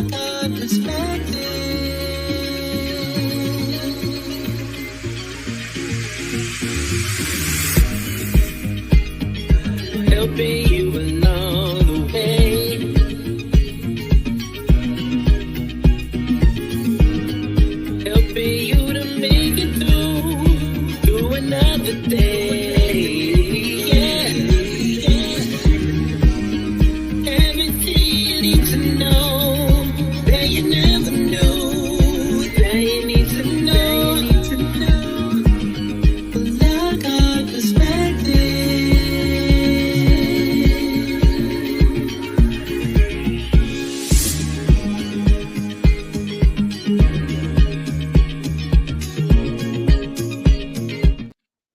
That was none other than Ronnie.d.Mann, who created my theme song, sang it, wrote it, produced it. The song that you just seen, somebody asked if it was Nas. No, that is my brother right here, Ronnie.d.Mann. So go on over to his channel and subscribe. He gonna have some new stuff eventually coming over there. He's got scores of new stuff. I just want you guys to be able to go over to Ronnie.d.Mann's channel and subscribe so that when that stuff does drop, you'll be the first to hear it. We got a lot of other stuff of his over here as well, but I just wanted to play that some just to break it up a little bit and just to lighten up the room some. You know, we can get bogged down in conversations and stuff, but the truth of the matter is that the truth don't need no convincing. It is what it is, and eventually we'll get it, and that's that. So tonight we were doing a lot of talking, and Ronnie, I want to thank you for bringing light to the scriptures that you were talking about in the book of Haggai, because we were talking about it earlier, and I was like, oh, I hope Ronnie comes on, because I don't want to try to say it the way he say it, and then it's jacked. You know what I'm saying? It's like, and what had happened was, and you were like, that's not what they said at all. So, well, as far as Haggai 2, chapter 2 is concerned, like I did just breeze through it and kind of comb over it. But go back and look at it and measure it up with the signs of the times and you know, current events. Something, if not that specifically, something is playing out. I agree. I totally agree. King BJ, what you got to add before we go? And Frank Nitty, wake up. And I see Shaq Weiler in the he out yonder. What you got to add, Frank? And somebody said, "Can good work? Can you get Mariah Carey on the show?" Go ahead, Frank.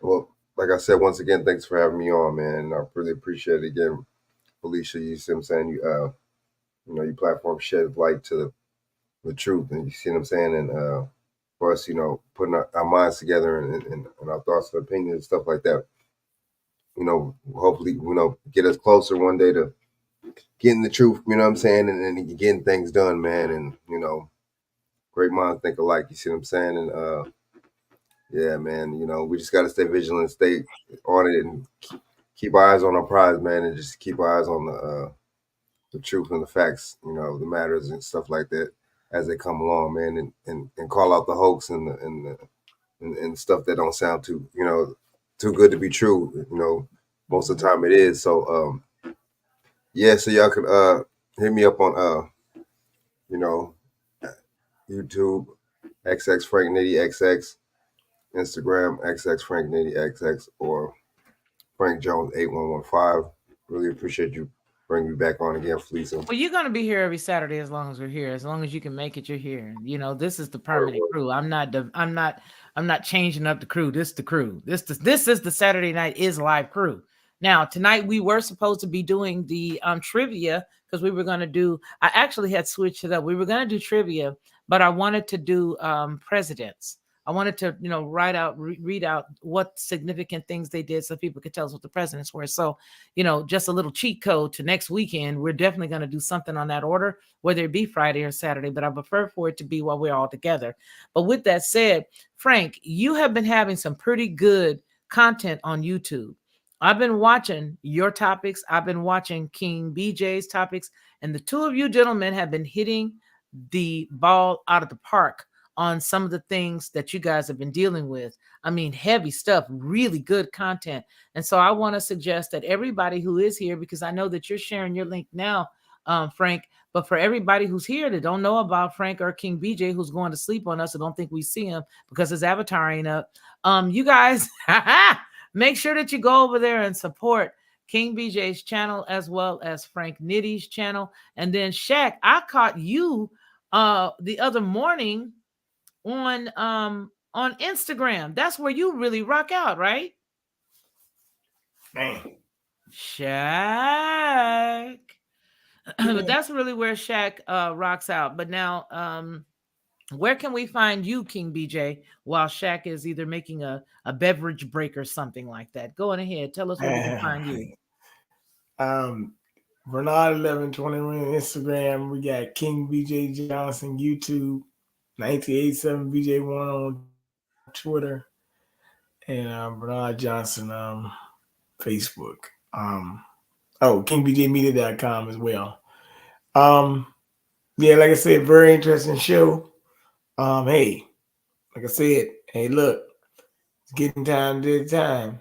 It's called Sink or Swim. Get the life raft ready. I just want to say this is a good show, and like I said, I'll be back as many times as I can. Yep. Well, like I said, you're it. Shaq, you back?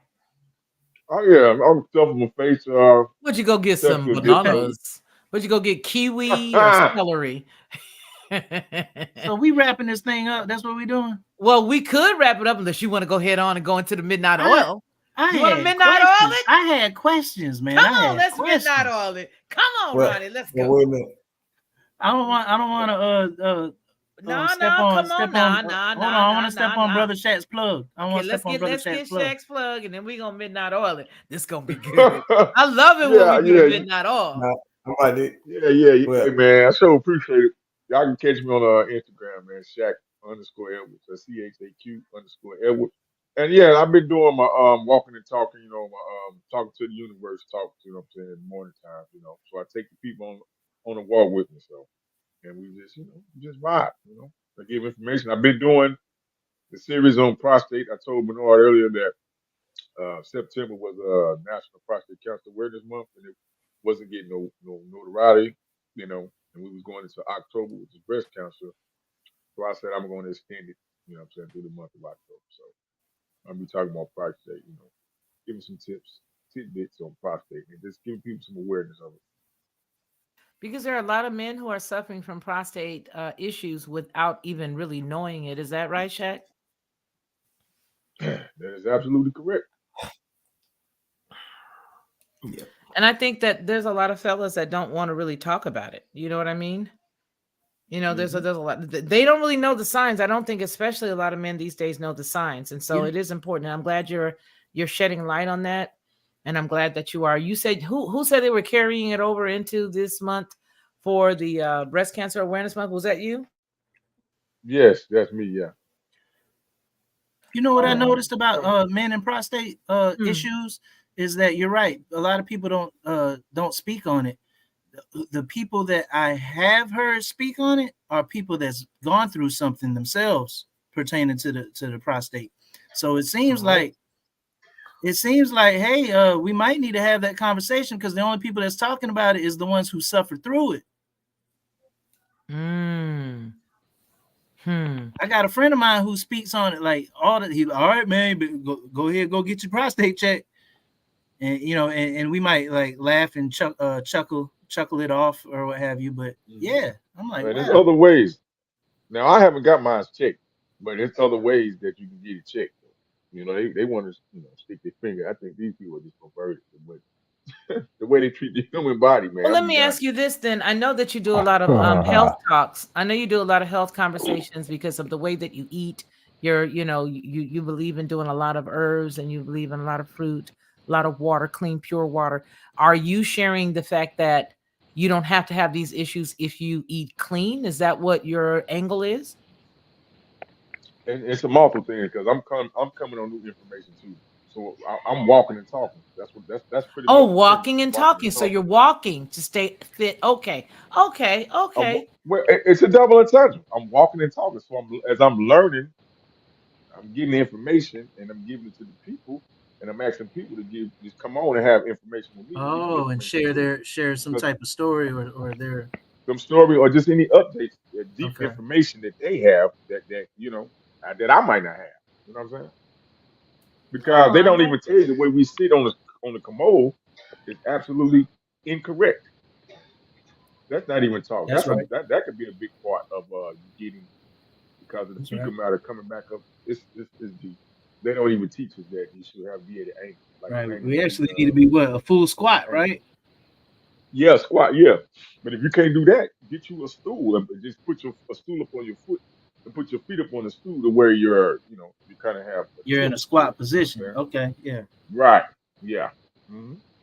Wow, that's interesting. I never heard that one before. Oh yeah. Yeah, Drinking water, you like I know, said, drinking water and walking, like I said, it's going to help the bowel, help you move, help you, you know. but they've contaminated so much. It's just amazing that hmm those of us who don't have these kinds of health issues, it's amazing that we don't. We don't have more health issues than we do And because they everything is being contaminated.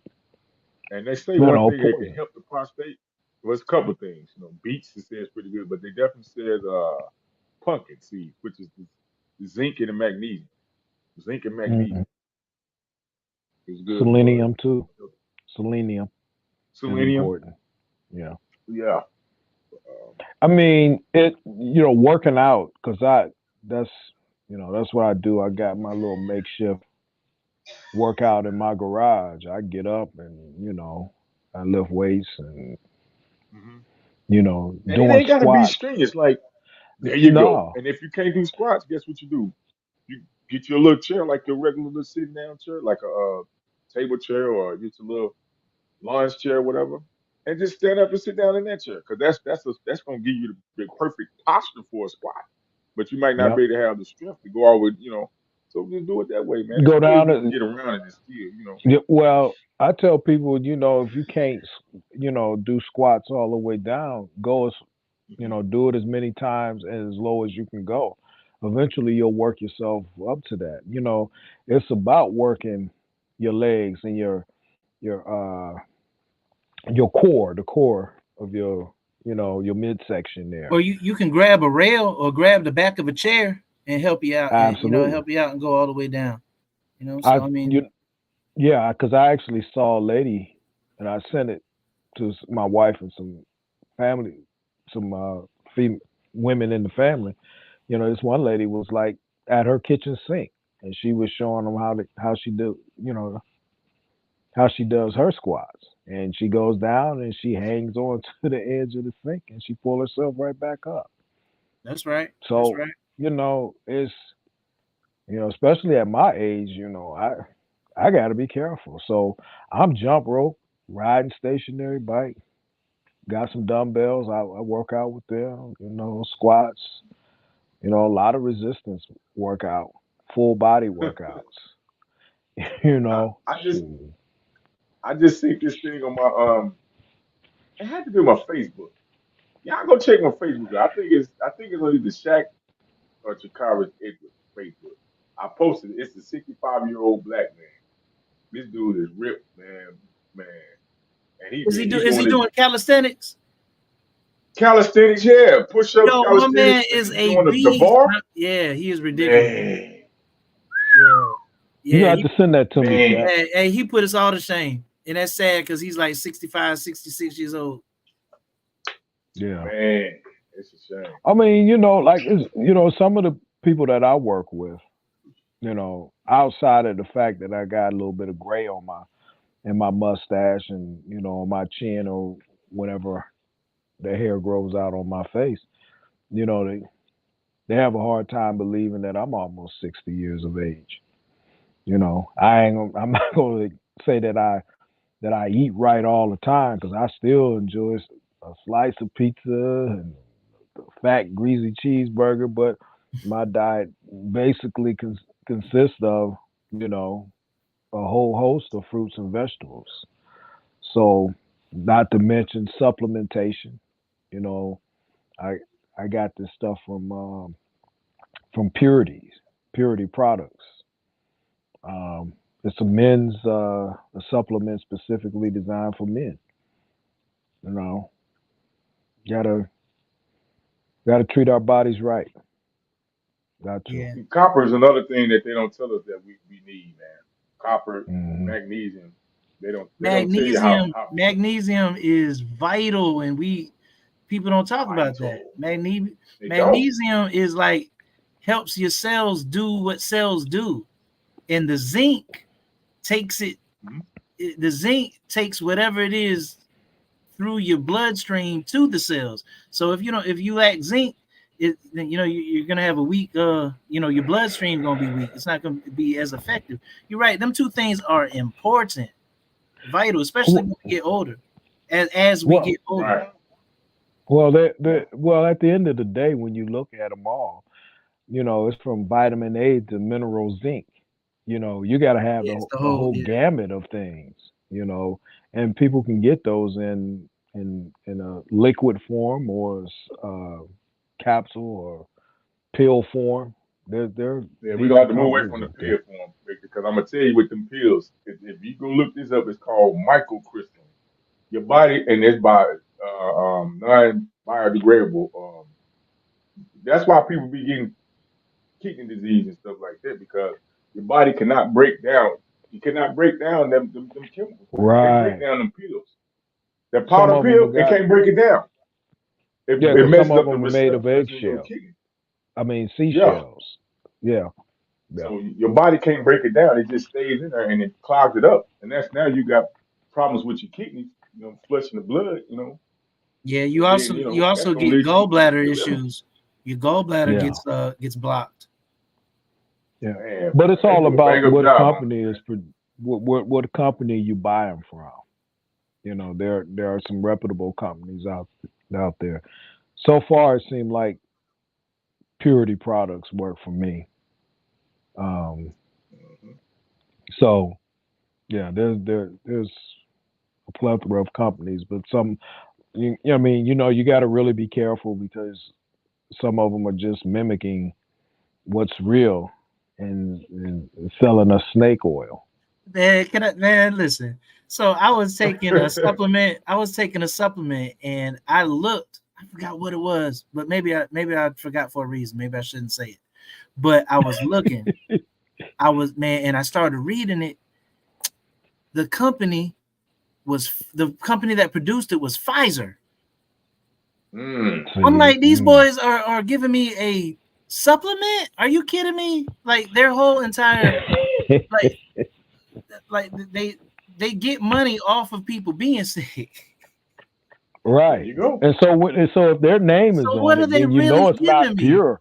It just made me think. I don't know. I'm not gonna say. I'm not gonna say that something was wrong with the ingredients, but it made me second guess it, and I don't take it anymore. Absolutely. I want to say it's like a one a day, like daily vitamin or something like that. It's Pfizer. I had to put that stuff down. Yeah. It's a powder. It's that white powder pill, man. I'm telling you right now, man. It ain't gonna get out your man, and it tears up the line in your stomach. Yeah. Why you think when older people they've been taking prescription drugs, they have messed up with the bowels and the digestive system, the stomach, Yeah, because we need to go it back to tears the these lining of your herbs. stomach up. There you go. Yeah. Things like No doubt. nettle seed is good for a lot of definitely good for the kidneys. They keep telling you that when you got kidney disease, they lie and say, "Oh, it's not reversible." It is, but you got to do the right thing. And nettle seed is one of the you got to if you can get it in a good form, definitely preferable to find a good form of nettle seed and drink the tea. You know what I'm saying? It'll help your kidneys out. That and I'm gonna tell you something else. Baking powder. Yeah, A indigestion couple stuff of like that. indigestion and for cleaning you out. Bowels. You know what I'm Oh saying? And wow. then flushing you. Yeah, flushing you out. Yeah, baking soda, yeah. Oh, baking But soda? yeah, but you gotta yeah, baking soda, yeah. How you But you got? gotta be careful How do because you take you it? can't Take a lot, well, just in water. In the water. but you Like can't a take too teaspoon, much. yeah, you can't take too much because it'll tie the line in your stomach up too. Yeah. So, Or you can suffer maybe from maybe 2 cups a day. alkaloidosis. Yeah, You like can put it in suffer. your water, Mhm. like a 16-ounce bottle of water, or if you got a gallon of water, just do you like maybe 2 tablespoons. I mean, I tell people go look it up and try to get the measurements for yourself. Yeah. We're not doing Right. any medical advice or anything. Nah, Advice, right. I'm just thinking out I loud right now. I'm not a medical doctor. I'm just thinking out loud. right. I actually use baking Yeah, soda to brush my teeth with from time to time, a couple of times a week, that's good. and I And that's use a pulling too. non-fluoride toothpaste. That's right. Man, Yeah. You ever try? and the non-aluminum the deodorant too. Deodorants. Exactly. Right. I got the Exactly. crystals. Yeah. Oh, you use the crystals? See, I perspire too hard for the crystals. Well, the thing is, you got to make sure because I was using it, and I was telling telling the guy, I was like, man, this don't hold me. I said, at work, I get dirty, I'm sweaty. And I said, on top of that, you can smell your underarms and all that. And he says, well, man, you got to take a moment and rub it in. He said, do it at least 20 times, around in a circle underneath your arms. And then once I get enough, I feel like I got enough on, I swing, I hold my arm to my rib cage, and I go back and forth with my arm, make sure I get it everywhere, and then all up under my armpit, and then I fan dry it, make sure it's dry before I put on the shirt. So yeah, it definitely works, man. You just gotta, put enough of it on. Yeah, Frank Nitty hit it on the head with the anti-aluminum. Like you got to get off the aluminum. I did it about a year and a half ago, and I struggled trying to find something because I perspire a lot. But listen, as soon as I stopped, I started breaking out under my man. I've never broken out under my underarms. I broke out under my underarms when I stopped using aluminum. Something terrible, and that was all the toxins coming out because there you go. The aluminum was blocking all the toxins from coming out. In my perspiration. Yeah, but I found something that works for me. It's a concoction though. It's got arrowroot powder in it, got beeswax, shea butter, almond oil, some baking soda, and some tea tree oil.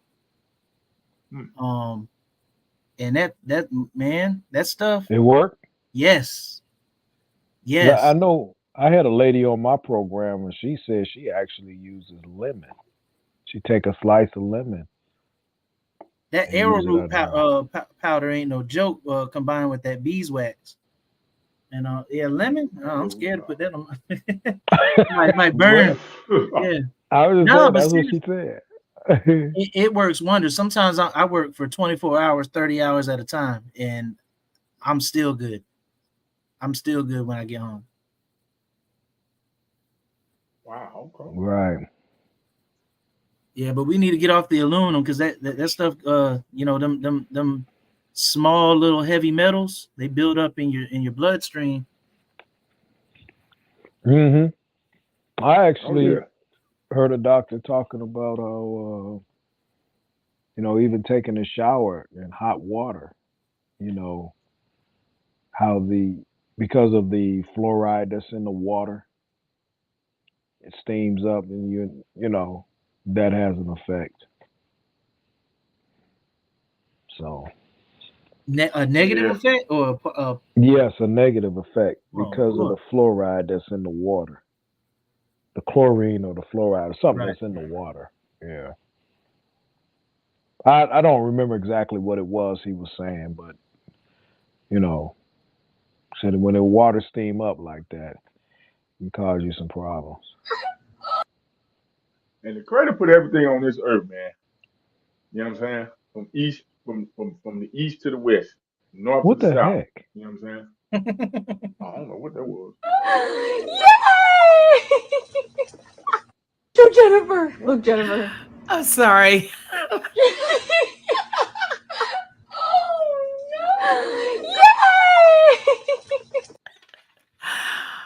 Whoo, I love dog tricks, and I just wanted to show you guys this one. Oh, those are dogs. They're two little dogs that they dressed up in panda suits. Panda, right. Panda. Okay, go ahead, finish, you guys. I'm sorry. No, Shaq was saying, y'all put the Creator put stuff on this earth from the east to the west. Yeah, in the north and south. Yeah, and I was gonna bring up the pulling. You know what I'm saying, like with the 100% coconut oil. You know what I'm saying? I think cold pressed coconut oil. It is antibacterial. There you go. There you go. So it's here. We just gotta seek it out, man. You know what I'm saying, and be faithful and walking in it. You know what I'm saying? It's difficult, man, because the convenience of all this. Because we're in Rome. Shopping in the supermarket.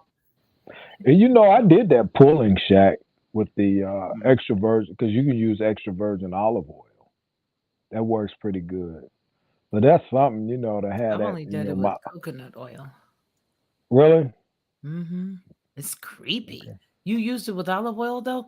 Is it still as creepy as it is with coconut oil? It probably is. I've never used the coconut oil, but just to have your mouth full of that oil and just, you know, swishing it around and yeah, it's Hey, It if was y'all creepy. go catch one of my last Instagram lives, my silly butt had the thing on camera on instead of turning the camera on. I was in there switching around.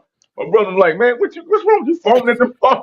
No, man, I was doing my pulling, man. I forgot to turn my camera around and turn it off. And I'm just on there just squishing away while Do walking. you brush first or you do the pulling after? How do you do the pulling before or after you brush? Well, Or do well, you I do do the the pulling first. pulling in lieu of brushing? Oh, okay, okay. Okay, Yeah, I just cool. do the pulling first, and then I come back and brush and try to floss and stuff like that. But yeah, You said because pulling. What is pulling? What is the pulling? What's that mean? it's something that it's just like it, they use You swish it like around in your mouth yeah, you swish it around in your mouth like for a certain mouthwash. amount of time. Are you Yeah. talking about I think it's like 15 minutes, isn't it? It's like to 15 minutes. You coconut use oil? anywhere 5 you to 10 Yeah, use the minutes. coconut coconut oil. oil. Coconut oil. Yeah, Brother Victor said olive oil, extra virgin Yeah, olive extra oil. What does that virgin do? olive oil Was too. it supposed to tighten up the enamel or something? What does that do? Nah, it's supposed to It pull pulls the toxins back. Yeah, out of your system.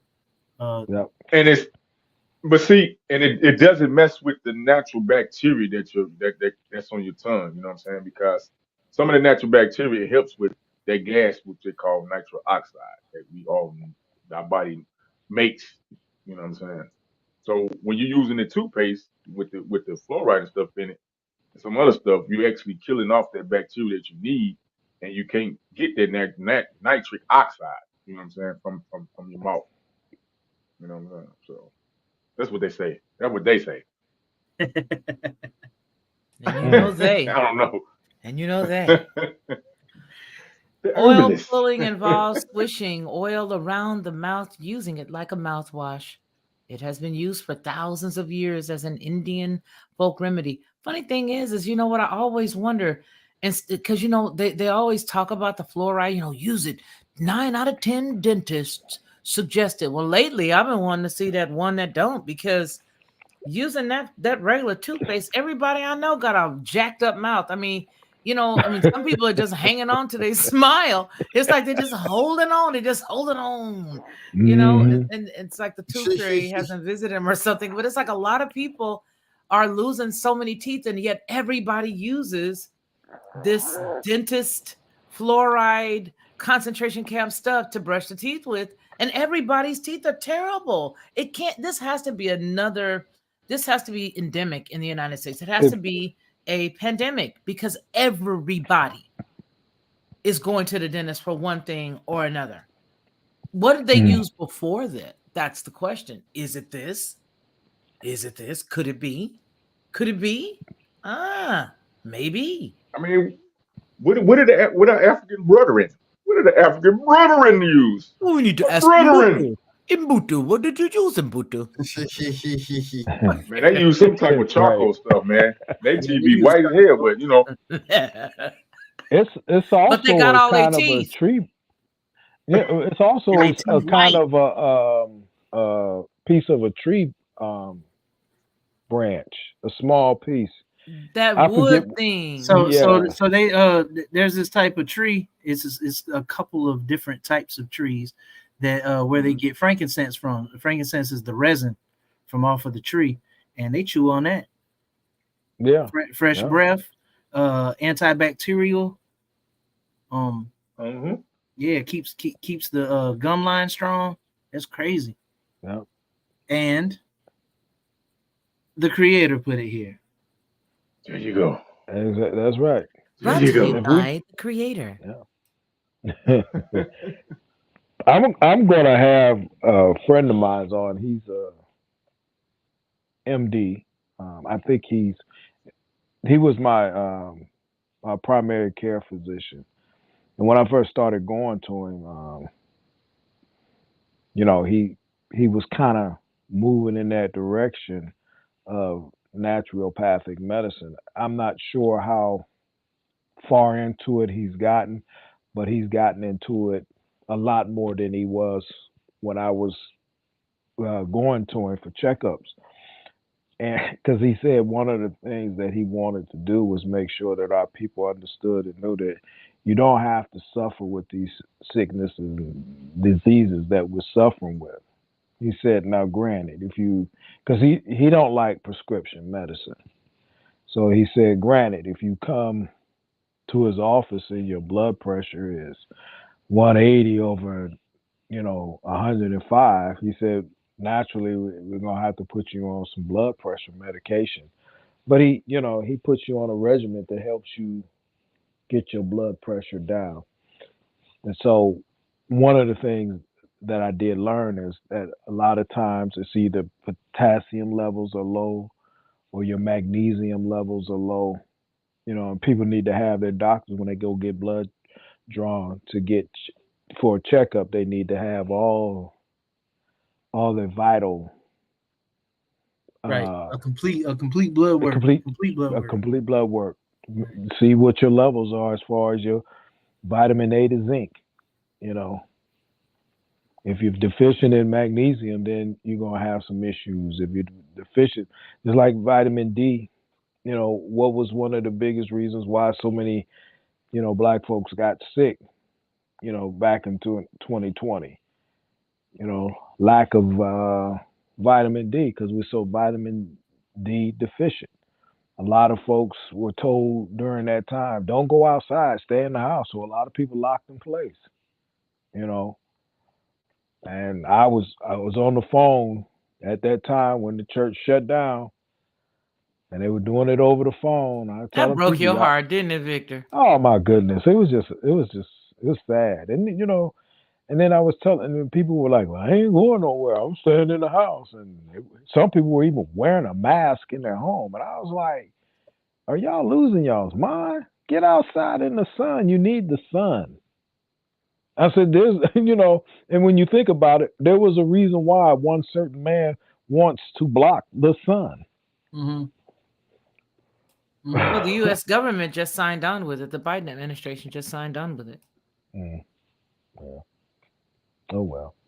Drops Family Garden says, I know this stuff, man. I know this stuff. No, vitamin D and magnesium and vitamin C too. No, he didn't say I know all this stuff, man. He said, what is this, a Centrum commercial? That was snakes and doggies.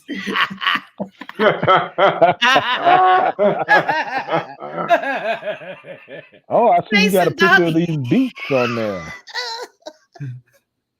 I see you got a picture of some beets on there. Oh, that's my favorite. Beets and turnips. Oh my goodness, I could just eat them like that. I could chop them like that. Well, how you fix them? I chop them like that and I eat them. Or I cook them in a little bit of olive oil, just to get the olive oil and the garlic on them. Put some garlic and olive oil, just enough to heat them, not even to take I just like to feel the crunch. I love them. Oh my goodness, I love them. I put them in my salad, or I use them in a smoothie. Man, I've been tearing up turnips lately. I mean, jacking them up. I put them in cabbage. I put cabbage and onions and carrots and all of this stuff, and a sweet potato together, and I just sauteed it together. And oh my goodness, it was off the charts. It was just off the charts with garlic. Oh my god. Oh my goodness. Oh my goodness. Oh my goodness. It was so good. So beets are highly nutritious and loaded with health-promoting properties. They support the health of your brain, heart, digestive system, and a great addition to a balanced diet. Boost athletic performance and help alleviate inflammation. And possibly slow the growth of cancer cells. Possibly. They always have to throw that in there. They had to say it possibly. Possibly. I know all and it promotes what? He said vitamin D, magnesium, aka nitric oxide. Huh? I said help the blood flow, aka nitric oxide. There you go. Oh, you know what? Well, you need to get on that. You know what? Niacin. Oh man. I took some niacin one time because they said niacin was good for you and that you needed niacin and something else. and I forgot what I was trying to, but I took the niacin and something else, and all of a sudden, I'm sitting there and my body feels like tingly, like itchy, heat, like the worst itchy. Yeah, itchy. It felt like the absolute worst private summer that a woman could ever have. I was like, why would anybody want this? This can't be good for us. Yeah, because having private summer. And so, it's like a hot flash. You're like screaming, get out of the house. Everybody save yourself. Get out of here, all of yous. I'm having a hot flash. Get out. My grandkids again. Like, get out, grandmother. Get away from grandmother. But I'm telling you, that stuff was horrifying. And they said it was good for me. So I went and I bought some and I took it. And I was like, oh, yikes. I learned later that it was because your blood vessels open up so fast that the veins open so fast, the blood is like fast rushing through there. And I just couldn't get it. It was awful. So now look, I want to read some more of what Drops Family Garden said. I'm going to start up here. Beetroot juice. I know all this stuff, man. Vitamin D and magnesium and Vit C too. Oh, let's black the sky so we can get rid of the brothers. LOL. Smiley face. What? Wait. I'm also part black. Epsom salt is good for you for magnesium. Yeah, a good Epsom salt bath. Oh, you do? And here comes. No, I haven't done that yet. But you haven't? I love Epsom salt baths. I love them. I'll get the one with the lavender in it. You can get it by, I forgot, Dr. somebody, not Dr. Bronner's. It's another one. That'll pull toxins out of your whole body too. You see. I'm going to do that pulling thing before I go to bed tonight to see what happens before I brush my teeth. Because it just makes my mouth I was like, oh my God, what is this? This is a terrible experience. Well, this can't be normal.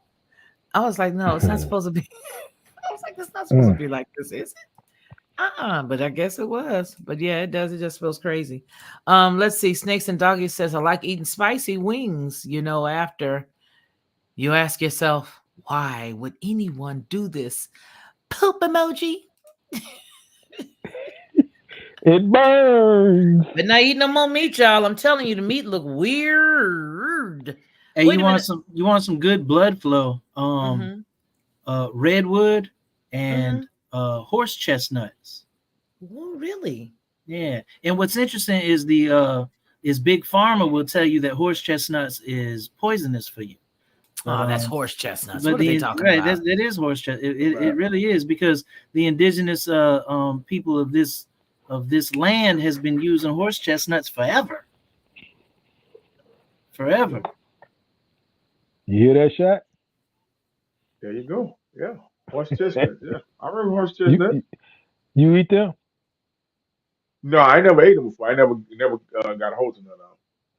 But it's like you said with anything. I didn't know they were called horse chestnuts. I've eaten these. Roasting. You pull them up. Let me see what they look like. I've heard of all the horse chestnuts. Okay, yeah. Oh, that's them when their shells are looking. Yeah, and some redwood and some redwood, man. Blood flowing. Now, where do you get redwood? What is redwood? I heard of it. Redwood is literally redwood. But okay, pull it up real quick. Pull it up. Okay. I take it as a supplement, me personally. Yeah, because I see the commercial with the white dude that's talking about the redwood, the supplement he got, but what it does is whatever you're taking, it allows your bloodstream to take it there more quickly and more effectively, and your cells absorb more of it. Yeah, well, yeah, we're not going to be a sponsor for these people or anything, but I mean, not redwood the product, but redwood the ingredient. Well, I think they pretty much cornered the market, because this one's called Testro X and Redwood Bundle Blood Flow. That's it, Testro X guy. Blood flow, testosterone support. Alrighty then. I was trying to find a segue. Okay, y'all got to go. Okay. You was trying to find. I was trying to find a segue so I could talk about. I told you I had questions.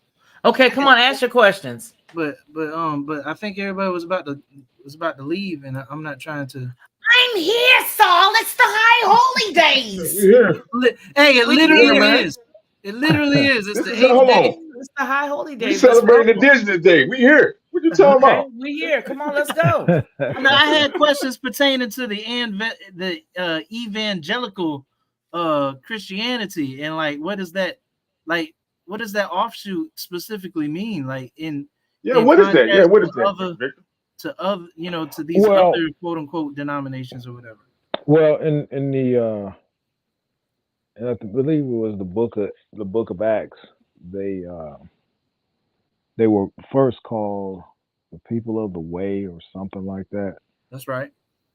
And then after, I don't remember exactly when it was, but it wasn't too much longer after that they began to call themselves Christians, and that was just simply because of the name of Christ. Oh, okay. So I guess what I was that's what I understand it to be.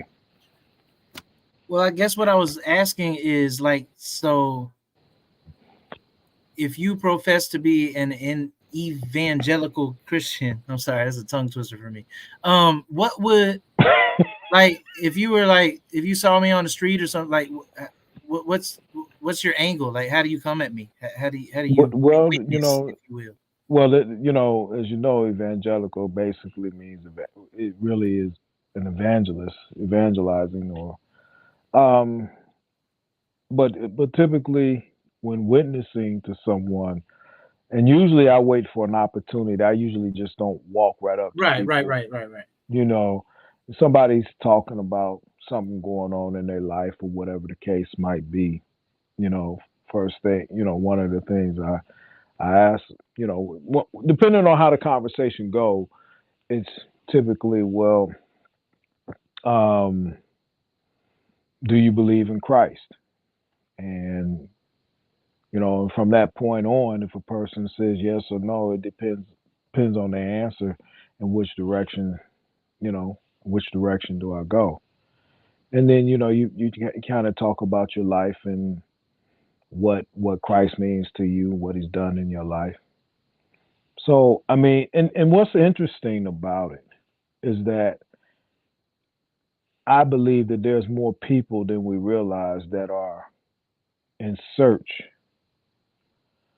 that are looking for something greater, something more, more divine, something more spiritual that equates to eternal life, everlasting. And I believe that in every human being there is this urge to be connected to the Most High.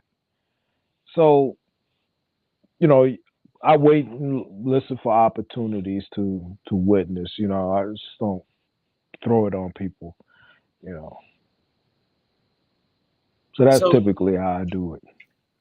And the reason I was asking, because like I said, I was trying to find a segue. This is a terrible segue, but as far as referencing, because earlier we were speaking on Christianity being mothered, if you will, by the being birthed, if you will, by the Roman Catholic Church. Okay, let me change that. Being standardized. So in other words, what you're saying is Christianity was there, but the Catholic Church came along and did whatever they did to standardize it. That's exactly what they did. Okay. Yes, that is what I'm saying. I can it definitely was that. around. It definitely was around in some type of shape or form. But as we know it and how it's progressed and morphed along the way, it stems from the standardization of the state religion that Rome implemented, and they were the world power at the time. And that's why they can make that claim that they're the largest Christian organization. And I got a question. when we look at, hold on a second, Shaq. So when we look at most pastors and their congregations, there are those who stick strictly to the word, because a lot of what Catholicism have taught their people, as I understand it, I've been in a Catholic church a couple of times for, I think, a wedding and a couple of funerals and stuff like that. And I see a lot of the things that they use to help enhance their worship and all of that. That's like idolatry all over the place. And you go in these places, you don't feel comfortable. I certainly didn't. Um, but there are practices that go on within the Catholic Church that just doesn't line up with what I read to be true in the Bible. And that's why I push back against the idea that they're the largest Christian organization. They can confess to be that, but as we just stated here, the Christian faith has been around before the Catholic Church came into being. And like you said, they basically changed the standard and set a new standard. And that's what a lot of these churches are going by. I can agree with you on that. But so much of it is wrong. So, Christ is not a Hebrew. Are you a Hebrew, Victor? Am I Hebrew? I'm not sure if I'm a Hebrew or not. As man, Was because Christ a we've Hebrew? had these, well, certainly. Christ is a Hebrew. Certainly, yeah. That's interesting. Well, What are you saying? What are you getting at? yeah, that's what I'm trying to figure out. What you getting at, Shaq? I mean, you listen to a lot of people, man, so I want to know what you discovered. Tell us what you discovered. And then I'm going to have to get off because I just said that was interesting. Okay. You said it for a reason, though. Can I hypothesize as to why Shaq said that? Go ahead. Okay. So yeah, he's a Hebrew. He was specifically Yehuda, of the tribe of Judah. And Christians profess to be quote unquote Christ-like. We're supposed to be his body. And so if he was a practicing specific type of individual, we should be walking like him, talking like him, breathing like him, looking like him. I don't know if that's what you meant, Shaq, but that's what I took and ran with.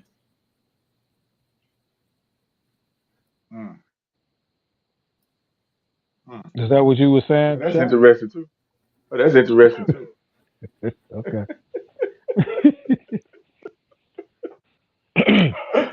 I mean, if we profess to be, hold on. So y'all believe in the Virgin Mary and all that too? I do. Yeah. I say you believe in the Virgin Mary? Absolutely. Wow. Okay. Damn. Do you, does this form? No. I'm sorry, Ronnie. Go ahead. No, my bad. Go ahead. I was going to say, but I don't deify her. Right, but you believe in the Immaculate Conception, like that thing that virgin birth, that miraculous virgin birth took place. Well, that's what Catholics call it. I didn't see it nowhere in Scripture where they call it the Immaculate. So hold on. So you tell me a man gets stick a penis in a vagina and we get the birth of a. But see, Shaq, this is where we separate the natural, the spiritual from the natural. God, man, oh my God. All right. My God, what? Because see, if that's all that was true, then that should be happening to this day. Then it ain't happening. So you know what I'm saying? Well, no, not that same stuff. We would still be the same people, have that same spiritual power. Not do the same spiritual things. Well, we grew on. You can't be Christ-like, and you can't do the same things that taking place when they written this stuff. Come on, man. That's why I get off the train now. If you're gonna be Christ-like, be Christ-like. That's what I'm saying. If not, then hey, but what does it mean to be Christ-like? You know, what you do tell me. what do you take? What it means to be Christ-like? Well, that doesn't mean you're gonna have an immaculate, what they call it, immaculate, or because Okay, so why they put it in there then? Because it's what happened. Man. That's another theory, right? You call it what you want. You don't. That's why I say you don't have to believe nothing I say. You don't have to believe what I believe. You know, and just we like do I know in the don't have word to believe believe what is you lie believe. and be lie. You be lie. When you believe, you be lie. So you believe the lie. You're making up all kind of words now. You. You reach it. He's a reach, man. You reach. Well, hold on. I'm reaching, but you believe in immaculate conception? That's a reach? Yeah, that's a reach. Well, Really? for you, maybe it is. I mean, check. No. Hey, That's a you have a reach. right to believe. Okay. That's what you believe. Or you be live, right? Yeah, right? Okay. Yeah. I mean, you told me you used to go to church. Why did you stop going? You said, why did I stop Because going? weren't you under a woman pastor? Ooh. Mm-hmm. Why you want to do that? Yep. Now we throwing jabs. No. It's not throwing jabs, because isn't that one of the issues that you had, Shaq? No, that wasn't the issue. Just that she was a female pastor, because I don't believe in that sexism BS, and that's what I'm saying. That's what the Christianity do. It takes the woman out, and it's to me it's boy love. No, it doesn't take. It doesn't it's a boy take the love woman religion. out. It's a boy love religion because it takes the female out. They do. It does They don't. not take the woman Where out. does it champion the It female doesn't take outside the of marriage? woman out. It doesn't. Everything in there they talk badly about the female. It ain't got nothing in there about the female that's championing the female. It shits on Eve, it shits on Mary, it shits on almost females, and Elizabeth, all of them. Yes, it does. It does. Right. But by the same token, Shaq, it's the same reason why throughout human history men have always been leaders of nations. Because of the differences in our nature. That's not absolutely true. Because of our nature. Because of our nature. That is not absolutely true. See? And a man and a woman's nature is so much different. Men definitely were warriors, but from my information, that I could be wrong, and maybe this is my belief coming in. Mm-hmm. But Indian nations, the female was the hierarchy. But I mean, I could be wrong. She was the chieftain. But the men were the warriors. They did hunt and protect and provide. You know what I'm saying? Protect the land. And you even see that in the animal kingdom. There's something unique about us as men, right? I mean, don't get me wrong. There's something unique about the women too. But this is why, we have these conversations about male-female relationships. Your boy Kevin Samuels always talk about women submitting. Fit. Yeah, but Kevin Samuels, cooperative. When I started to realize he makes certain sense on certain things. When I started to realize when he talking about this my elite point, group so he represented the elite group though. So once I started to realize some of his stuff was on point for us when the women the mentality of men and women, how we operate. But my point is, the woman will always look to the man. And most women, and it's by nature, and those that don't look for a man that would lead them are really in denial themselves. But it's in a woman's nature. Why do you think so many of our sisters today who are not married want to be married? They want to be married. No, they don't. I say they don't, because if they did, they would do it. They don't do the necessary things. How? Well, how could they be? How could they get married? Letting the man lead. Letting the man lead. Being combative, being cooperative. That's the simplest things you can do for a man is be combative. non-combative, and cooperative. I ain't say be a slave, cooperative. No. I'm not talking Part of about protection is you slavery. got to listen to the wise words. If I'm a man and I'm just my woman, I'm telling her, I say, hey, look here. Hey, don't be going down there to that gas station down there because there's a bunch of knucklehead cats down there, man. They be on, you know what I'm saying, some crazy shit. And she decided to continue to still go down there. And then she, you know what I'm saying, she get violated. Now, you know what I'm saying? Now I got to go Hmm. down there and air the block out. You see what I'm saying?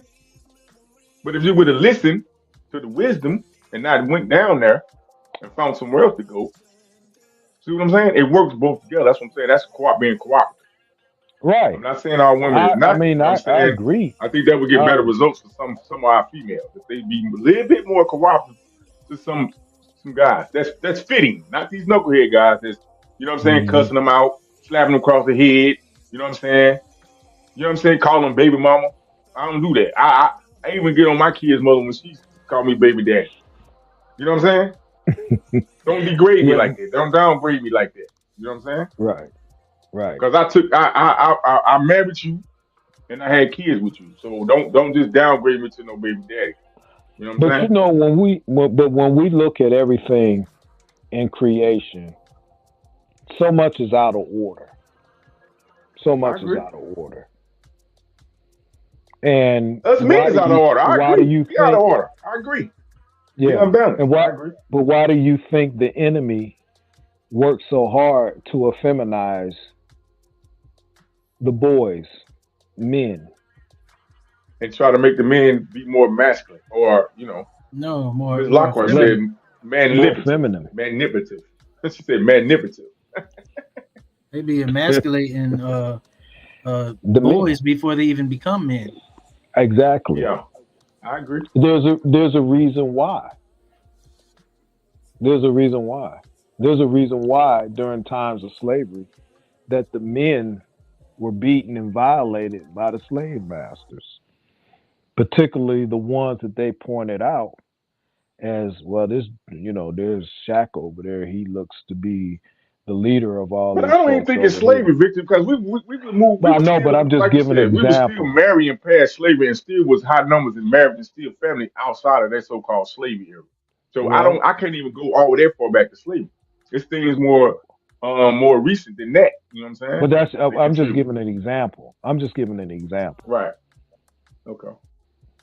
So yeah, I mean, you're exactly right. I mean, everything is out of order. So when we look at the structure of the leadership within a church, this is why you have men in these positions, because basically our nature is to lead.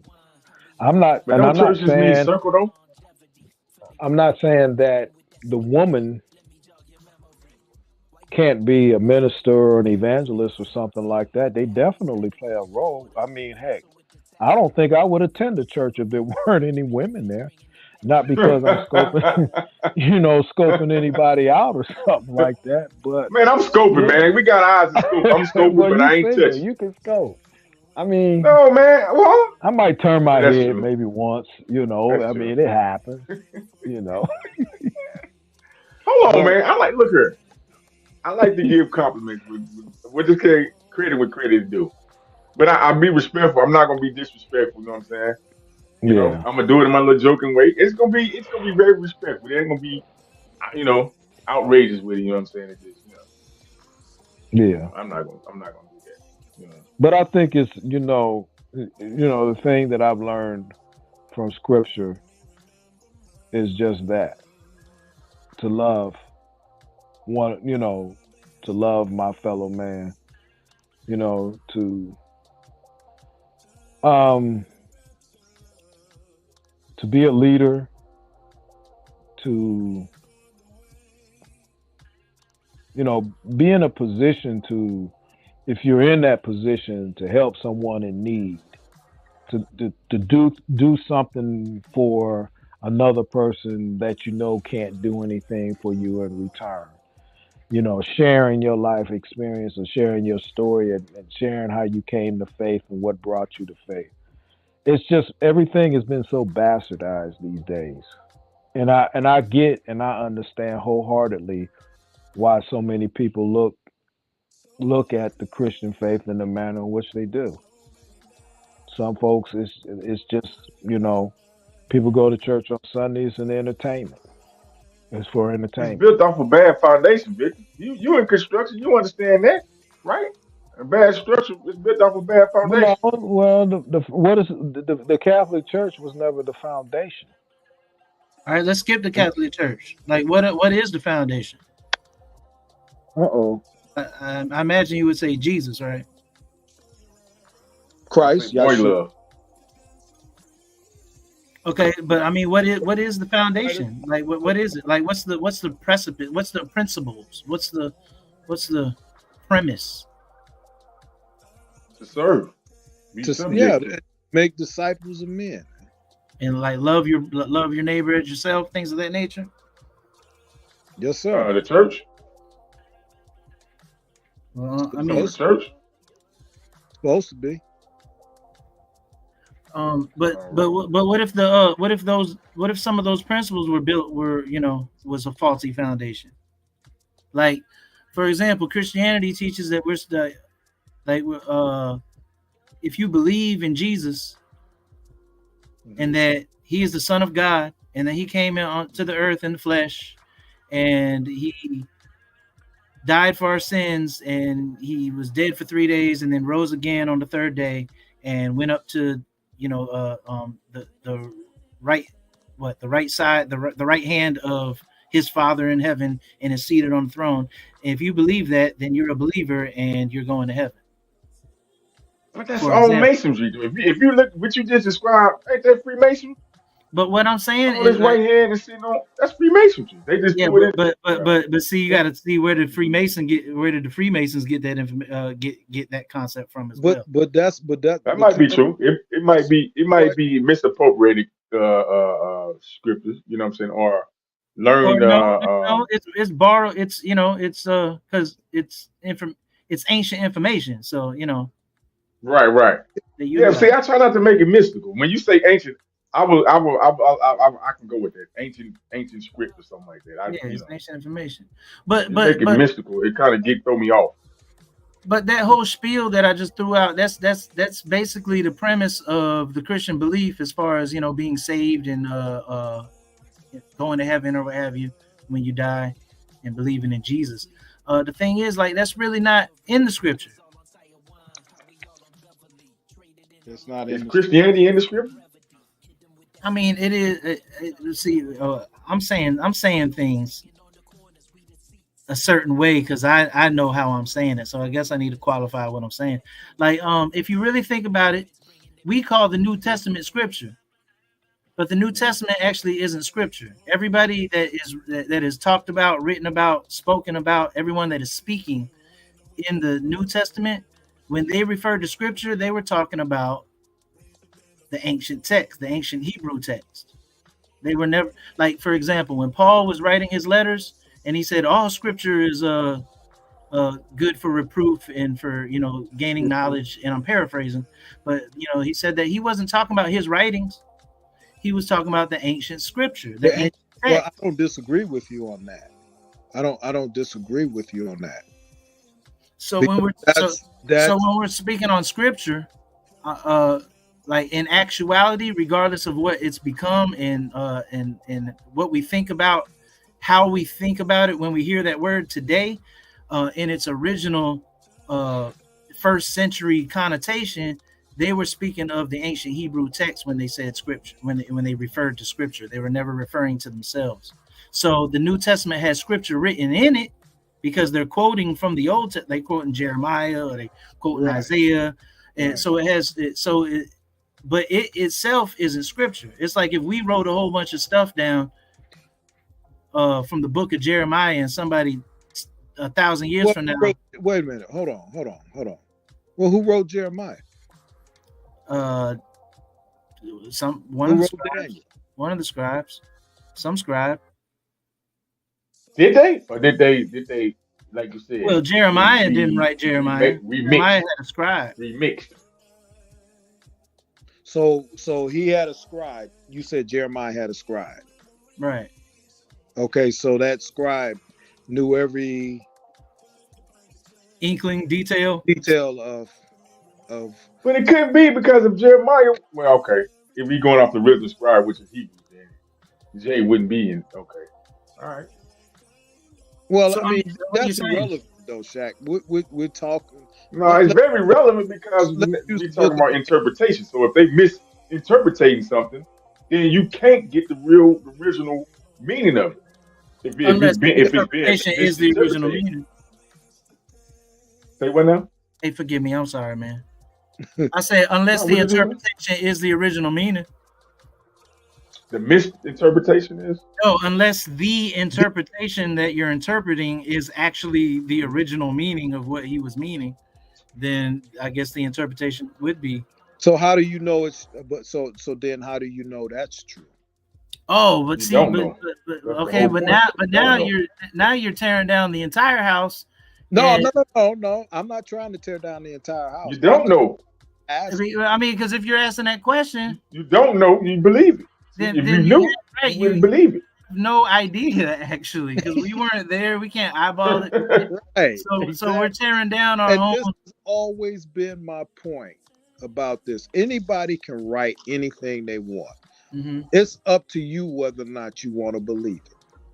So at the end of the day, well, it's almost the end of the night. Mm-hmm. You know, this everybody,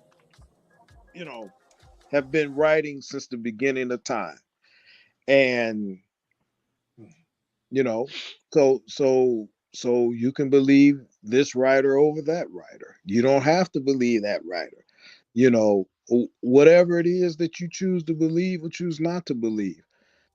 I don't hold you, and and it's not my position or my stance to try to convince you otherwise of what it is that I believe. I state my case, and you challenge it, and those are good challenges.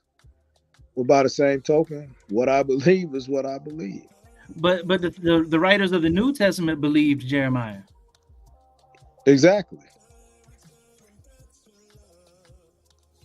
And then all I'm saying, it's time for who's gonna be the new writers? You could be one, but the fact I think I am gonna be one. This is why I say you can't have one without the other. If we talk, just like they talk about, King James. All he did was basically put up the money for the translation and put his name. And why do you think that was? If he was a so-called, was he a Hebrew? What was he? I don't know King what James. it was, but the fact of the matter is, we know. Why would he want to interpret it into another language? What was that purpose for? What you think it is? King James was Scottish. Was he Scottish? Scott. So he was a Scot. So he was a Negro. He was a Negro peen. in modern terminology. He's a black European. I mean, you can debate that case. I mean, but everything. Debatable. Yeah, because I mean, did you see him? I didn't see. It's all hearsay, man. We boil down to it. I mean, all I'm saying. But there's got to be something to it, though. Oh yeah. Yes, absolutely. When we look at the heavens and the earth, this stuff didn't just pop up by itself. When we look at how we have been formed, every cell, every organ system in our bodies was put together, and it was, everything is working in unison together. How is it that we can, survive eating plants? The minerals in the earth. Who put all that stuff there? Right. There's a lot to it. So, well, see, I want to say something about what you just said. You say you can't have one without the other. I disagree with that. You can definitely have the New Testament without. Pardon me. Excuse me. Let me say that again. You can definitely have the quote unquote Old Testament without the quote unquote New Testament, but you absolutely the New Testament cannot stand without the quote unquote Well, yeah, to that extent, you're exactly right. But why I say that is because Christ was the one that connected the two together. You had the Gospels. You know, the question is it Old Testament or New Testament? A lot of people ask those questions. But at the end of the day, according to the scriptures and the Gospels, he said he was going to open his church. The Gospels were See, written. the thing is that he didn't say he would open his church. Well, if anything, I mean, I'm using building. semantics. I'm using semantics, but what I'm saying is we're supposed to comb this thing over with a fine-tooth comb. We're supposed to be able to dissect it. Hold on, is church is even in the Bible? Church is not in the Bible. What he said is that and he didn't specifically say this either, but I understand what you're saying, and I'll just paraphrase it along with you. He said that he'll open up his assembly, and you think I'm nitpicking, but there's definitely a difference. There is no church in Scripture. If anything, it's comes from the Hebrew ecclesia, but ecclesia is not in any way etymologically related to the word church. Like these are two different words. Isn't that a root word is that from Greek or is that from Spanish or from? No, it's from the Greek. It's from the Greek, and Greek, not Hebrew. Okay. It means to read, to speak, to church, proclaim. And church in that Dutch. I thought that meant like circle or something in Dutch or some shit, German or something. It means Kirk. It means the word there is Kirk. And actually, this fellow right here put it in there. This fellow that we're looking at on the screen, he changed every word, and this is why they burnt Tisdale at the stake. They burnt Tisdale at the stake. Tisdale is the one who translated the Hebrew Bible originally, and he never used the word church. He used the word assembly, because that's the proper word, and it's from the kahal in the Hebrew. The church is actually the Church of England. That's his church right here. And I'm not this big, the Bible is all fake and King James is the culprit kind of guy. Like I'm just speaking on the historicity of it and the specific words, because we are supposed to rightly divide the word of truth, so we can show ourselves, qualified workmen and be approved to Elohim. Okay, but once again, it goes back. You're saying that, and I'm not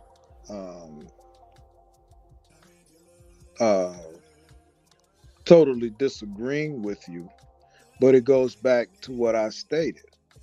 People write stuff all the time, and a lot of this is based upon what you believe is is based upon what you choose to believe that's written by those who favor the position that you hold. So I never heard that before, that the word church was out of place in Scripture. That word church is never used in Scripture. You have a version of it in the Old Testament. No, absolutely not in the Old Testament. But you got temple, tabernacle in there. Yeah, that's kahal, and exactly, and that's sakuwath or booth, tabernacle. But no, in I misspoke when I said the Scripture. I mean the New Testament. It's nowhere in the New Testament at all. That word is replaced. That's a replacement word for the word assembly or the word ecclesia. And there's a derivative of that word, kariakon or kariakos, which means the Lord's property, something like that. But there's no word church anywhere in the Greek. Matter of fact, church isn't even a Greek word. Church is don't quote me, Nordic word, Celtic word. Well, you can't even go break the word Lord down. Lord is a title, not? Is that not a title? Yeah, Lord's a title. Yeah, it's a title. Baal in the Hebrew, or Adonai in the Hebrew. Adonai, yeah. Or Adon, pardon me. Adonai would be my Lord. But yeah, the word church is oh man, look it up. It's a Celtic word. It's Norse. It comes from the Norse, and that word didn't even come into existence German. until the 1400s. That's why I said German, right? Yeah. Oh, here it is. Dutch. Germanic. It's Deutsch. Germanic. It's I'm all pulling up Germanic. the Deutsch. etymology. It's all Is Germanic. that one that Germanic European languages? One of Germanic European Indo-European languages? It's absolutely Indo-European. Yeah. Yeah, there it is. And then Greek isn't even an Indo-European language.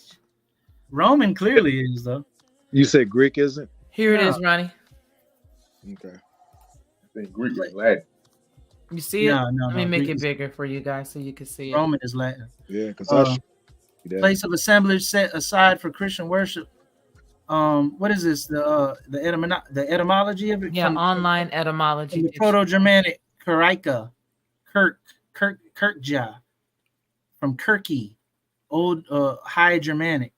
This is a Norse word. Frisian. That's Dutch, Middle Dutch. Anglo-Saxons, the Old Saxon. And it derives in the second paragraph. This is probably, you see, they don't even know where it came from. They're just assuming.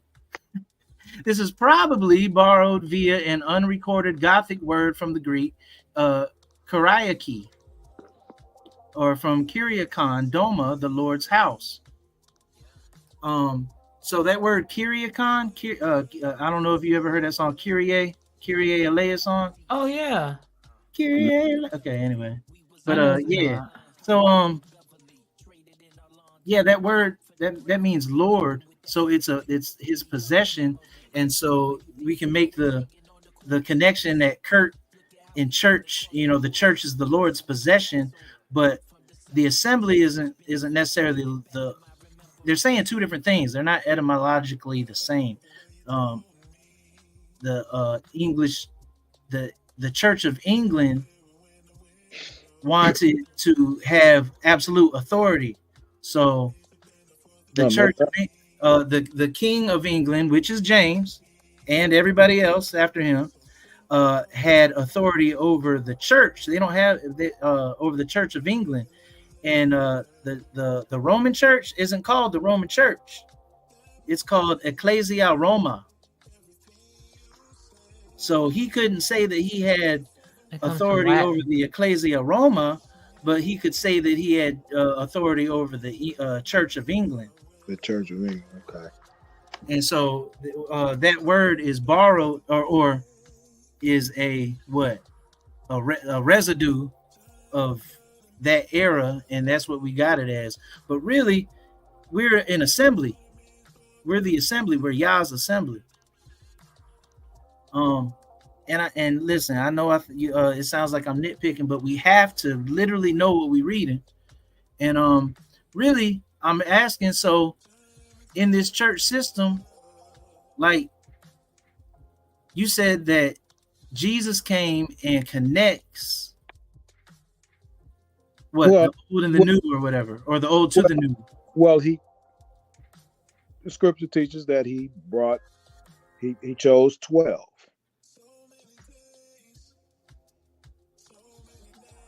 Scripture teaches he chose 12 because the nation of Israel, the Hebrews, the Jews, whatever you want to call them, rejected their Messiah.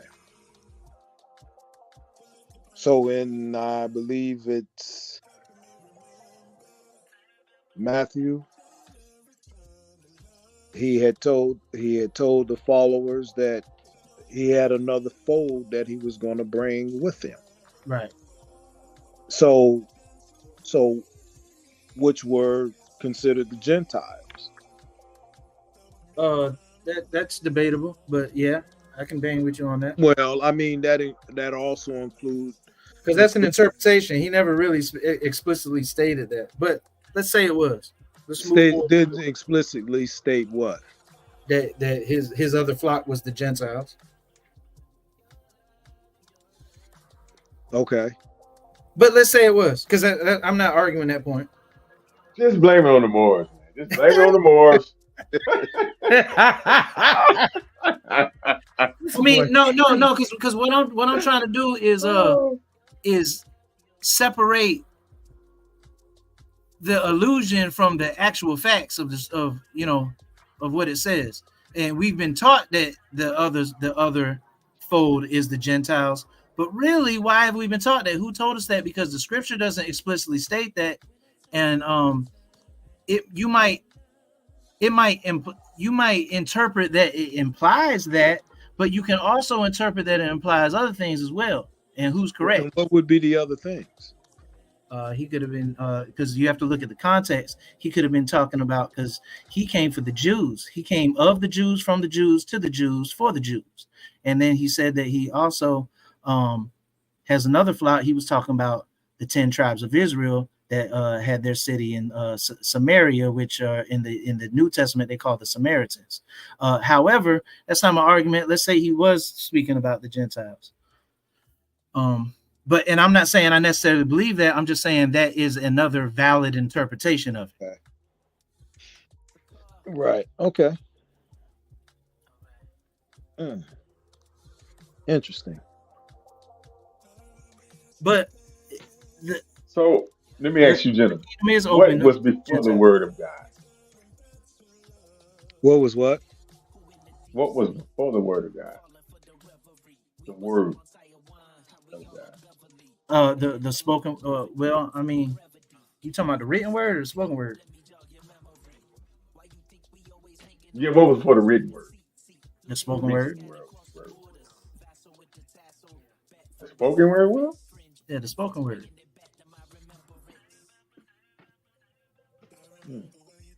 That is interesting.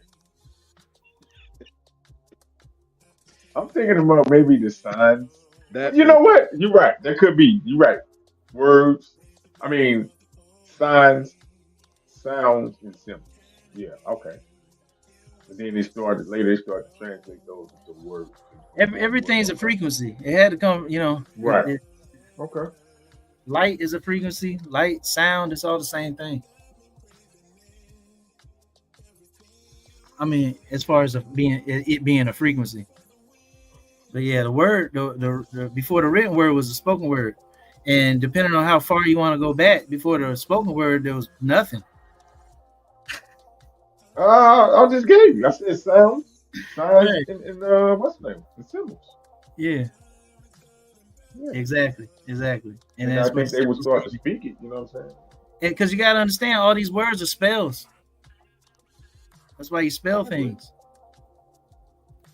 That's why they say you spell it and you put it in a binder, and you bind spells together, and you write them because they're ritual. They're rituals. You're writing them, and you read passages. They're rites of passages.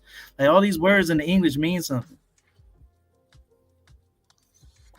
Okay, that's a great question. You got me down that road. So in English they mean something, but obviously those same words in English they mean don't mean the same in other languages. Two different meanings, right? Would be two different meanings. It might not necessarily be two different meanings, but it might not hold the same weight.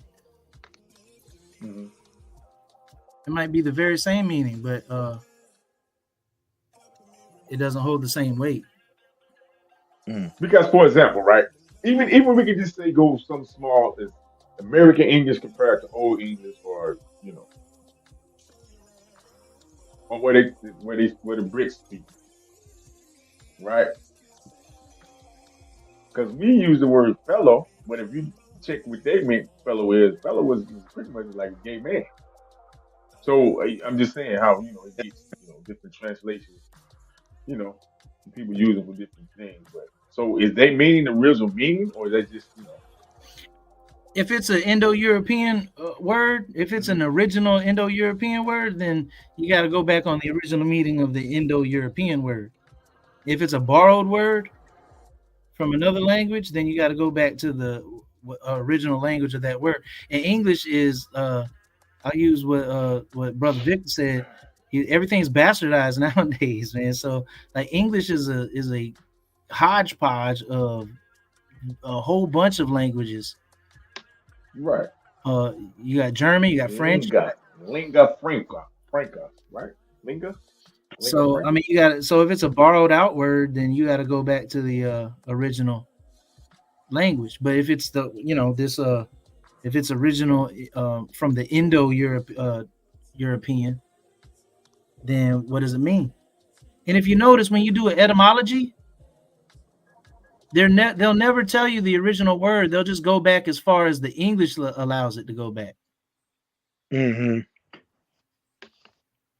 And then if it goes back farther or further, they'll say, "Oh, we don't really know. We think that it might mean this, or it possibly could mean that."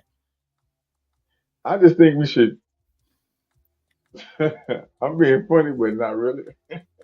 I just think we should not go back to not reading and speaking anymore. Shit. And speak. I think because I think man is trying to outsmart the creator. I'm serious. It's a gift and a curse when you think about it, because now you're seeking too much knowledge and we trying to define the creator. It's just your brain is gonna blow up. But look though, your brain is gonna blow up.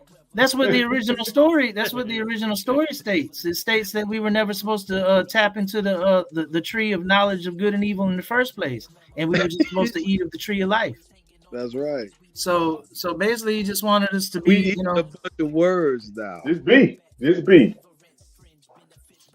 So basically, we eating a bunch of words. Yeah, I'm like that. Our brain's gonna blow up. Oh man, in the next 20 years. Man, well, it takes somebody a lot smarter than me to figure it all out and explain. So let me ask you a question. So with Jesus connecting the old and the new together, did he come and fulfill the law so we don't have to do the law as it is today, as far as what an evangelical Christian would tell you? Well, the fulfillment, he fulfilled the law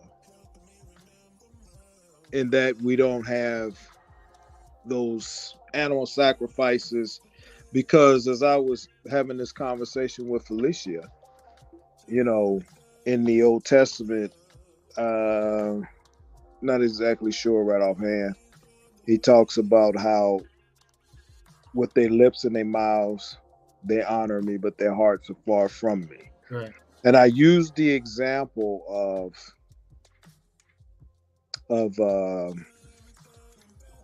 one of the 10 commandments, which was thou shalt not commit adultery, right? Mm-hmm. So during Christ's earthly ministry, he stated that not only, but if a man looks upon a woman to lust after her body and to lust after her, he's already committed adultery in the heart. So now this thing got a little deeper in terms of in the keeping of the law, because now it's been internalized. It's about the word being written in your heart and the keeping of it in your heart. Are you genuine? Are you pure? Are you true to what it is that you hold to and believe? And and this is what got the nation of the Hebrews in the Old Testament in a lot of trouble, because they kept the law. At least that's what they thought they were doing. But yet with their lips and their mouths, they honored him, but their hearts were far from him. So this is why he would say to those folks during his earthly ministry, that oh man, I lost my train of thought here.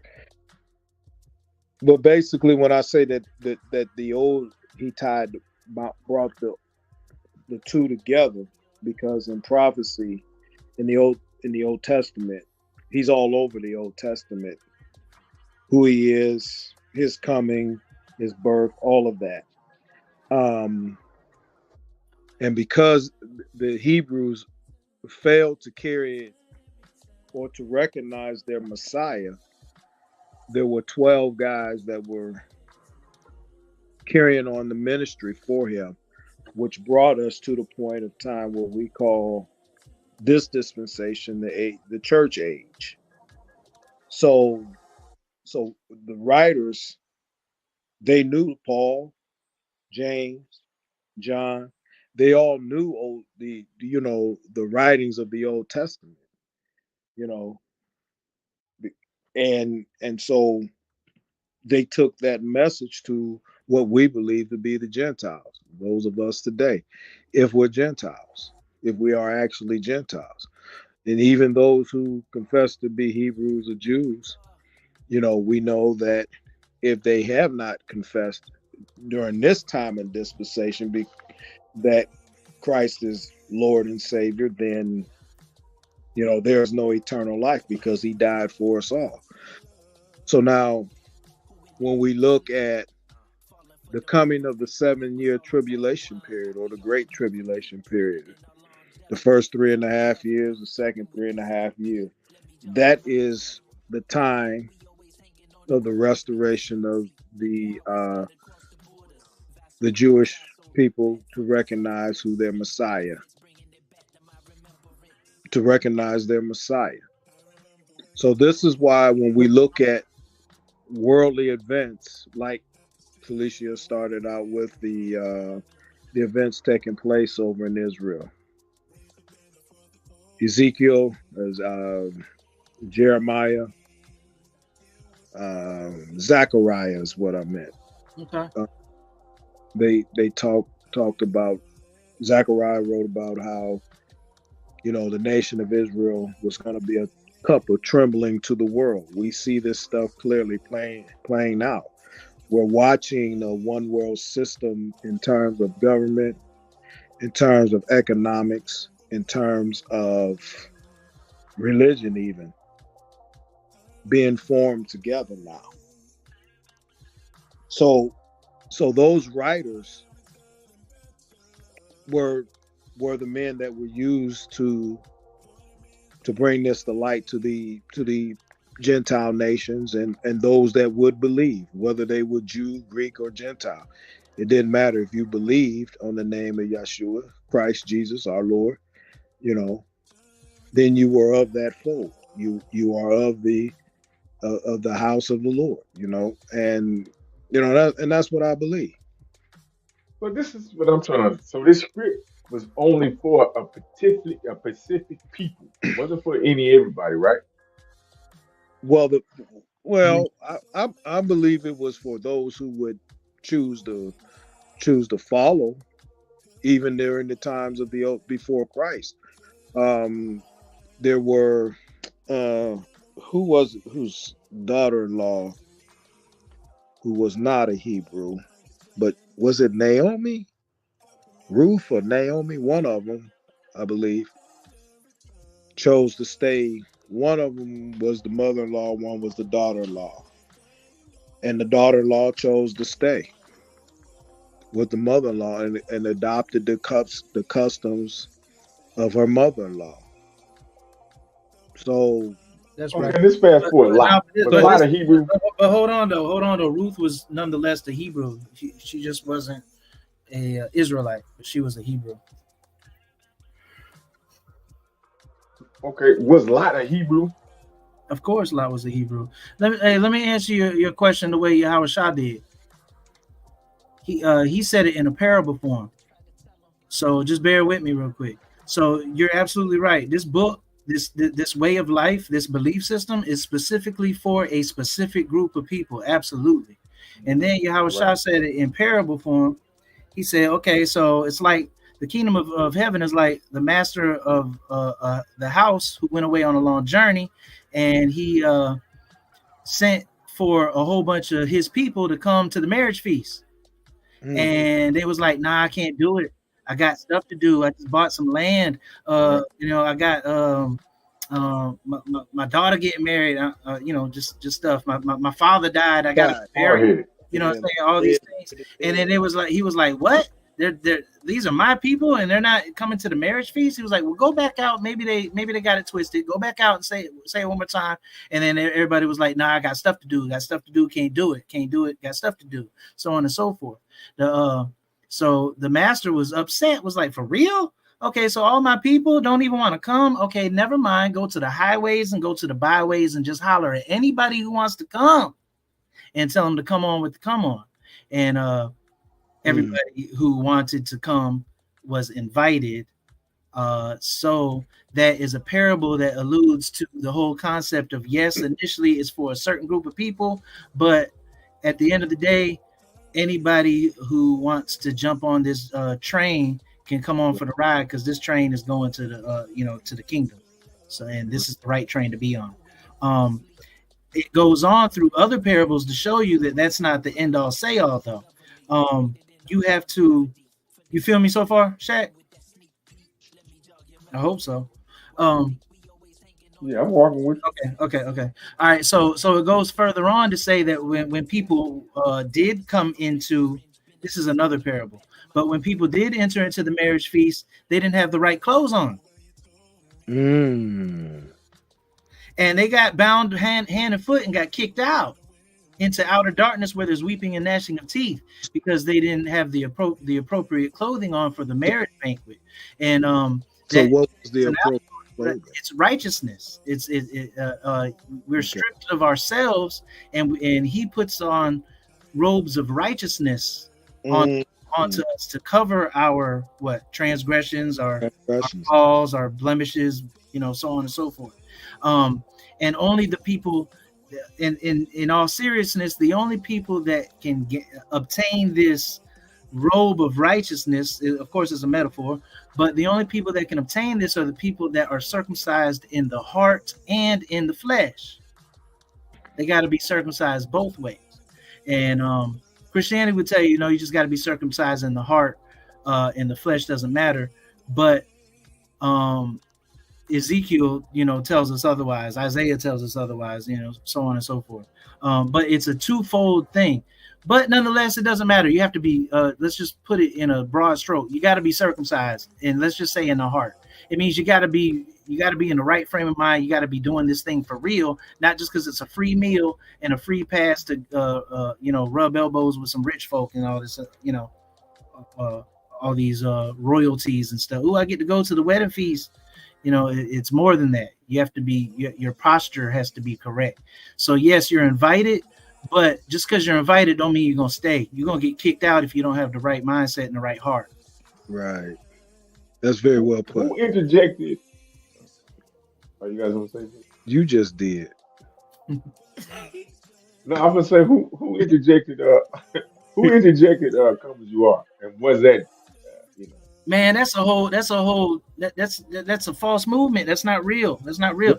Now, come as you are. You can't do that.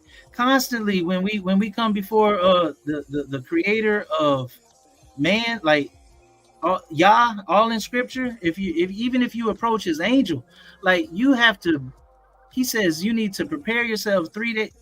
Go to Exodus 19, man.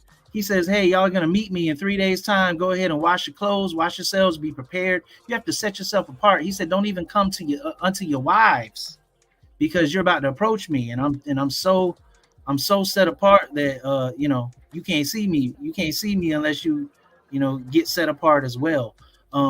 It's not come as you are. Now, I'm not saying that he won't meet you where you're at. But he really doesn't do that. The set apart spirit does that on his behalf. Right, and it's a person recognizing, because most people are doing things that's outside of the scope of scripture and the scope of living a godly life. So these individuals are not. I'm sorry. No. Real quick. Go ahead. But these individuals are not ready for that transformation. Whereas those who recognize how empty and how guilty they are in terms of their sins and their rejection, to the point where now you can come to him because you first got to it's like a drug addict or an alcoholic recognizing the only way to get better is to notice that you have a problem. And so once we come to the knowledge of ourselves and understanding and knowing that we're falling short, then you can come to him to clean you up as you're going through this transformation, if that makes any sense. But see, I thought it just interpreted like I said, come as you are, not coming like you said, a wolf in sheep clothing. You know what I'm saying? Come as you are. You was a drunk. Hey man, you know what I'm saying? You trying to Yeah, hide that. I see but that. You know what I'm saying? if you're drunk and everybody knows you're drunk, Mm-hmm. and you have no desire to change, then it's not come as you are, because you have no. It's a matter of But if I had a desire to change, I wouldn't need to come. Why would I need to come? If I already got the desire to change, I wouldn't need to come.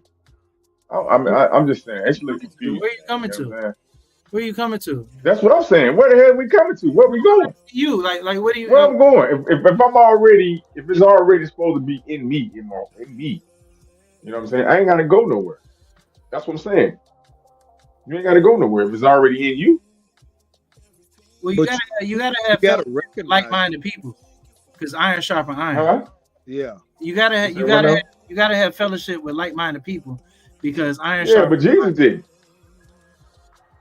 That Christ did. Christ was out there with all the whole homemongers and all of them, and you know what I'm saying? Come as you are. You know what I'm saying? He went out, you know what I'm saying? The hypocrites. He went walking among the hypocrites because that was going on before. Well, allegedly. Like I said, to come as you are, you know, to come as you are is those who recognize that they are in need of their Savior. If you don't feel like you need him, then why come? That people are not gonna come if you don't. It's just like wealthy people. So many of them feel like they don't need a creator. They don't need to recognize or acknowledge that there's a higher power or the Most High. They don't need to recognize that, because they feel like their money and their power is what's going to get them over. Whereas some will come to the knowledge of understanding, especially when a man is on his sick bed, and no matter how much money you got, you can't be healed. Then you recognize, when you take that moment in the time of your illness or whatever it is you're going through, you recognize that something clicks on the inside for a lot of people. And at that moment in time, now you're ready to receive. Otherwise, if you ain't ready to receive, it's not come as you are. If that makes sense. Well, as far as what the scripture says, there's no place in scripture where it says "come as you are." Right, but I'm saying you can't come if you're not in the right frame of mind. It's like you said, you got to prepare yourself. Absolutely. You got to get ready. And the spirit will help you and guide you through that. Exactly. But seriously, man, you can't approach, like, you don't want your children to approach you haphazardly. I'll use that, haphazardly, any kind of way. They need to come with respect and dignity for themselves and in integrity. You don't want anybody, any of your subordinates, coming up to you any type of way. Any kings on this earth, you can't just walk up on them any type of way. There's procedures to doing so. So the set apart spirit helps you and gets you proper in but that ain't what they portrayed Christ was like. Christ didn't take all that. That's what I'm saying. So you see how it's confusing me. Christ didn't take all that. He took all that away. Look, take all that. But see, this is where the scripture and what Christianity professes to teach differs, because I'm telling you right now, you're not, at the end of the day, you're not coming to Christ, you're coming to his Father. You're not coming to the Messiah, you're coming to his Father. The Messiah all never that is confusing, man. It's just confusing. But it's not. But see, this is why it's confusing, because They conflated Because everything. it is confusing. You can't tell me that you sent the son to free the people, and the people was allowed to come to him. But then, I mean, come on, why did he send the son then? If you could just go straight to him? No. That's Listen. confusing. No, listen. That's a ball of confusion, yo. No, hey, Shaq, listen. It really is. Listen, Shaq. You the son. People supposed to come to you like that. You were supposed to walk amongst the people and clean them and cleanse them and purify. Well, that's what I do. Yeah, that's what I'm saying. So that's what you do. People aren't going to you to bow down to you. Like 100%. You're showing them the way, and the way is the Father. And you have the truth. So in essence, I'm not saying that you're the Messiah. I'm not saying that, but I'm saying, but hold on there. No, I can't be the Messiah. I didn't say that you can't be a Messiah. I'm Victor. But listen, I can't be the Messiah, man. But listen, you should be living your life. Just said, is that what you do? You should be living your life to the point where no man can come to the Father except through you, by you, because they see how you walking, and you're walking with the integrity of righteousness and with wisdom and purity and the garment of the Lord.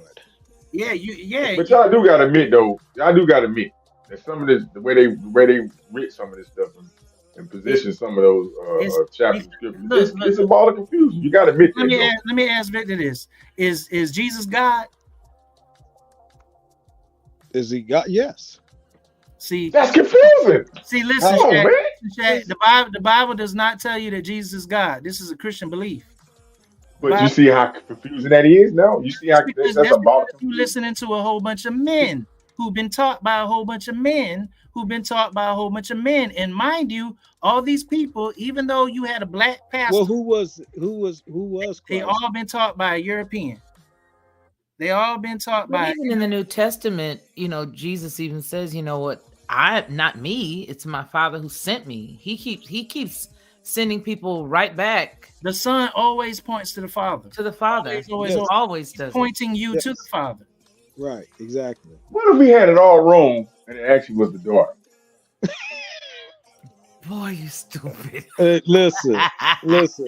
This was very insightful.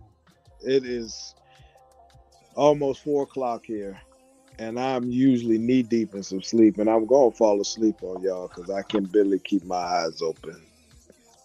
I enjoyed this immensely, Felicia. I'm so glad to partake with you, Ronnie, Shaq, Frank, and Bernard. He checked out a long time ago. Won my second win. So I'm ready to check out myself, but it's been fun. Y'all have a good night. You too. Thanks for coming. See you next week. Peace, Victor, man. No doubt. Y'all have Frank, where you at? You tapped out, Frank? I tapped him out just now because he's out cold. I just took him out. It's only confusing. It's only confusing because there's a whole bunch of stories going on at the same time. But the thing is, only one story is true. Just which one is it? So would you say the best thing is just clear your mind, which is still hard because a lot of our thoughts are still coerced thoughts, But you just say, you do your detox or whatever, you try to clean yourself, your mind and your spirit and stuff, and then you sit down with, with the scriptures and try to get the actual interpretation that is supposed to, Because as we can see, listen to some other people will say this and say that. That's what I'm talking about. Well, I mean, because we hold to our belief systems. I would rather just read it and try to get my own interpretation, because when you get it from somebody else, they can always put it in their words. And that's their form. That's how they interpret it. Can I tweak that for you? Can I tweak what you just said for you? Sure. Don't get your own interpretation. If anything, you should read it. You believe in a higher power? You believe in your creator? You believe that that your Elohim created you? I try not to believe, but I'm saying there is a higher power. Well, you didn't make yourself. Okay, well, hold on. You know that there's a higher power to you? I'm here. Yeah, but not your mom, not your mother and your father. Higher power. and not your DNA. They are higher power too. They are higher power too. Right. But I'm talking about your you have an Elohim, and I'm using the Hebrew term. But please understand, if you indigenous to this nation, then all your peoples are ancient Hebrews anyways. So. Well, I don't know. My grandma ain't never spoken on Hebrew stuff, so I ain't heard because her we talk didn't about because right, and her I grandma ain't never mentioned nothing about no Hebrew. Now she was into the Bible and Christianity and Christ stuff, but she never spoke on no Hebrew stuff. Exactly. You know what I'm saying? But so I can't say everybody was a Hebrew. That definitely was some people. She was talking about Christianity and Jesus and all this and that, but she definitely ain't a Roman. So just because she wasn't talking about Hebrew don't mean we know a lot of this stuff was pushed on us. I don't think none of this stuff was for some of us. Like I said, I think you believe in a higher power. No, I don't believe there is a higher power. I try not to believe. You absolutely know that. I have no choice but to know it. I'm here. I can't look here. I mean, we can argue. Then I can do. I can't. You know. Okay, so you say you want to create no. I didn't create no heart. I didn't create no eyes. I didn't create. So you say you want to read the word. I can't sit here and count the hairs on my head. Hold on. So there's got to be something higher than. Let me interject. Myself. He said that he does not believe he knows, and he says he doesn't use the term believe because lie is in the middle. Okay. I understand. I overstand. It's better than Afghanistan. Okay, but yeah. So the thing is, understand. I understand also. Yeah, absolutely. So look, I'm asking that because you say you want to read it and get your own interpretation. What I'm saying is, I've read it, some of it, and I've definitely got different downloads. Instead of getting your own interpretation, don't go along with what some of these pastors and some other people try to interpret. So, I think it's an individual thing. I don't think, what I'm saying? I think it's an individual thing. You really get your individual interpretation of what it's supposed to, do for you.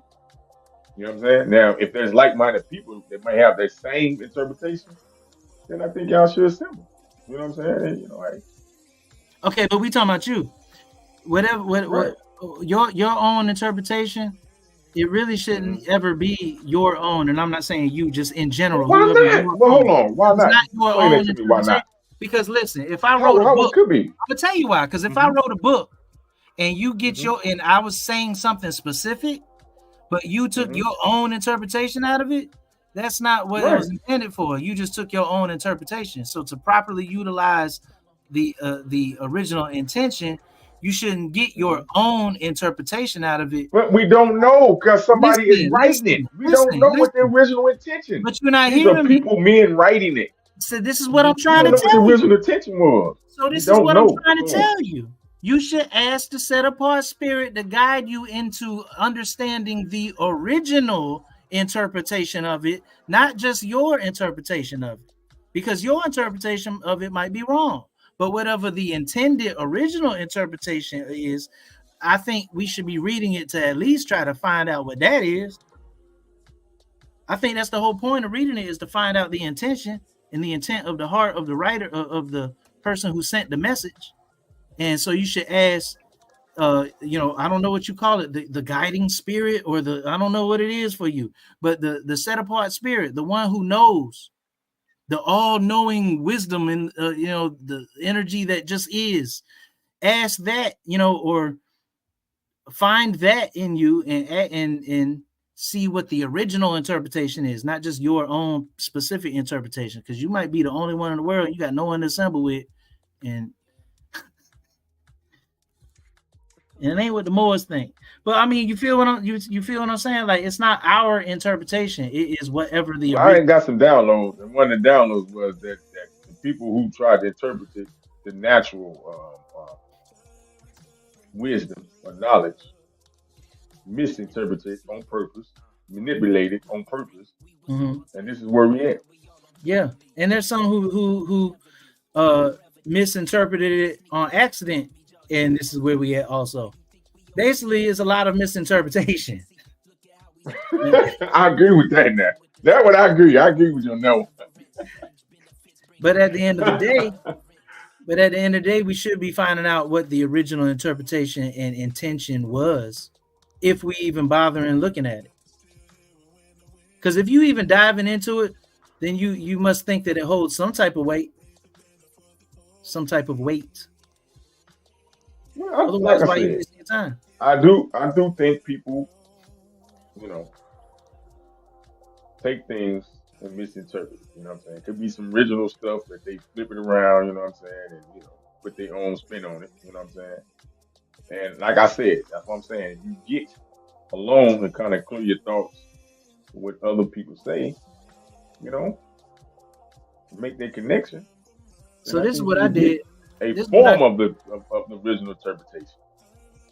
This is what I did. I asked myself, this is how I started my whole entire journey of seeking truth. I asked myself, why do I know this and who told it to me? Mm-hmm.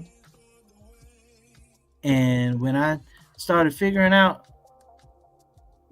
how I know these things and who was it that told me, and I went down that rabbit hole, I'm like, man, all these things are lies or potential lies. I can't believe. And if you lied to me once, and especially if you lied to me twice, I can't believe nothing you say anymore.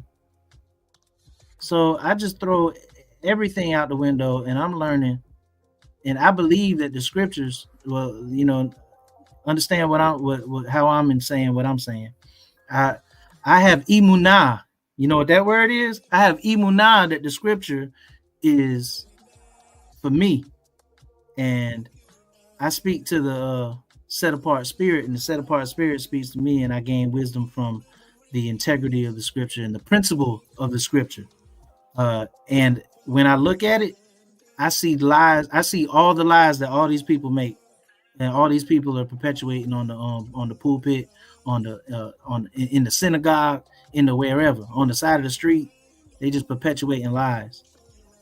Give me three. Give me three. That's the major lies that you see that's perpetuated. That you need to worship Jesus as God. that the laws are done away with, and that when we die, we go to heaven or hell.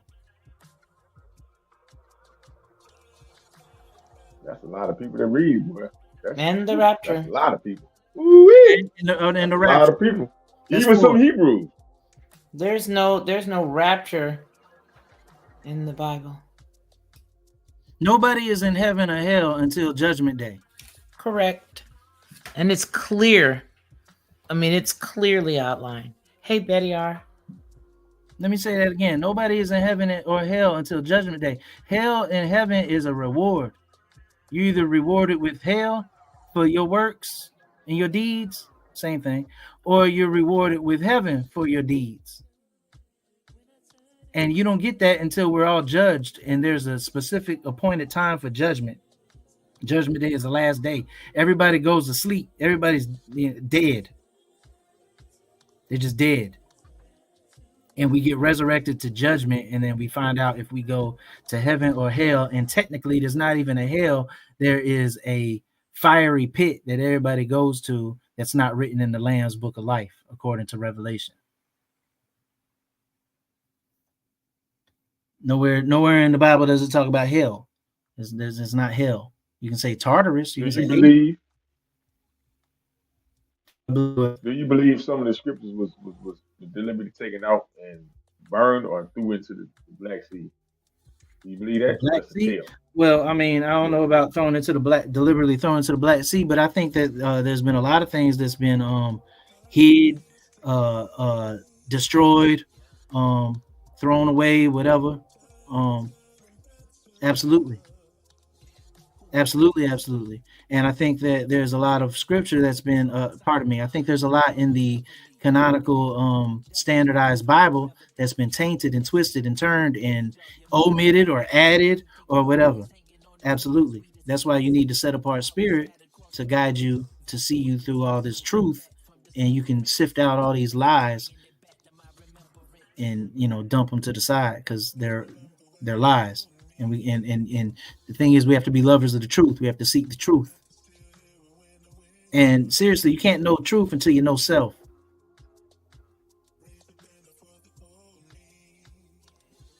See, I did went to church, and Victor he was trying to throw a jab with the church thing, right? And it ain't the fact I got something against the church. Once I realized that, hey, I could do just as small, minute, or major things without necessarily have to go and assemble inside this building. I think some of my greatest works is out with the people. You know what I'm saying?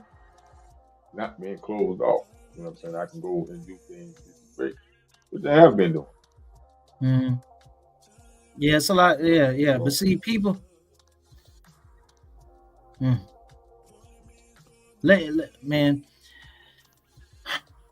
Man will lead you astray every single time. Because I think the church, I think more people, it's like they idolize the facility, being able to go inside this facility, and it's too much idolization on that. From what I think, you know what I'm saying? If you got the spirit or the connection, you can do the works anywhere you go. What we were doing tonight was a cycle. You know what I'm saying? A circle of truth. You know what I'm saying? So I mean, that's just the way I think. I think outside the box sometimes. Sometimes it scares people away. But so hey, it is what it is.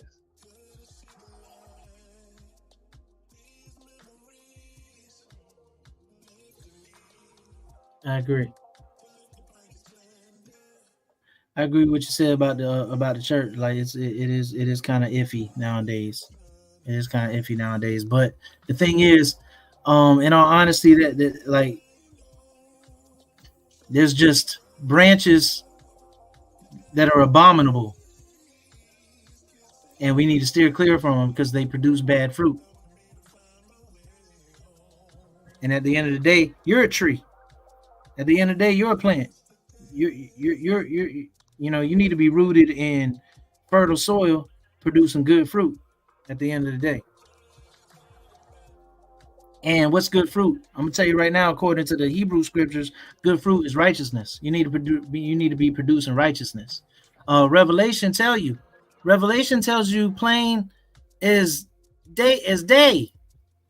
It says in Revelation 12, I'm reading it right now verbatim. Revelation 12, verse 17, it says, then the dragon was enraged at the woman and went off to war.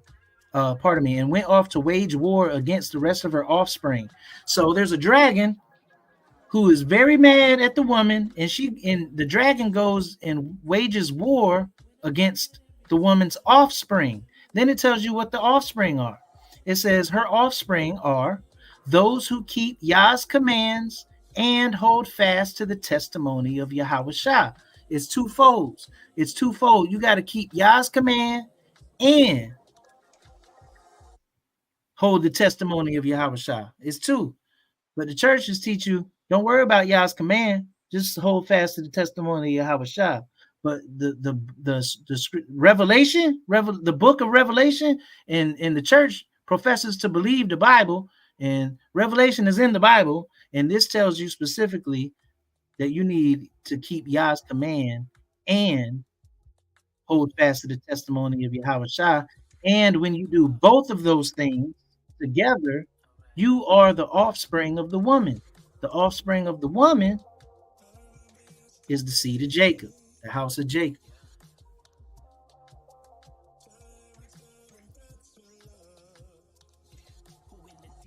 Verse 17. It was verse 17. But it's also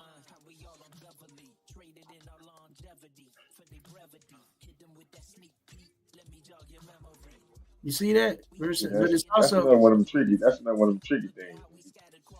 That's not one of them tricky things with the Jacob thing.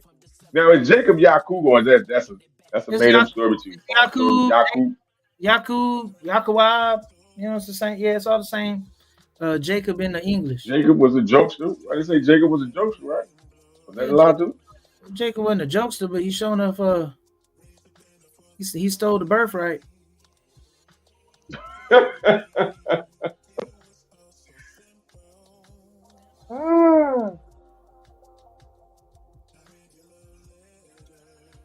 Why did he do that though? That's a great question. Why did he do it? He was the second born. And the firstborn gets the inheritance. So it was Jacob and who? Esau, right? Oh, yeah. Mhm. Esau Yep, was that's right. Okay. So Esau. they're twins. They're twins, but Esau's older brother. You know, by a minute, by 2 minutes, I don't know. You know what I mean? But they twins. But Esau's older brother. He's firstborn. He gets the inheritance. Jacob stole the inheritance from him. Very cunning. What was the inheritance? You know, whatever the inheritance is. The See, birthright. that's what I'm saying, man. When they do that, that's confusing when they do that. What I mean, like, what did your father leave you? Like he left you, you know, the '67 Mustang. You know what I'm saying? That's your inheritance.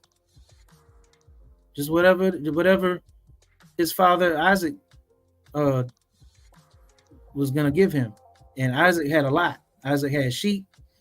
Isaac had land, so he was gonna get all of that. And Jacob's mom, Rebecca, wanted Jacob to have the inheritance. So she schemed and told him to do certain things. Put on a hair suit. Right, to take the But inheritance. see, hold on. Let's slow down. Go back. You said they was twins? Jacob and who? Esau. That's why they called Okay. Jacob the heel catcher, because he came out second. He was holding on to Esau. And Esau came out first, right? And he was holding on to Esau's heel. So why did the mother gravitate to Jacob over Esau, though? Why would you just think? It don't say it in there, but why would y'all think? I mean, you know how parents I can speak from my mother's point of view. Parents have an affinity. Yeah, come on, give it to me. Oftentimes you baby the baby. That makes sense. Okay. That's logical. But certain parents That's have certain affinities to certain children over another child. Mm-hmm. But yeah, that's very plausible. And I've Hold seen. on. What was the mother's name? Rebecca. Did she get punished too? Nobody got punished. They didn't get punished for this. Hold on. I thought somebody got punished, man. Oh my God, that's another lie. No, it's not another lie. Who told you she got punished? It's just confusion. No, that's what I'm saying. She didn't get punished. I thought one of the sons got punished or something. Because wouldn't that be a form of that's thievery? You stealing the birthright? Yeah. For being cunning? Yeah, being cunning, being It's not thievery. It's not thievery. Huh? It's not thievery. You got people passing their whole entire inheritance for a bowl of grits. Listen, it wasn't thievery. It was definitely manipulation, but it wasn't thievery. It was absolutely manipulation, but it wasn't thievery because he didn't strong arm it. His father blessed him with the inheritance and blessed him with the blessing. So it was legitimately. But it wasn't for him though. He knew it wasn't from him, and he manipulated that situation. That's thievery. No, that's not thievery. It's manipulation though. It's not thievery because it was handed to him legitimately. Did he get punished for it? No. You always want somebody to get a whooping. I say punished. I ain't say whipping. I say punished. I mean, hell, shit. Get a finger cut off or something. No, he didn't get punished for it. His mom told him to run to his uncle's house. And then when Esau met up with him later on, Jacob, of course, was shook and was like, "Oh my goodness, my brother gonna kill me! I stole the inheritance." And he was nervous. And when they met up, he didn't kill him. He didn't fight him. He didn't hold a grudge. He was like, "Hey, brothers." This definitely had to be some white story. This had to be a white story because white folks they steal each other they steal each other allowance and each other insurance policy. No, so Hebrews are white. Could be. How could it be? Well, if we said evil and good don't have any color to it, why are we putting white on it? Why are we putting black on it? You said it was a white thing. You said it was a white person. We didn't say nothing about color. Right. You said that, they had to be white. That sounded like a white. I said it had to be white people. Yeah, it had to sound like white people. Yeah. So it sound like white people. So Hebrews. Yeah, I think Hebrews can be white, just like Moors can be white, just like No, anybody else in this world can be white. Yeah, we talking about Jacob and Esau. Yeah, they could have been white and black. They could have been white and black. She probably took. Well, we know one was more, red in hair. gravitated to the black, huh? We know one had red hair all over his body.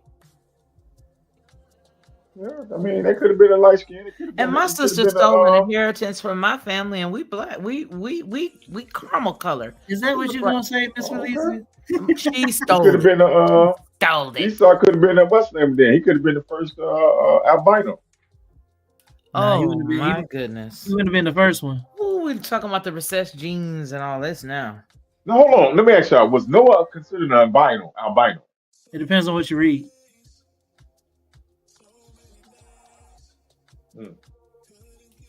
You know there are white albinos, right? Say that again. You know there are white albinos, right? You know albinos are not just black people who are albinos. They're white albinos as well. In my brain, right? Follow my brain right quick. Oh, Lord of mercy. In my brain, even when we talk about the white thing, in my brain, I'm thinking the what we just talking about?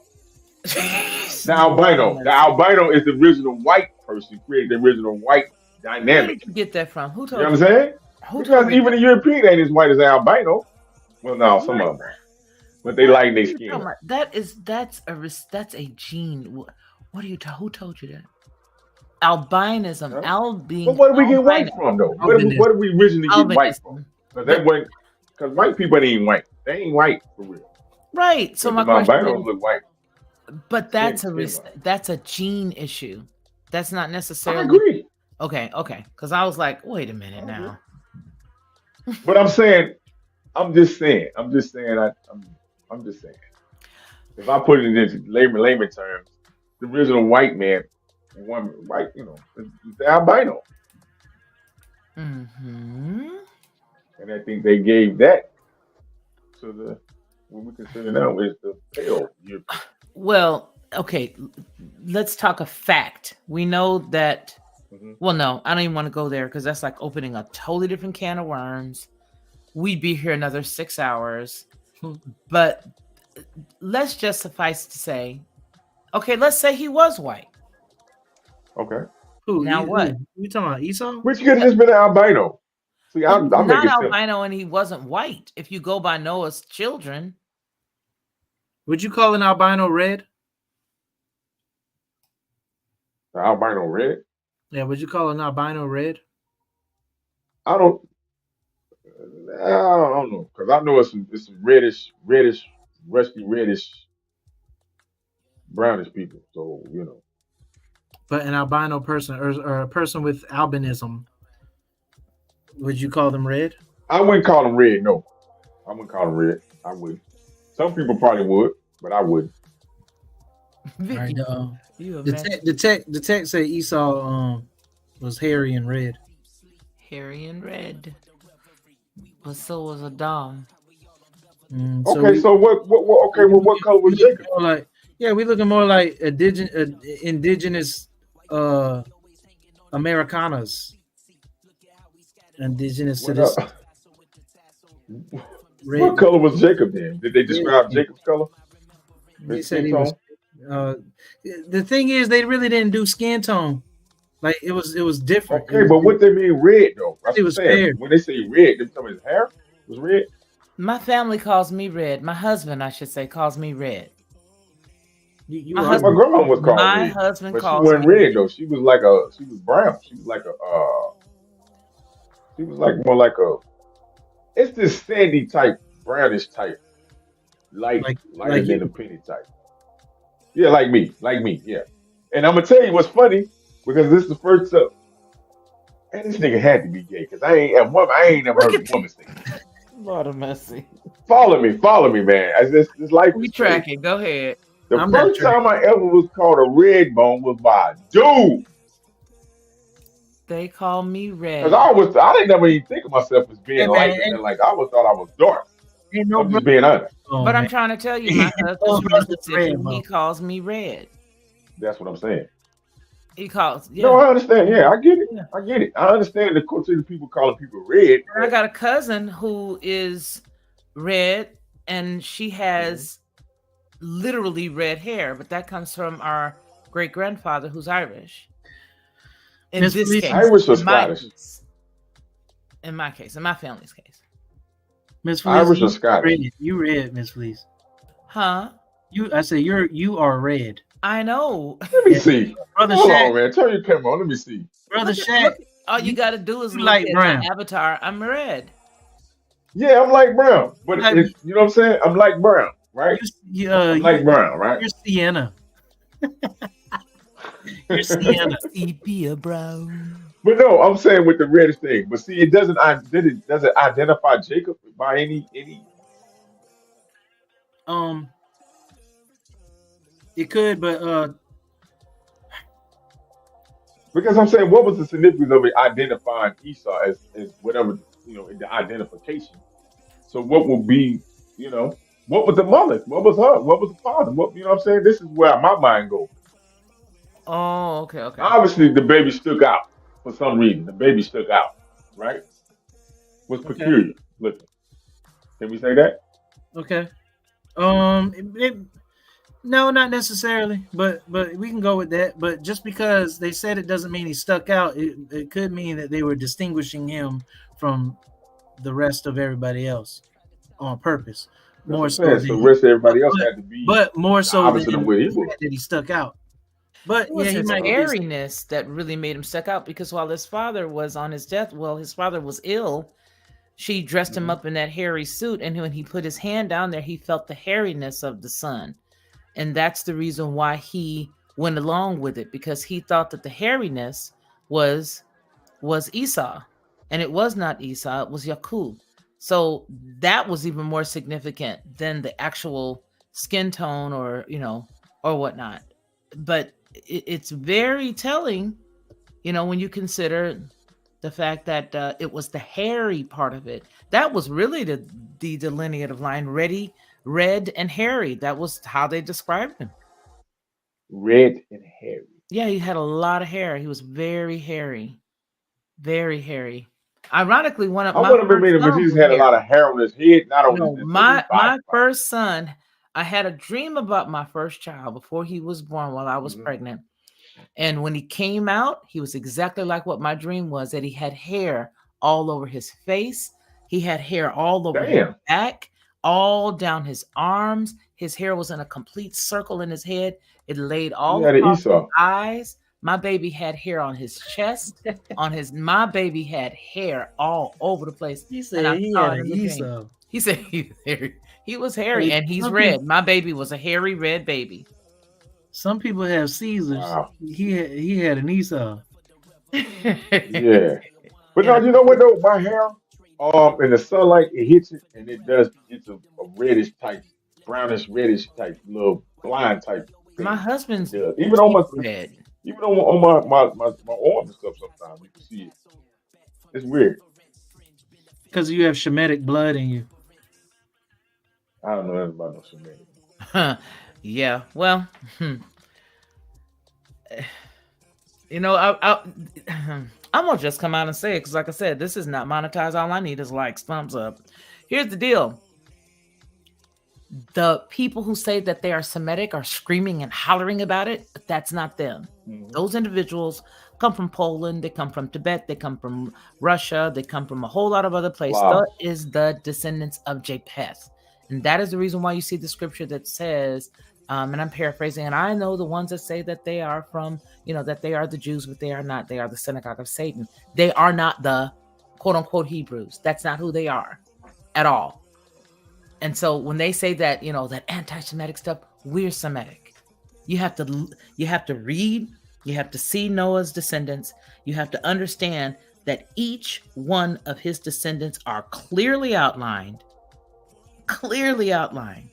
in the Bible. They are clearly defined as to who they are and who they're not. And the funny thing is you can go there and read it, and then you can say it, and then they'll come after you. So you want to ask them, okay, then let's line it up. If you say that's who you are, how do you reckon with the fact that you do not have any of the traits that happen to anybody in Deuteronomy 28. In any of Deuteronomy, they are not those people. When have you ever seen their bodies and their? I don't want to start. Anyway, go ahead, Ronnie. I'm done. I can't. No, Yeah, open up the worms. Wait, hold on, because you you got said them traces that Deuteronomy. I What? read. Say it again. My bad. Go ahead. Say it again. Shaq. We have our furnace on. The furnace is on right now because it's cold out here. So you hear the No, you furnace. said something about Deuteronomy. It describes the people. Or Well, something, like Noah or something like Deuteronomy that, right? outlines specifically the people who Yah says, and I'm gonna throw them to all four corners of the earth because they are hard, stiff-necked people. Again, paraphrasing, but he says they're not obedient. They don't do what I say, and that's okay. It's all good. I'm gonna take up somebody else. They gonna be my people. They gonna follow what I have to say. But the deal is these people right here, I'm throwing them to all four corners of the earth because of their disobedience. And then he goes down and he starts to outline all the stuff that's going to be happening. He says, you're going to build houses that you're never going to live in. You're going to, basically sow vineyards that you're never going to eat from. You're never going to eat from the vineyards that you go out and sow in. And then he goes on to tell them, and your husband's going to be taken away from the wives. The children are going to be split apart.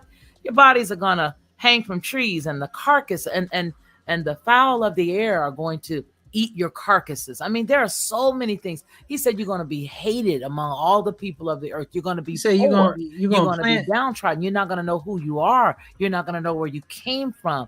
You are going to be in a land that you don't even understand. He breaks it all down. And yet and still, when you see these people who run around and scream and get upset because people say I think that's a projection. Okay. Then they say, "Oh, well, I mean, who is it? Really? You're not Semitic. Script. You're not Shemitic at all. I think that was a projection. You are the richest people that like walk mind around control. the earth. You run everything. You run the media. You run sports teams. You run music.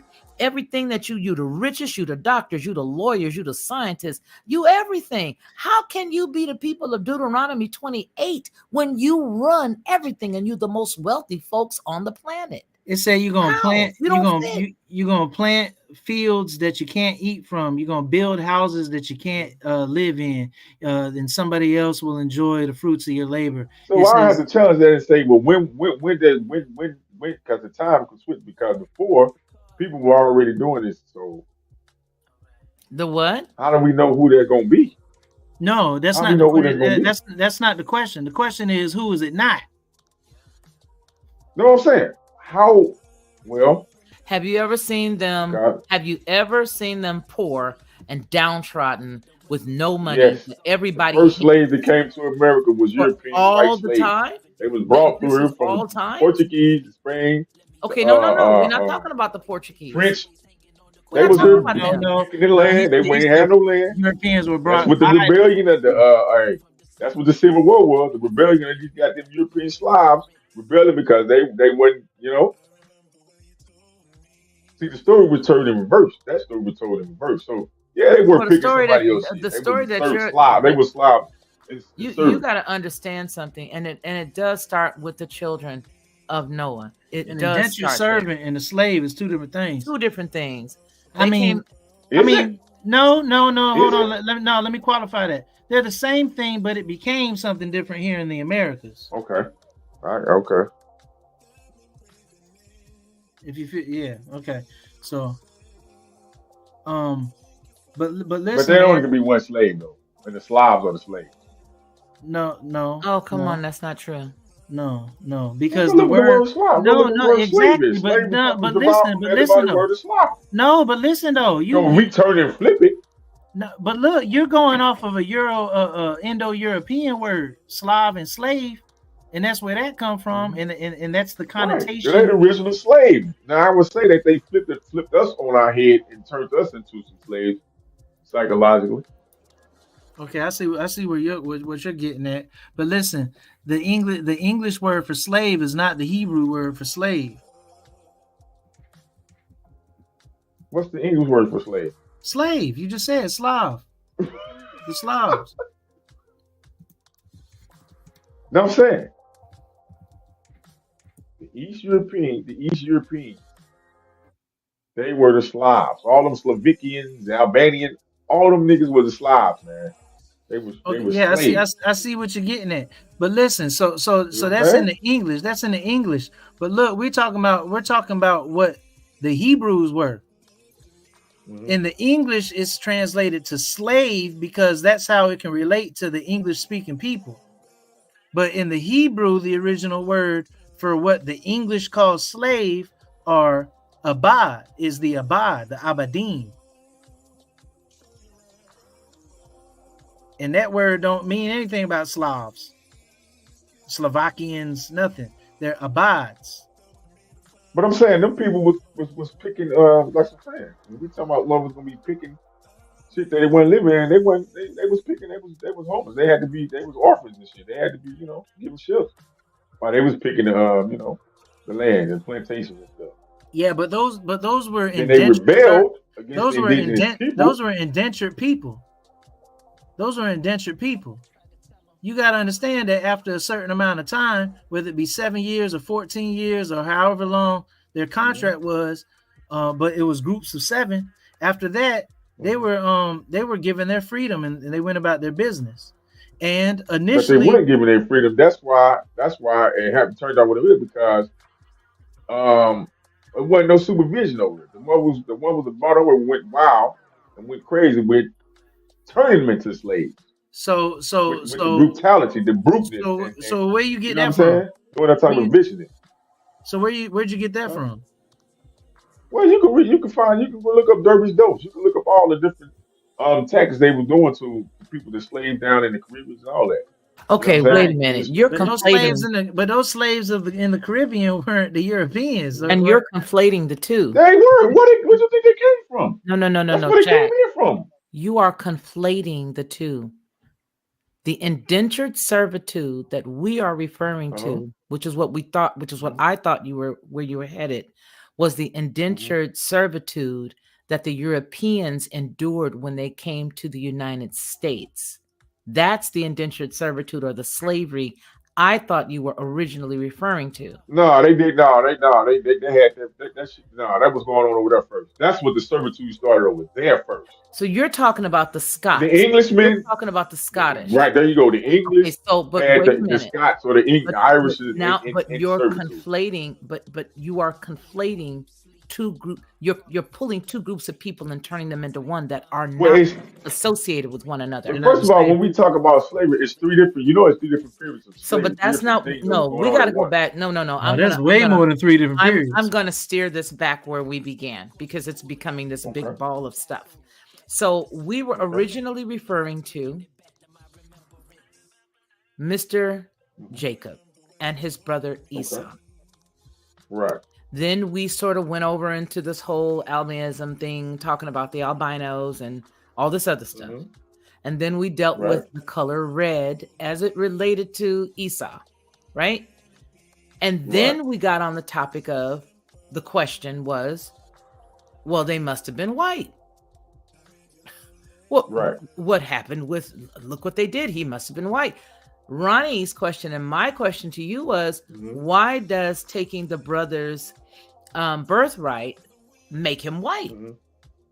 So we went from there, and then we're still talking about the quote unquote Hebrews. And then I brought up a few bits later, I brought up the topic about the people who are now in Jerusalem were not the Hebrews or the Jews. Oh, well, you didn't specifically say the people that was in Jerusalem. Okay, well, I did reference the passage in Revelation, and in the end, chapter 2, verse 9, chapter 3, verse 9 says, and I know those that say that they are Jews and they are not, but they are the synagogue of Satan.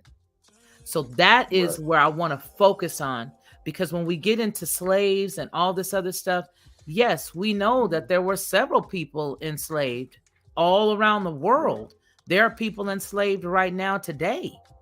People who are sold into slavery right now today from their own front yard, watering the lawn, and the watering hose is still down. If you want to be technical, they drop the water hose and the person's, they're gone. So we're not dealing with that. What we're keeping it in line with is what we were talking about as it related to Deuteronomy 28, where it was giving the outline and it gave all the characteristics of the Hebrews. My point was, These individuals they're diametrically opposed from what is listed in Deuteronomy 28, where Deuteronomy 28 says, and I'm paraphrasing again, you're going to be poor, broke, busted, disgusted, hated by all people. These people run the media. The Jews run the media. They run news, television, newspapers. They run sports teams. Okay. They are the people who run currently, the but music at one point they were broke, busted, and disgusted. Hold and hated on. by most people. They still hate it. Hold on. They are not broke, busted, and disgusted if they are the individuals who tell you you can't say nothing about them. A person who is broke, busted, and disgusted hears no power. Say it again, Ronnie. Has no power. They've no power. They've no standing. They are black. They've no standing in law. Okay, that's what you're talking about now. But prior to that, they were the broke, busted, disgusted ones. The people who they are referring to. You talking about in Europe? Yeah. No, absolutely not. The reason why they got hated on in Europe was because they was balling out of control. They got kicked out of Spain. That's the reason why they ended up here. They owned the banks. They ran the banking system. They funded both sides of war. They did the art. They had museums. They artists. Okay, now slow down. Now we talking about the pale faces, or we talking about? No. We're talking about the dark. No, we're not talking about the darker persuasion. Okay. We're talking about the ones who the whole World War II fiasco is is in reference. So I think that it's just a teachable moment, and really understanding that the truth is, if you go back and you look at the children of Noah, it is clearly outlined who the descendants are. And the descendants that are now, the people who are now living in Israel, for example, those are the descendants of Ashkenaz. Thank you. The Ashkenazi Jews. They're descendants of Ashkenaz, and Ashkenaz is one of the sons of Japheth, one of the sons of Noah. Steve Hall says consistent. So now we just talking about a whole different everywhere for good reason. So listen, we're talking about a whole different group of people. Absolutely. Listen to what I just said. I'm on page with you. Listen to what I just said. They're called the Ashkenazi Jews. They're descendants of Ashkenaz. They're European. They're of European descent. They're descendants of Ashkenaz. Ashkenaz is the son of Japheth, one of the three sons of Noah. The other sons of Noah is Ham, who they call Ham, is Ham, who they call Ham, and it's Shem. And they say that if you disrespect them, you're anti-Semitic, but they're not of Shem. They're not of Shem at all. They're of Japheth. Absolutely.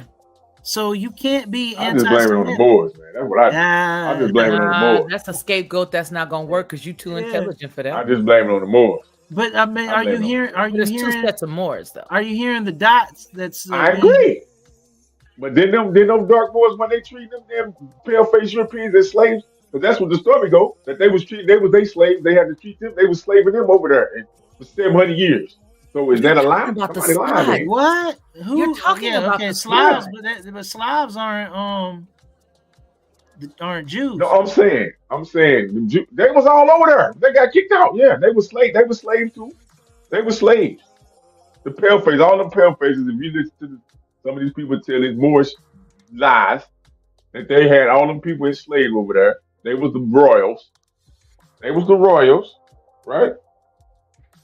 You know, there are different, I'm going to use this term very loosely. There are different sects of people that have lighter colored skin. Okay. And if you were to break it down based on who, like he just said, Ashkenaz was the son of Japheth. Okay. Japheth was a son of Noah. Noah, all of his sons were basically where the world, and I'll say this loosely, was populated after the flood. And I believe the flood could have been regional, but I'm going to back out of that and say that another time.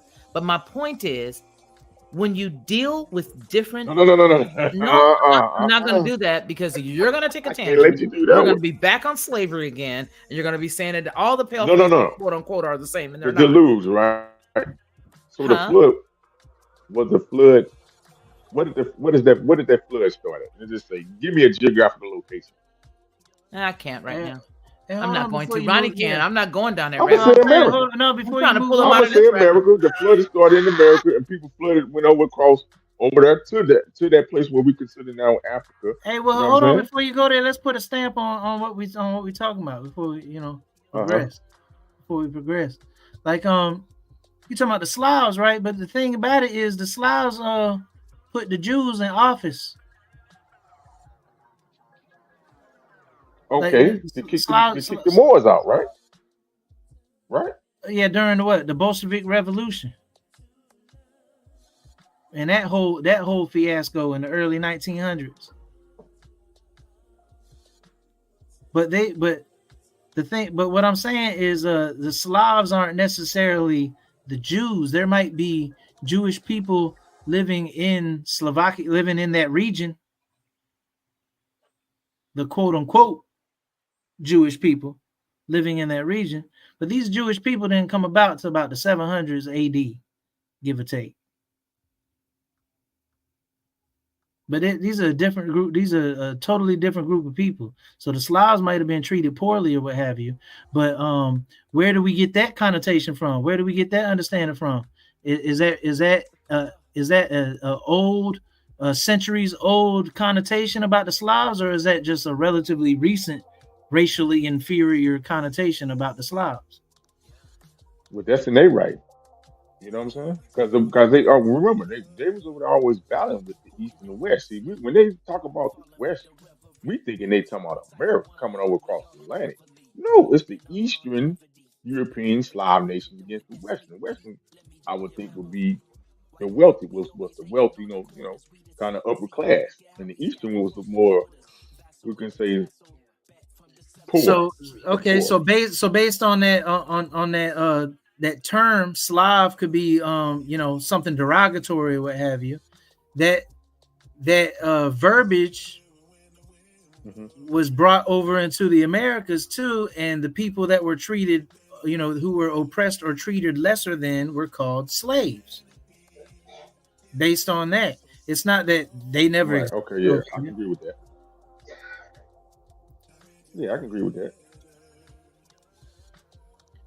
But mind you, there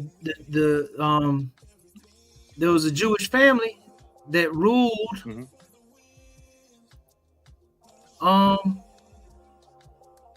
They were the ruling power of of that region in the early 1900s, and that's one of the reasons Hitler was like, "Hey, man, I don't like y'all slaves because y'all let Jews rule over y'all. I mean, I don't like y'all Slavs because y'all let Jews rule over y'all." Hitler? Yeah. That's why he didn't like them. And when you say Moors, I'm thinking about I thought he didn't like them too because his mother was a whore. I mean, but these are yeah, that might be true, but these are like little legendary stories. You know what I mean? That are passed along. That might be true though. That might be true, but like those are almost mythical nowadays. Like these are legends. I hate to say it. I think Hitler. Well, I think he was a decent dude, and then he was turned into the monster he became. You know what I'm saying? Because he was used just like they using Joe Biden and Trump. Well, look, if when you put in that position, that power position, and it's for a reason. If George Washington he didn't do it by himself, he had to be appointed there. If George Washington lost the Revolutionary War, he'd be the bad guy. Huh. Facts. That makes sense. I mean, hey, the difference is, well, I guess it ain't no different because Washington, all of them was still illegally put in position. Let me just say that. Unlawfully put in position. But whoever wins the war is the victor. Hitler was put in a And position they by the write people. history. They won't. That's true. Like, yeah, whoever wins the war is the victor, and they're the ones who have the narrative. They hold the narrative. Their story to write now. And you know what, I want to talk about something when it comes to wars and taking over things. When a war takes place and the land is seized at that point, even though you can trace back, and I say this very loosely, even though you can trace back to when it didn't belong to the people who are in there at that point, unfortunately, there are laws that they put in place that become the laws of the land once they've taken it. Now, all throughout history, you will see different times, and let's use the Bible. Let's use the Bible as an example. You'll see different times where, Yah would send out the children of Israel, and he'd tell them, when you go into this place, you take the land, you do this, you take the this, you take the that, you take the this. There's other times where he says, go in, do what you need to do, but do not take anything. Don't rest there. Don't sit there. He has very expressed purposes for that. In this case, that when we're talking about George Washington and we're talking about the colonization and all that other colonizers and all of that other stuff, you've got to understand that right now the stuff that's going on is going on because those individuals came and took it. It's the same principle. It may not be something we like, but it's the same principle. And so therefore, the laws that they write are their laws to write because they won the battle of the war. Doesn't mean that it will never flip and go backward. It's just mean to say They did it 200-300 years. It passed. It's theirs. They've written the laws. They've done everything they wanted to do. They parceled out the land the way that they wanted to. And the parceling of the land in this case is the indentured servitude that we drifted and touched over. So when you see all those people that are coming in from Europe into the United States, they were brought here as indentured servitude, as indentured slaves, because there was a big fight going on. But that's really not there. The goal was to get them here to take the land from the original or the inhabitants of the land when they got here. That was the goal. The goal was to mishmash it and do what it is now. That's the reason why you'll see all of these different reservations from these particular indigenous people or the aborigines to this land, and they'll be recessed and pushed away. You go through New Mexico, you go through certain parts of Texas, you go through certain parts, if not a lot, of Phoenix, Arizona, and different places, the Pueblos. You see all these people pushed into these little areas, and they're pushed there, but those were the remnants of the alleged, inhabitants of this land. So the victor took the land, and the victor wrote the story the way they wanted the story to be written. But when they brought other people over to do what was historically called whitewashing, and it didn't necessarily mean just white folks, but it meant people who did not look like the indigenous or the aboriginal people of a specific place, you'll see they brought in people from Ireland, people from Scotland, people from different parts of Europe, people, Germanic people. They brought in Italian people. They brought all these people in, and a lot of those individuals did work for, they were indentured slaves, and they earned the land under the agreement that got it. They earned the land based on the agreement with the government of the United States of America and their homeland. And once they were done working off a certain amount of time, the land that originally belonged to the Aboriginals, the indigenous people of this land, they received the land. Hence the term sharecropping. For a portion of the land. For a portion of the land. So when we talk about this, we have to talk about it correctly. And we have to understand. Right. So the owners were the indigenous Indians that they were sharecropping with, and they was promised to get a piece of that land. And they actually was living on the land. It was the colonizers. It was the people that came through and colonized the land. They had already taken it. Huh? They had already taken the land. Hold on, you got to give me some years because you got to give me some years. So the deal was, when you see the colonizers, or when you see, for example, I keep using my great grandfather, and I have to. Okay, I'm talking about 1700s. I know you're talking about the 1700s. I'm talking about the 1800s. Okay. Okay, I'm talking about in the 17 to 1800s. Yeah. All right. I'm talking about in the 1800s, and I'll use 1825 when the city that that they actually took the city that my grandmother had large swaths. My great grandmother had large swaths of land as a Choctaw. Now hold on. I'm sorry. Were these pale Europeans, or were these black Europeans? You talking about? Well, listen, these and my great grandfather was from Ireland. Okay, there are the kings from Ireland. It was two brothers, and I'm sure there were others, but the two that I've traced and the two that I'm privy to were brother William and Charles King. Okay, they both are on a manifest. You see them coming in through Ellis Island. You see them going into Mississippi. You see them both settling there in the area that my great grandmother had land from her family, right? Okay, but would they be considered Negroes, or would they be No, these were white men. They were from Ireland. My grandmother. You got photos? Yes. Oh, okay. Yeah, Frank has seen the photos. Bernard has seen the photos. Yes, he's a white man. He's because we know that Negro and that mulatto did come from that. My great grandfather is an Irish man. European. My great grandfather is Irish, and he has an entire Irish family as well as my people. He has an entire Irish family that right now live in Mississippi, in the land that once belonged to my great grandmother Fanny.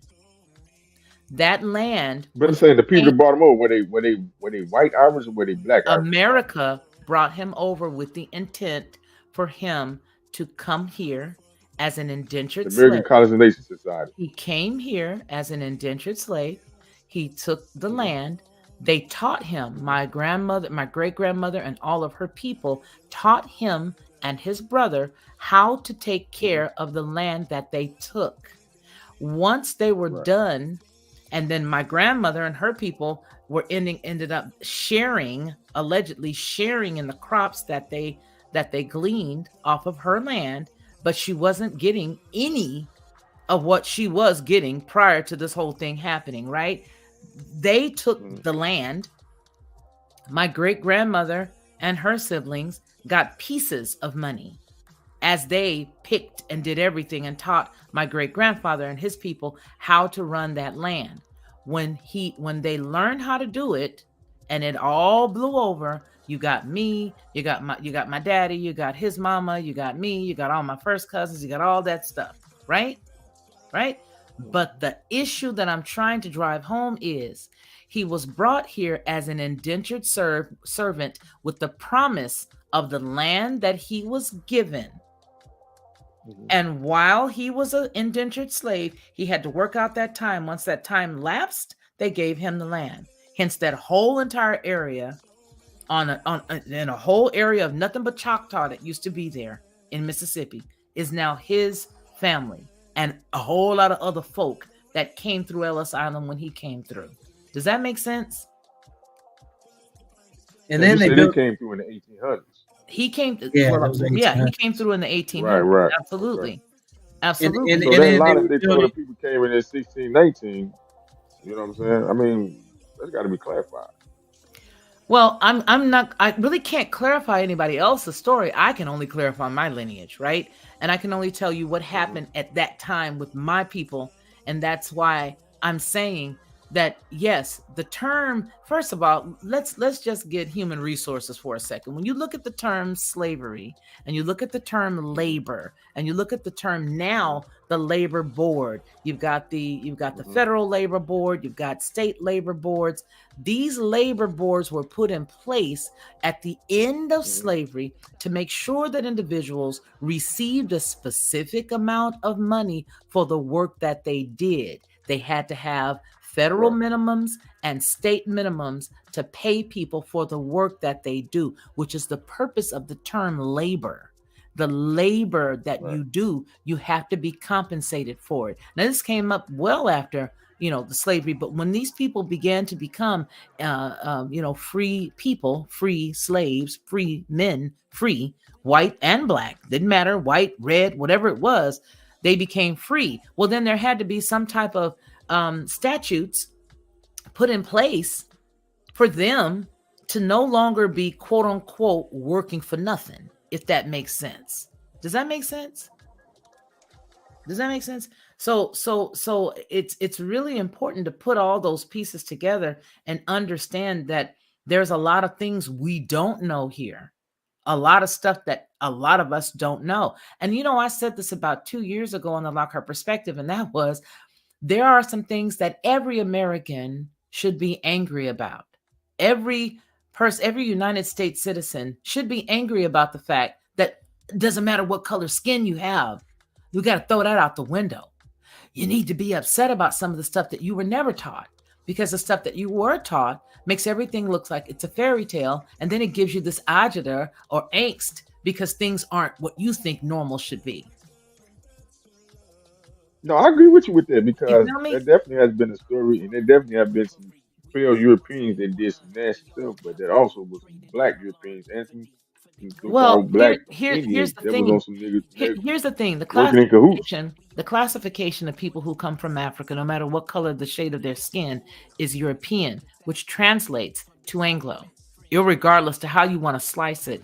When people come from Africa to this country, they are considered European, and then it gets converted again. They're not considered, even though somebody may be, darker than you, darker than me, darker than all of us, they're not classified the way that we think they're classified. For example, when we talked about the Asian hate crime, and I told you guys that I had done some research to figure out why were they pushing that. And when I did my research, I found out that when they consider Asian, it's people who are darker than you, darker than me. They come from Pakistan. There are people darker than me that come from India, Uzbekistan, all of those people, all of those individuals, and certain parts of Africa. They consider certain pieces, okay, Egypt and all of that. They consider those places, Southeast Asia, those folks get brought in to that piece. So when you're saying the anti-Asian hate crimes and all that other stuff, those individuals fall under that category, believe it or not. And then they get converted to white in the census here in the United States. Again, don't believe me. You guys, everybody, look it up. So there was a purpose for them doing the things that they do. They don't ever do anything for nothing. You know what I mean? They never do anything for nothing. From my information, the white and black always meant a status. It didn't necessarily mean a color. Well, one of my closest friends is what the world will call white. And when I look at her, she's not white. She's right here in Alabama with me. And when we go out to lunch, I'm not looking at a white person. I look at the tablecloth as white. I'm not black. And yet, and still, these are terms that are ugly. White is an ugly term. Right. Black is an ugly term. Yeah. And if we don't nullify it and tear it up and throw it away, then it'll go on and it'll persist. But there comes that level of responsibility.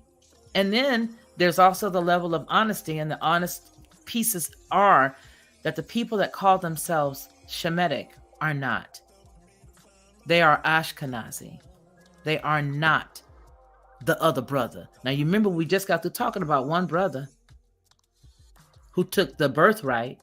You got the other brother in this case that's taking the birthright of the other brother's kids. Does that make sense? So you know how you see families and they got cousins, and the cousins are jealous of the other cousins, and then they start taking land and they start taking this, and grandmama died and they go over there and they say, no, this is my mule. This is mine. Those are the type. That's what we're talking about. That's what we're talking about. I'm just making it simple. So Esau would have been a light-skinned hairy baby, and Jacob would have been made more darker baby. We don't know that. It depends on what the connotation of the culture. We put it in layman terms. No, but it depends, because red could have meant really dark brown. Yeah. It could have meant something else in their culture and their understanding of utilizing that term. So you can base So what you're saying, you're putting our mindset, our modern day mindset, and Well, it is written in modern terms. In English, it's been interpreted to English, so I can't right, have but no choice but to put the just modern because shit it's on it. been translated into So modern, I can't read a modern literature and then put some ancient shit on it when it's written in modern. yeah, So I but got to use the modern label term for it. but if that's the case, that means you need to go back to the original Hebrew, to the original ancient text, and figure out what they were saying and how they meant it, and what Right? Yeah. So what did they say about this story? they said that he was Adam. He was ruddy. Ruddy, red. He was Well, yeah, red. that could be like brown. Well, it That could could be. be like brown. It could be. Yeah, it could be like brown. Ready? Mm-hmm. Well, the fact is that whenever we look at things from a European construct, they're always going to look one way. It's always going. I mean, I think everybody in the chat and everybody on the replay, if anybody watches the replay, they're going to see that you have Europeans in movies that you already know that's not what people look like. Everybody can't be black. Everybody can't be white. And even now, what they're doing is toying with some of my favorite Marvel characters, some of my favorite DC characters, flipping and switching and turning people. You know, they even did it with the State Farm guy. They even took the State Farm guy and turned him into a black dude. I didn't need that. My point is, Jake from State Farm. Jake from State Farm was one of my favorite commercials. One of my favorite commercials. And then they took Jake from State Farm and turned him into a black dude. I didn't need Jake from State Farm to be black. I found humor. I found humor in the woman that was saying, well, she sounds hideous. And the husband goes, well, she's a man. Trying to say, you know, and then all of a sudden, what did they do? They came and turned Jake from State Farm into a black guy. That was not needed. Was he gay too? I'm sorry? Yeah, if you ask me. Was he gay too? Well, I don't know about any of that. But my point that I'm trying to make is, well, that's what they normally do. Well, but my point is that first off, if we got a beef, we need to know who we really got the beef with. If the beef is with somebody that may be, you know, pink or orange or yellow or white or pink or purple or whatever it is, you need to know who the beef really honestly is with. At this point, everybody's suspect. Well, no. Because doing the homework means you do the breakdown and you do the lineage and you follow them. You follow them from where they're from, where you can first. So the lineage don't have no color on it. Hold on. Because we do know pale people. Hold on, that's impossible to say that. No, nope, won't let you rest there. Nope. Lineage and color have they meet. They meet. You cannot do. Is your daddy black? But you got to realize. Is your daddy black? Answer the question, sir. Yeah, he's black, but that don't mean that means certain people will work with other certain people. You know what I'm saying? Business. No, I don't. When we talking about the slave trade, we talking about that's business. I'm not talking about the slave trade. I'm not talking about the slave trade. Let me. I'm just talking about anything in general, in ancient. Right. You can't anything in general. Then the color of the skin, and the lineage would have something that they will intersect somehow. That's fine, but people still was working with each other, man. We're not gonna play this game. The people of all shades and colors and different cultures, religions was always working together.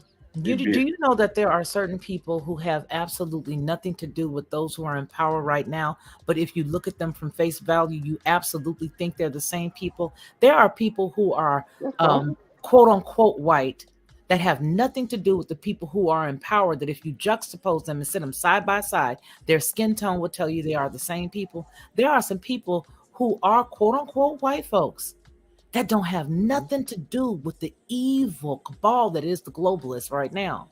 And on the same end, there's some point people that look like black folks that's working with the same evil white folks. That's right. That's all I'm saying. That's right. That's all I'm saying. But you were talking about lineage. Yeah. That's what I said. Yeah, lineage has a lot to do.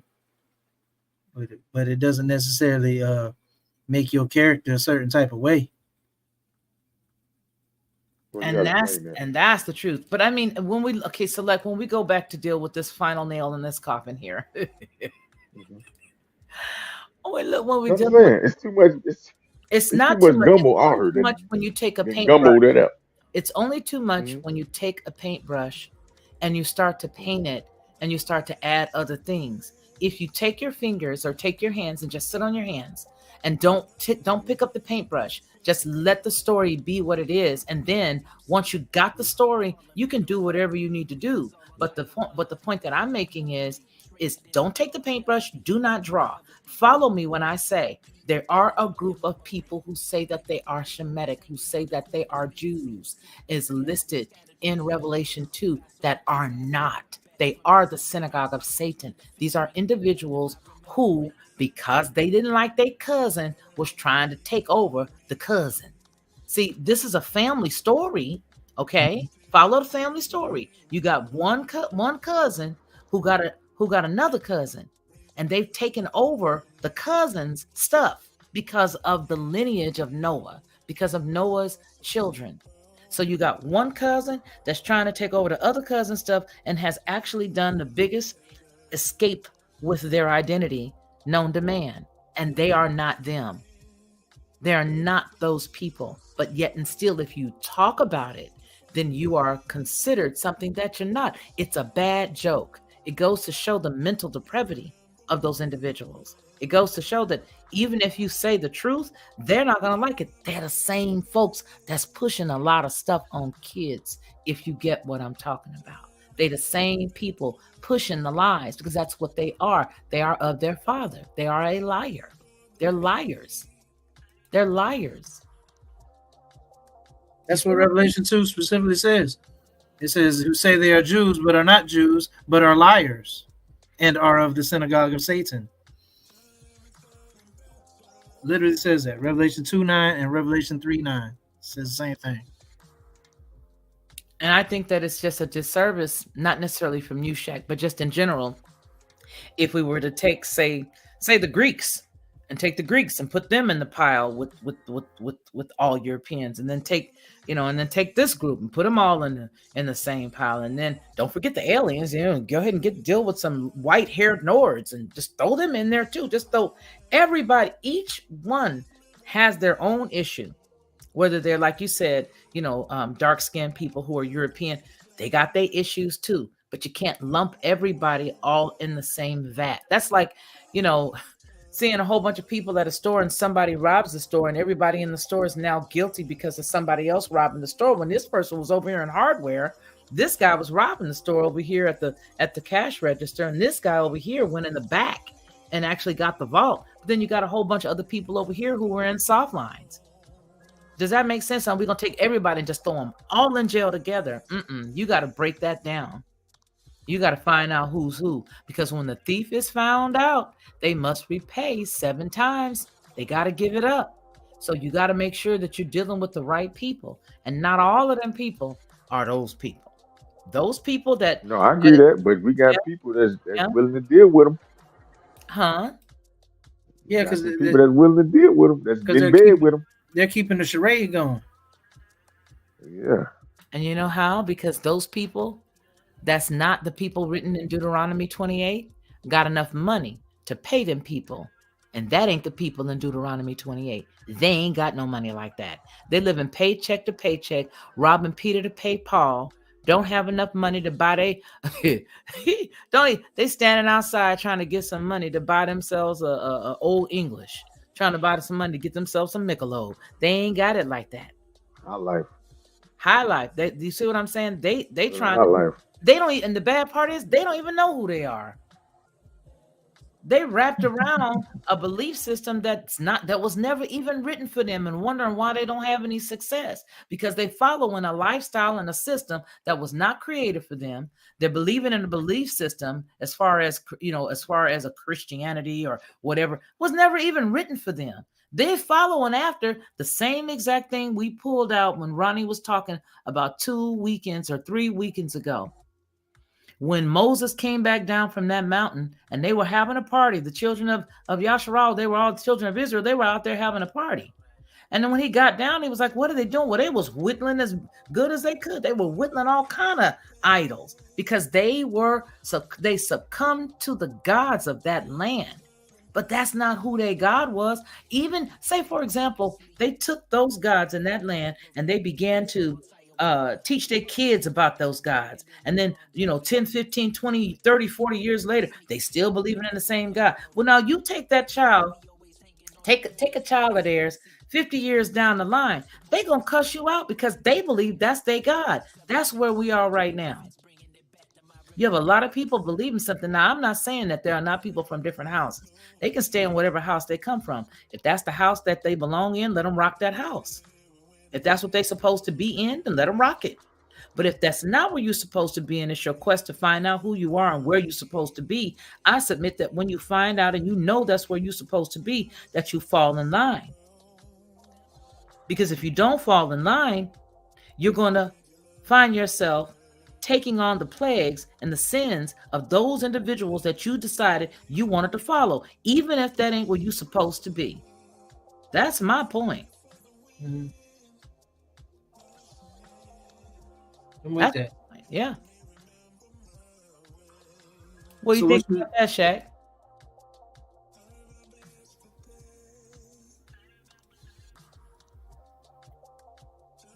Shaq went to sleep. Shaq went to sleep. Shaq went to sleep. Or more so, I wanted to ask, like, Shaq sleep. Shaq is doing. I'm surprised he's awake this long. Oh, here he is. He's back. Oh, he double timed. Okay. He double timed. Whoa! What the heck is going on? Yeah, you're up here twice. Sleep. They cloned you, bro. They cloned Tyrone. Tyrone. Yeah. Man, my thing been jumping in and out all night, man. I don't know what's going on. I'm on my phone. I've been jumping in and out all night. That's weird. So look, man, we just started talking now, y'all. There was a transition from the 1600s all the way to the 1800s. So what was you getting at? Huh? The 1600s. Yeah, 1600s. Yeah, what happened in 1600s? That's what I was asking you. You said something about the 1619s, and then we started talking about. Well, I was moving from the 1700s into the 1800s, and Felicia. Okay, what happened in the 1700s? Give me the slavery or whatever was going on in the 1700s. I mean, that was the transition from the 16 all the way to the 18s, but definitely like in the late 17s to into the early 18s and all the way through the 18s,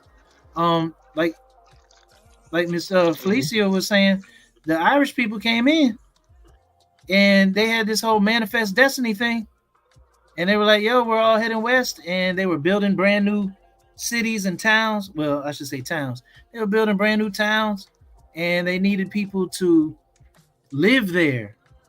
And they were like, "Hey, Irish people, come on out to the west," and because they wanted. Who was these people that was bringing them over? Who these people? What? Who was these people bringing them over? This government brought them here. Yeah, they were. I don't know if immigrants is the proper word nowadays. With an I and an immigrant with an E. Yeah, they were immigrants with the E, I believe. No, they were immigrants with immigrants I. With the I. Yeah. They were immigrants with the I. But then they're the same people. This government is the same government that took millions of Spaniards, and Italians and as well.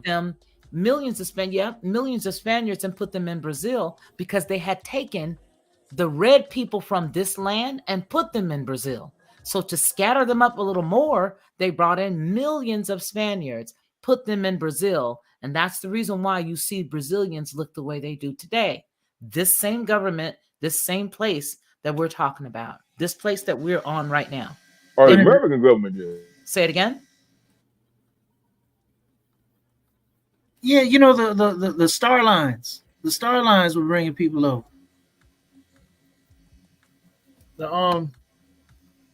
But they needed people. They needed people to come into these brand new towns that they were building to be laborers, and in turn, you build up this town, we're going to give you, a plot of land, such and such plot of land here, such and such plot of land there, because you helped build up the town, and they needed a lot of the, Irish workers to do so. But and they did gain land. They did gain land. The thing is, he left again. Hold on, let me pull him back up. Yeah, they did gain land, but the thing is, I would say a high percentile of the immigrants from Ireland, gained their freedom 7 years in, or 14 years in, maybe 21 years in, depending, whatever their term was. But right, and they was in only certain areas though. They just started moving to other areas in America. They moved west. They moved west, and maybe they moved out west and down south, yeah. And but they gained but they also received plots of land as well.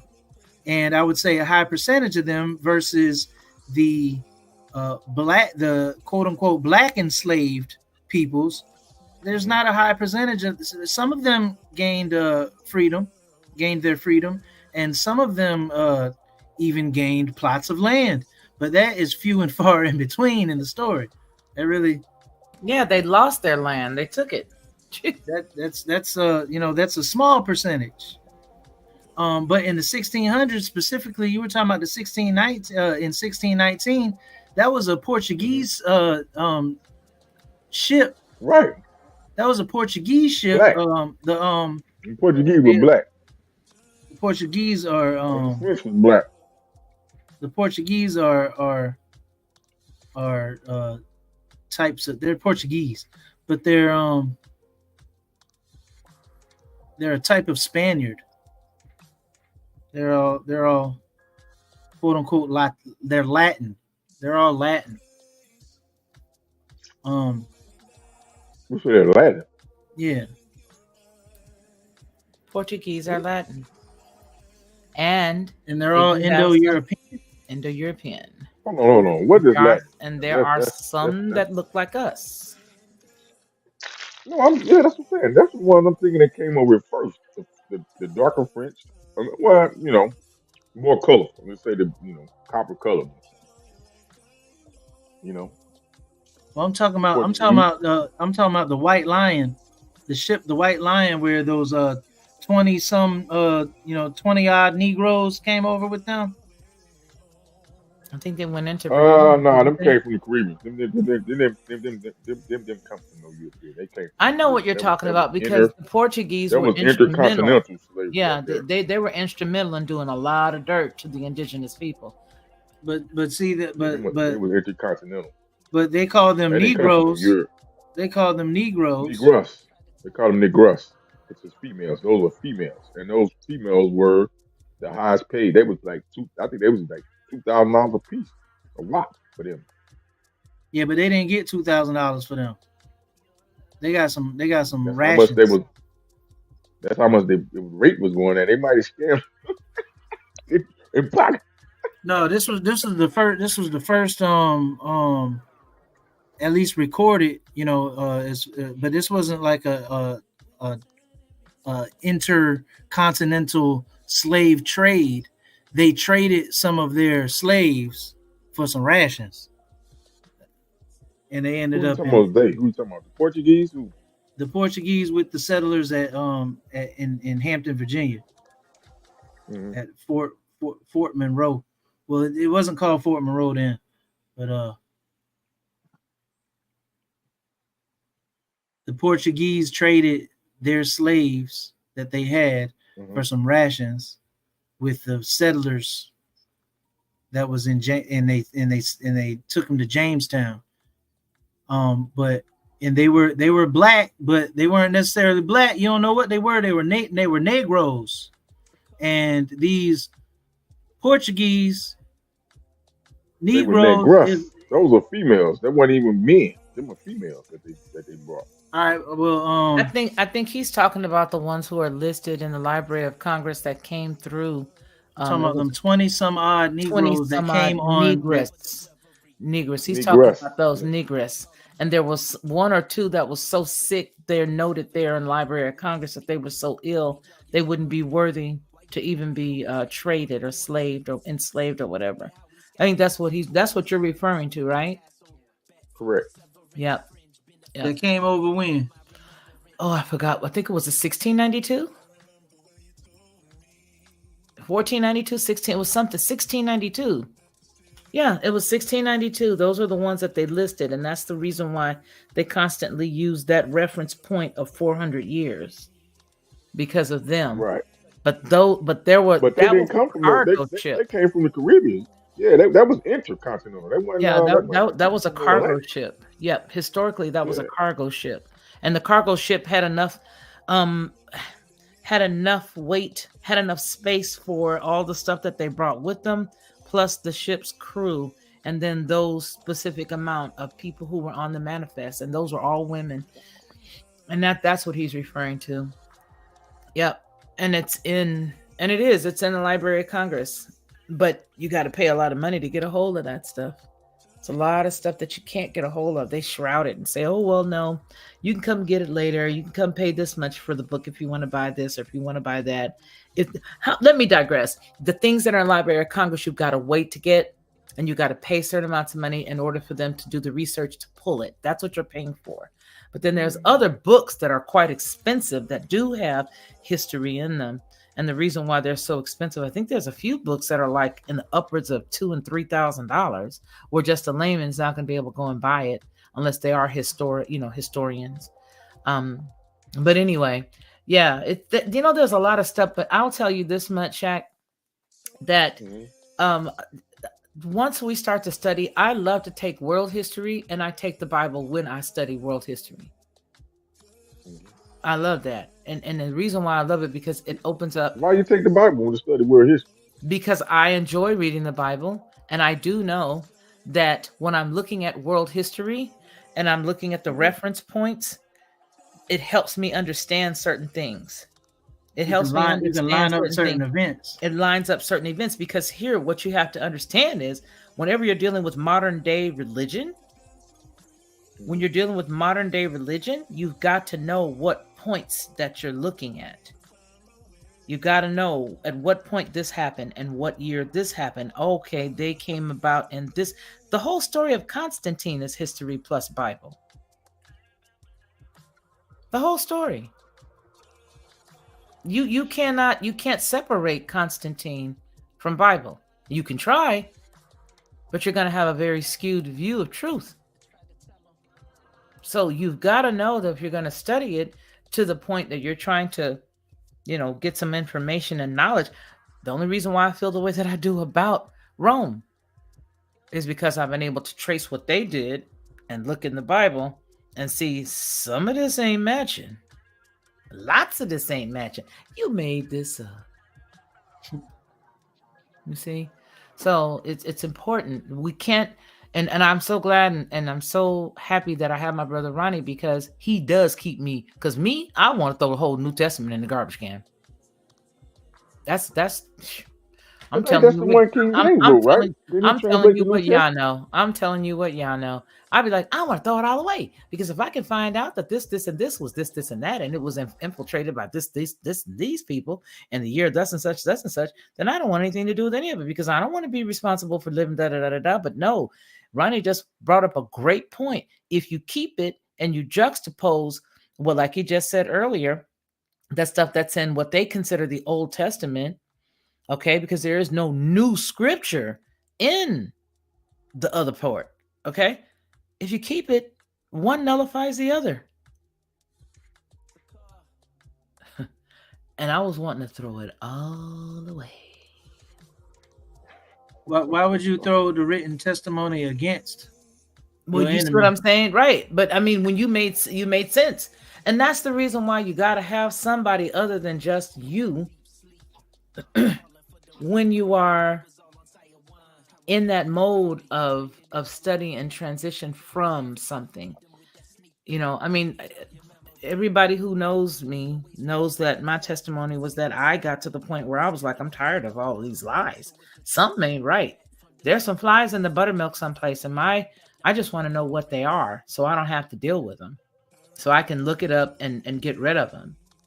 And that's exactly where I was. I wanted to figure out what the truth was and divide it out and parcel it out. But the great part about it is, no, I don't want to get rid of it. I need to read it and understand it. And now that I see it with a different lens, oh, wow, all the mistakes and all the errors that don't line up with what was over here, it makes you shake your head. It just makes you shake your head. So with that, gentlemen, I will get ready to say good night or good morning wherever you are, because the sun will be coming up here shortly for me, and I want to have a little bit of rest so that I can rest in my day. Okay, Ron, can I say this? Yes. Yes, and are we going to have Sunday dinner? Go ahead. Okay, I'll talk to you. I'll talk to you about that. But yeah, I just want to say I thank you for the time, and I thank the panel for the conversation.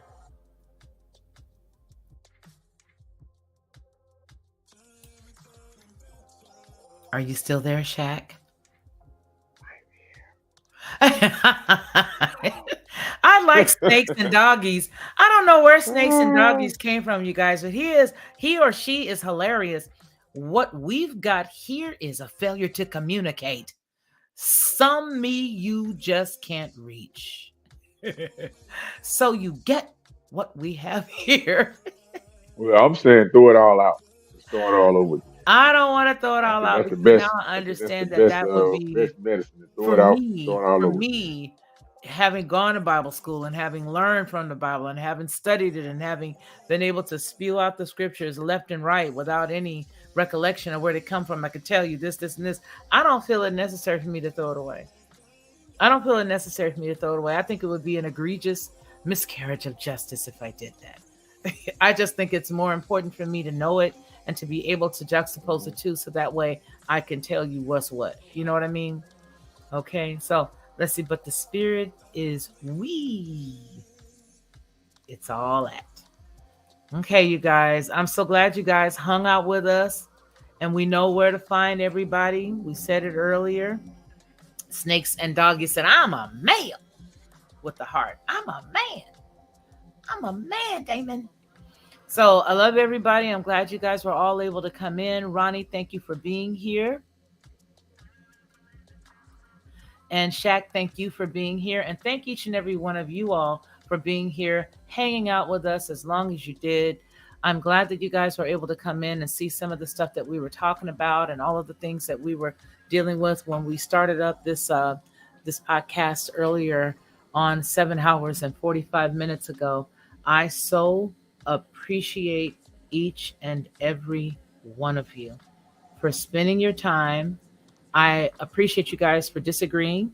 I appreciate you guys for doing it in a very professional and kind and, wonderful way, because we don't always agree. But when we come to the table of agreement, we will find that we do agree more than we disagree. And we're able to all reason together and come up with some answers. Thank you all for being here. I love each and every one of you. I want you to remember what we always say here on any Felicia Lockhart Group publications, and that is that man shall not live by bread alone, but by every word that proceeds out of the mouth of the Most High. You guys take care of yourselves, and then I want you to turn around and take care of somebody else. But after you take care of you, and then I want you to make sure that you take care of my friend, and my friend is you. Peace.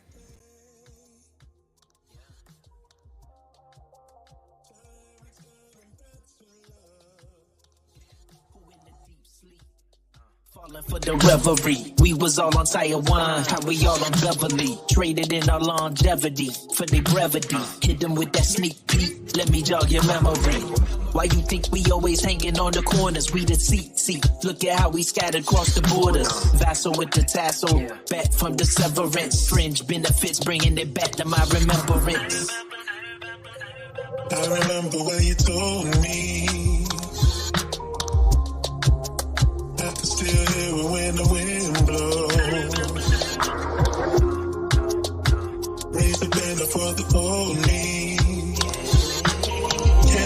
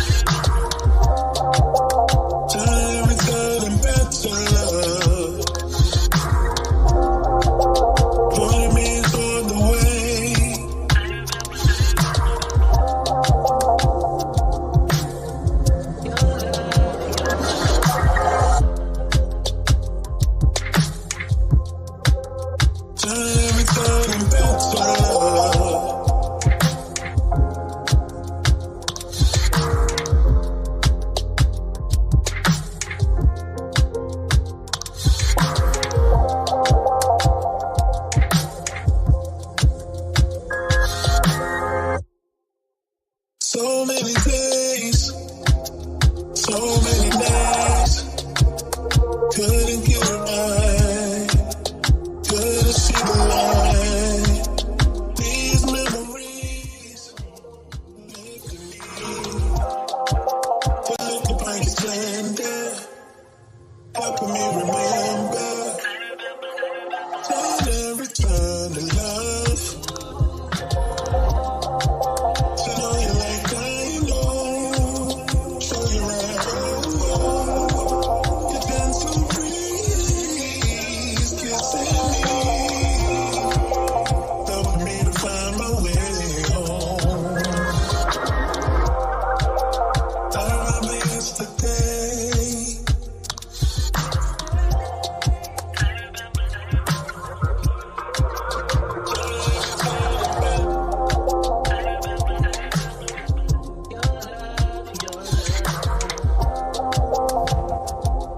Tried to tell him.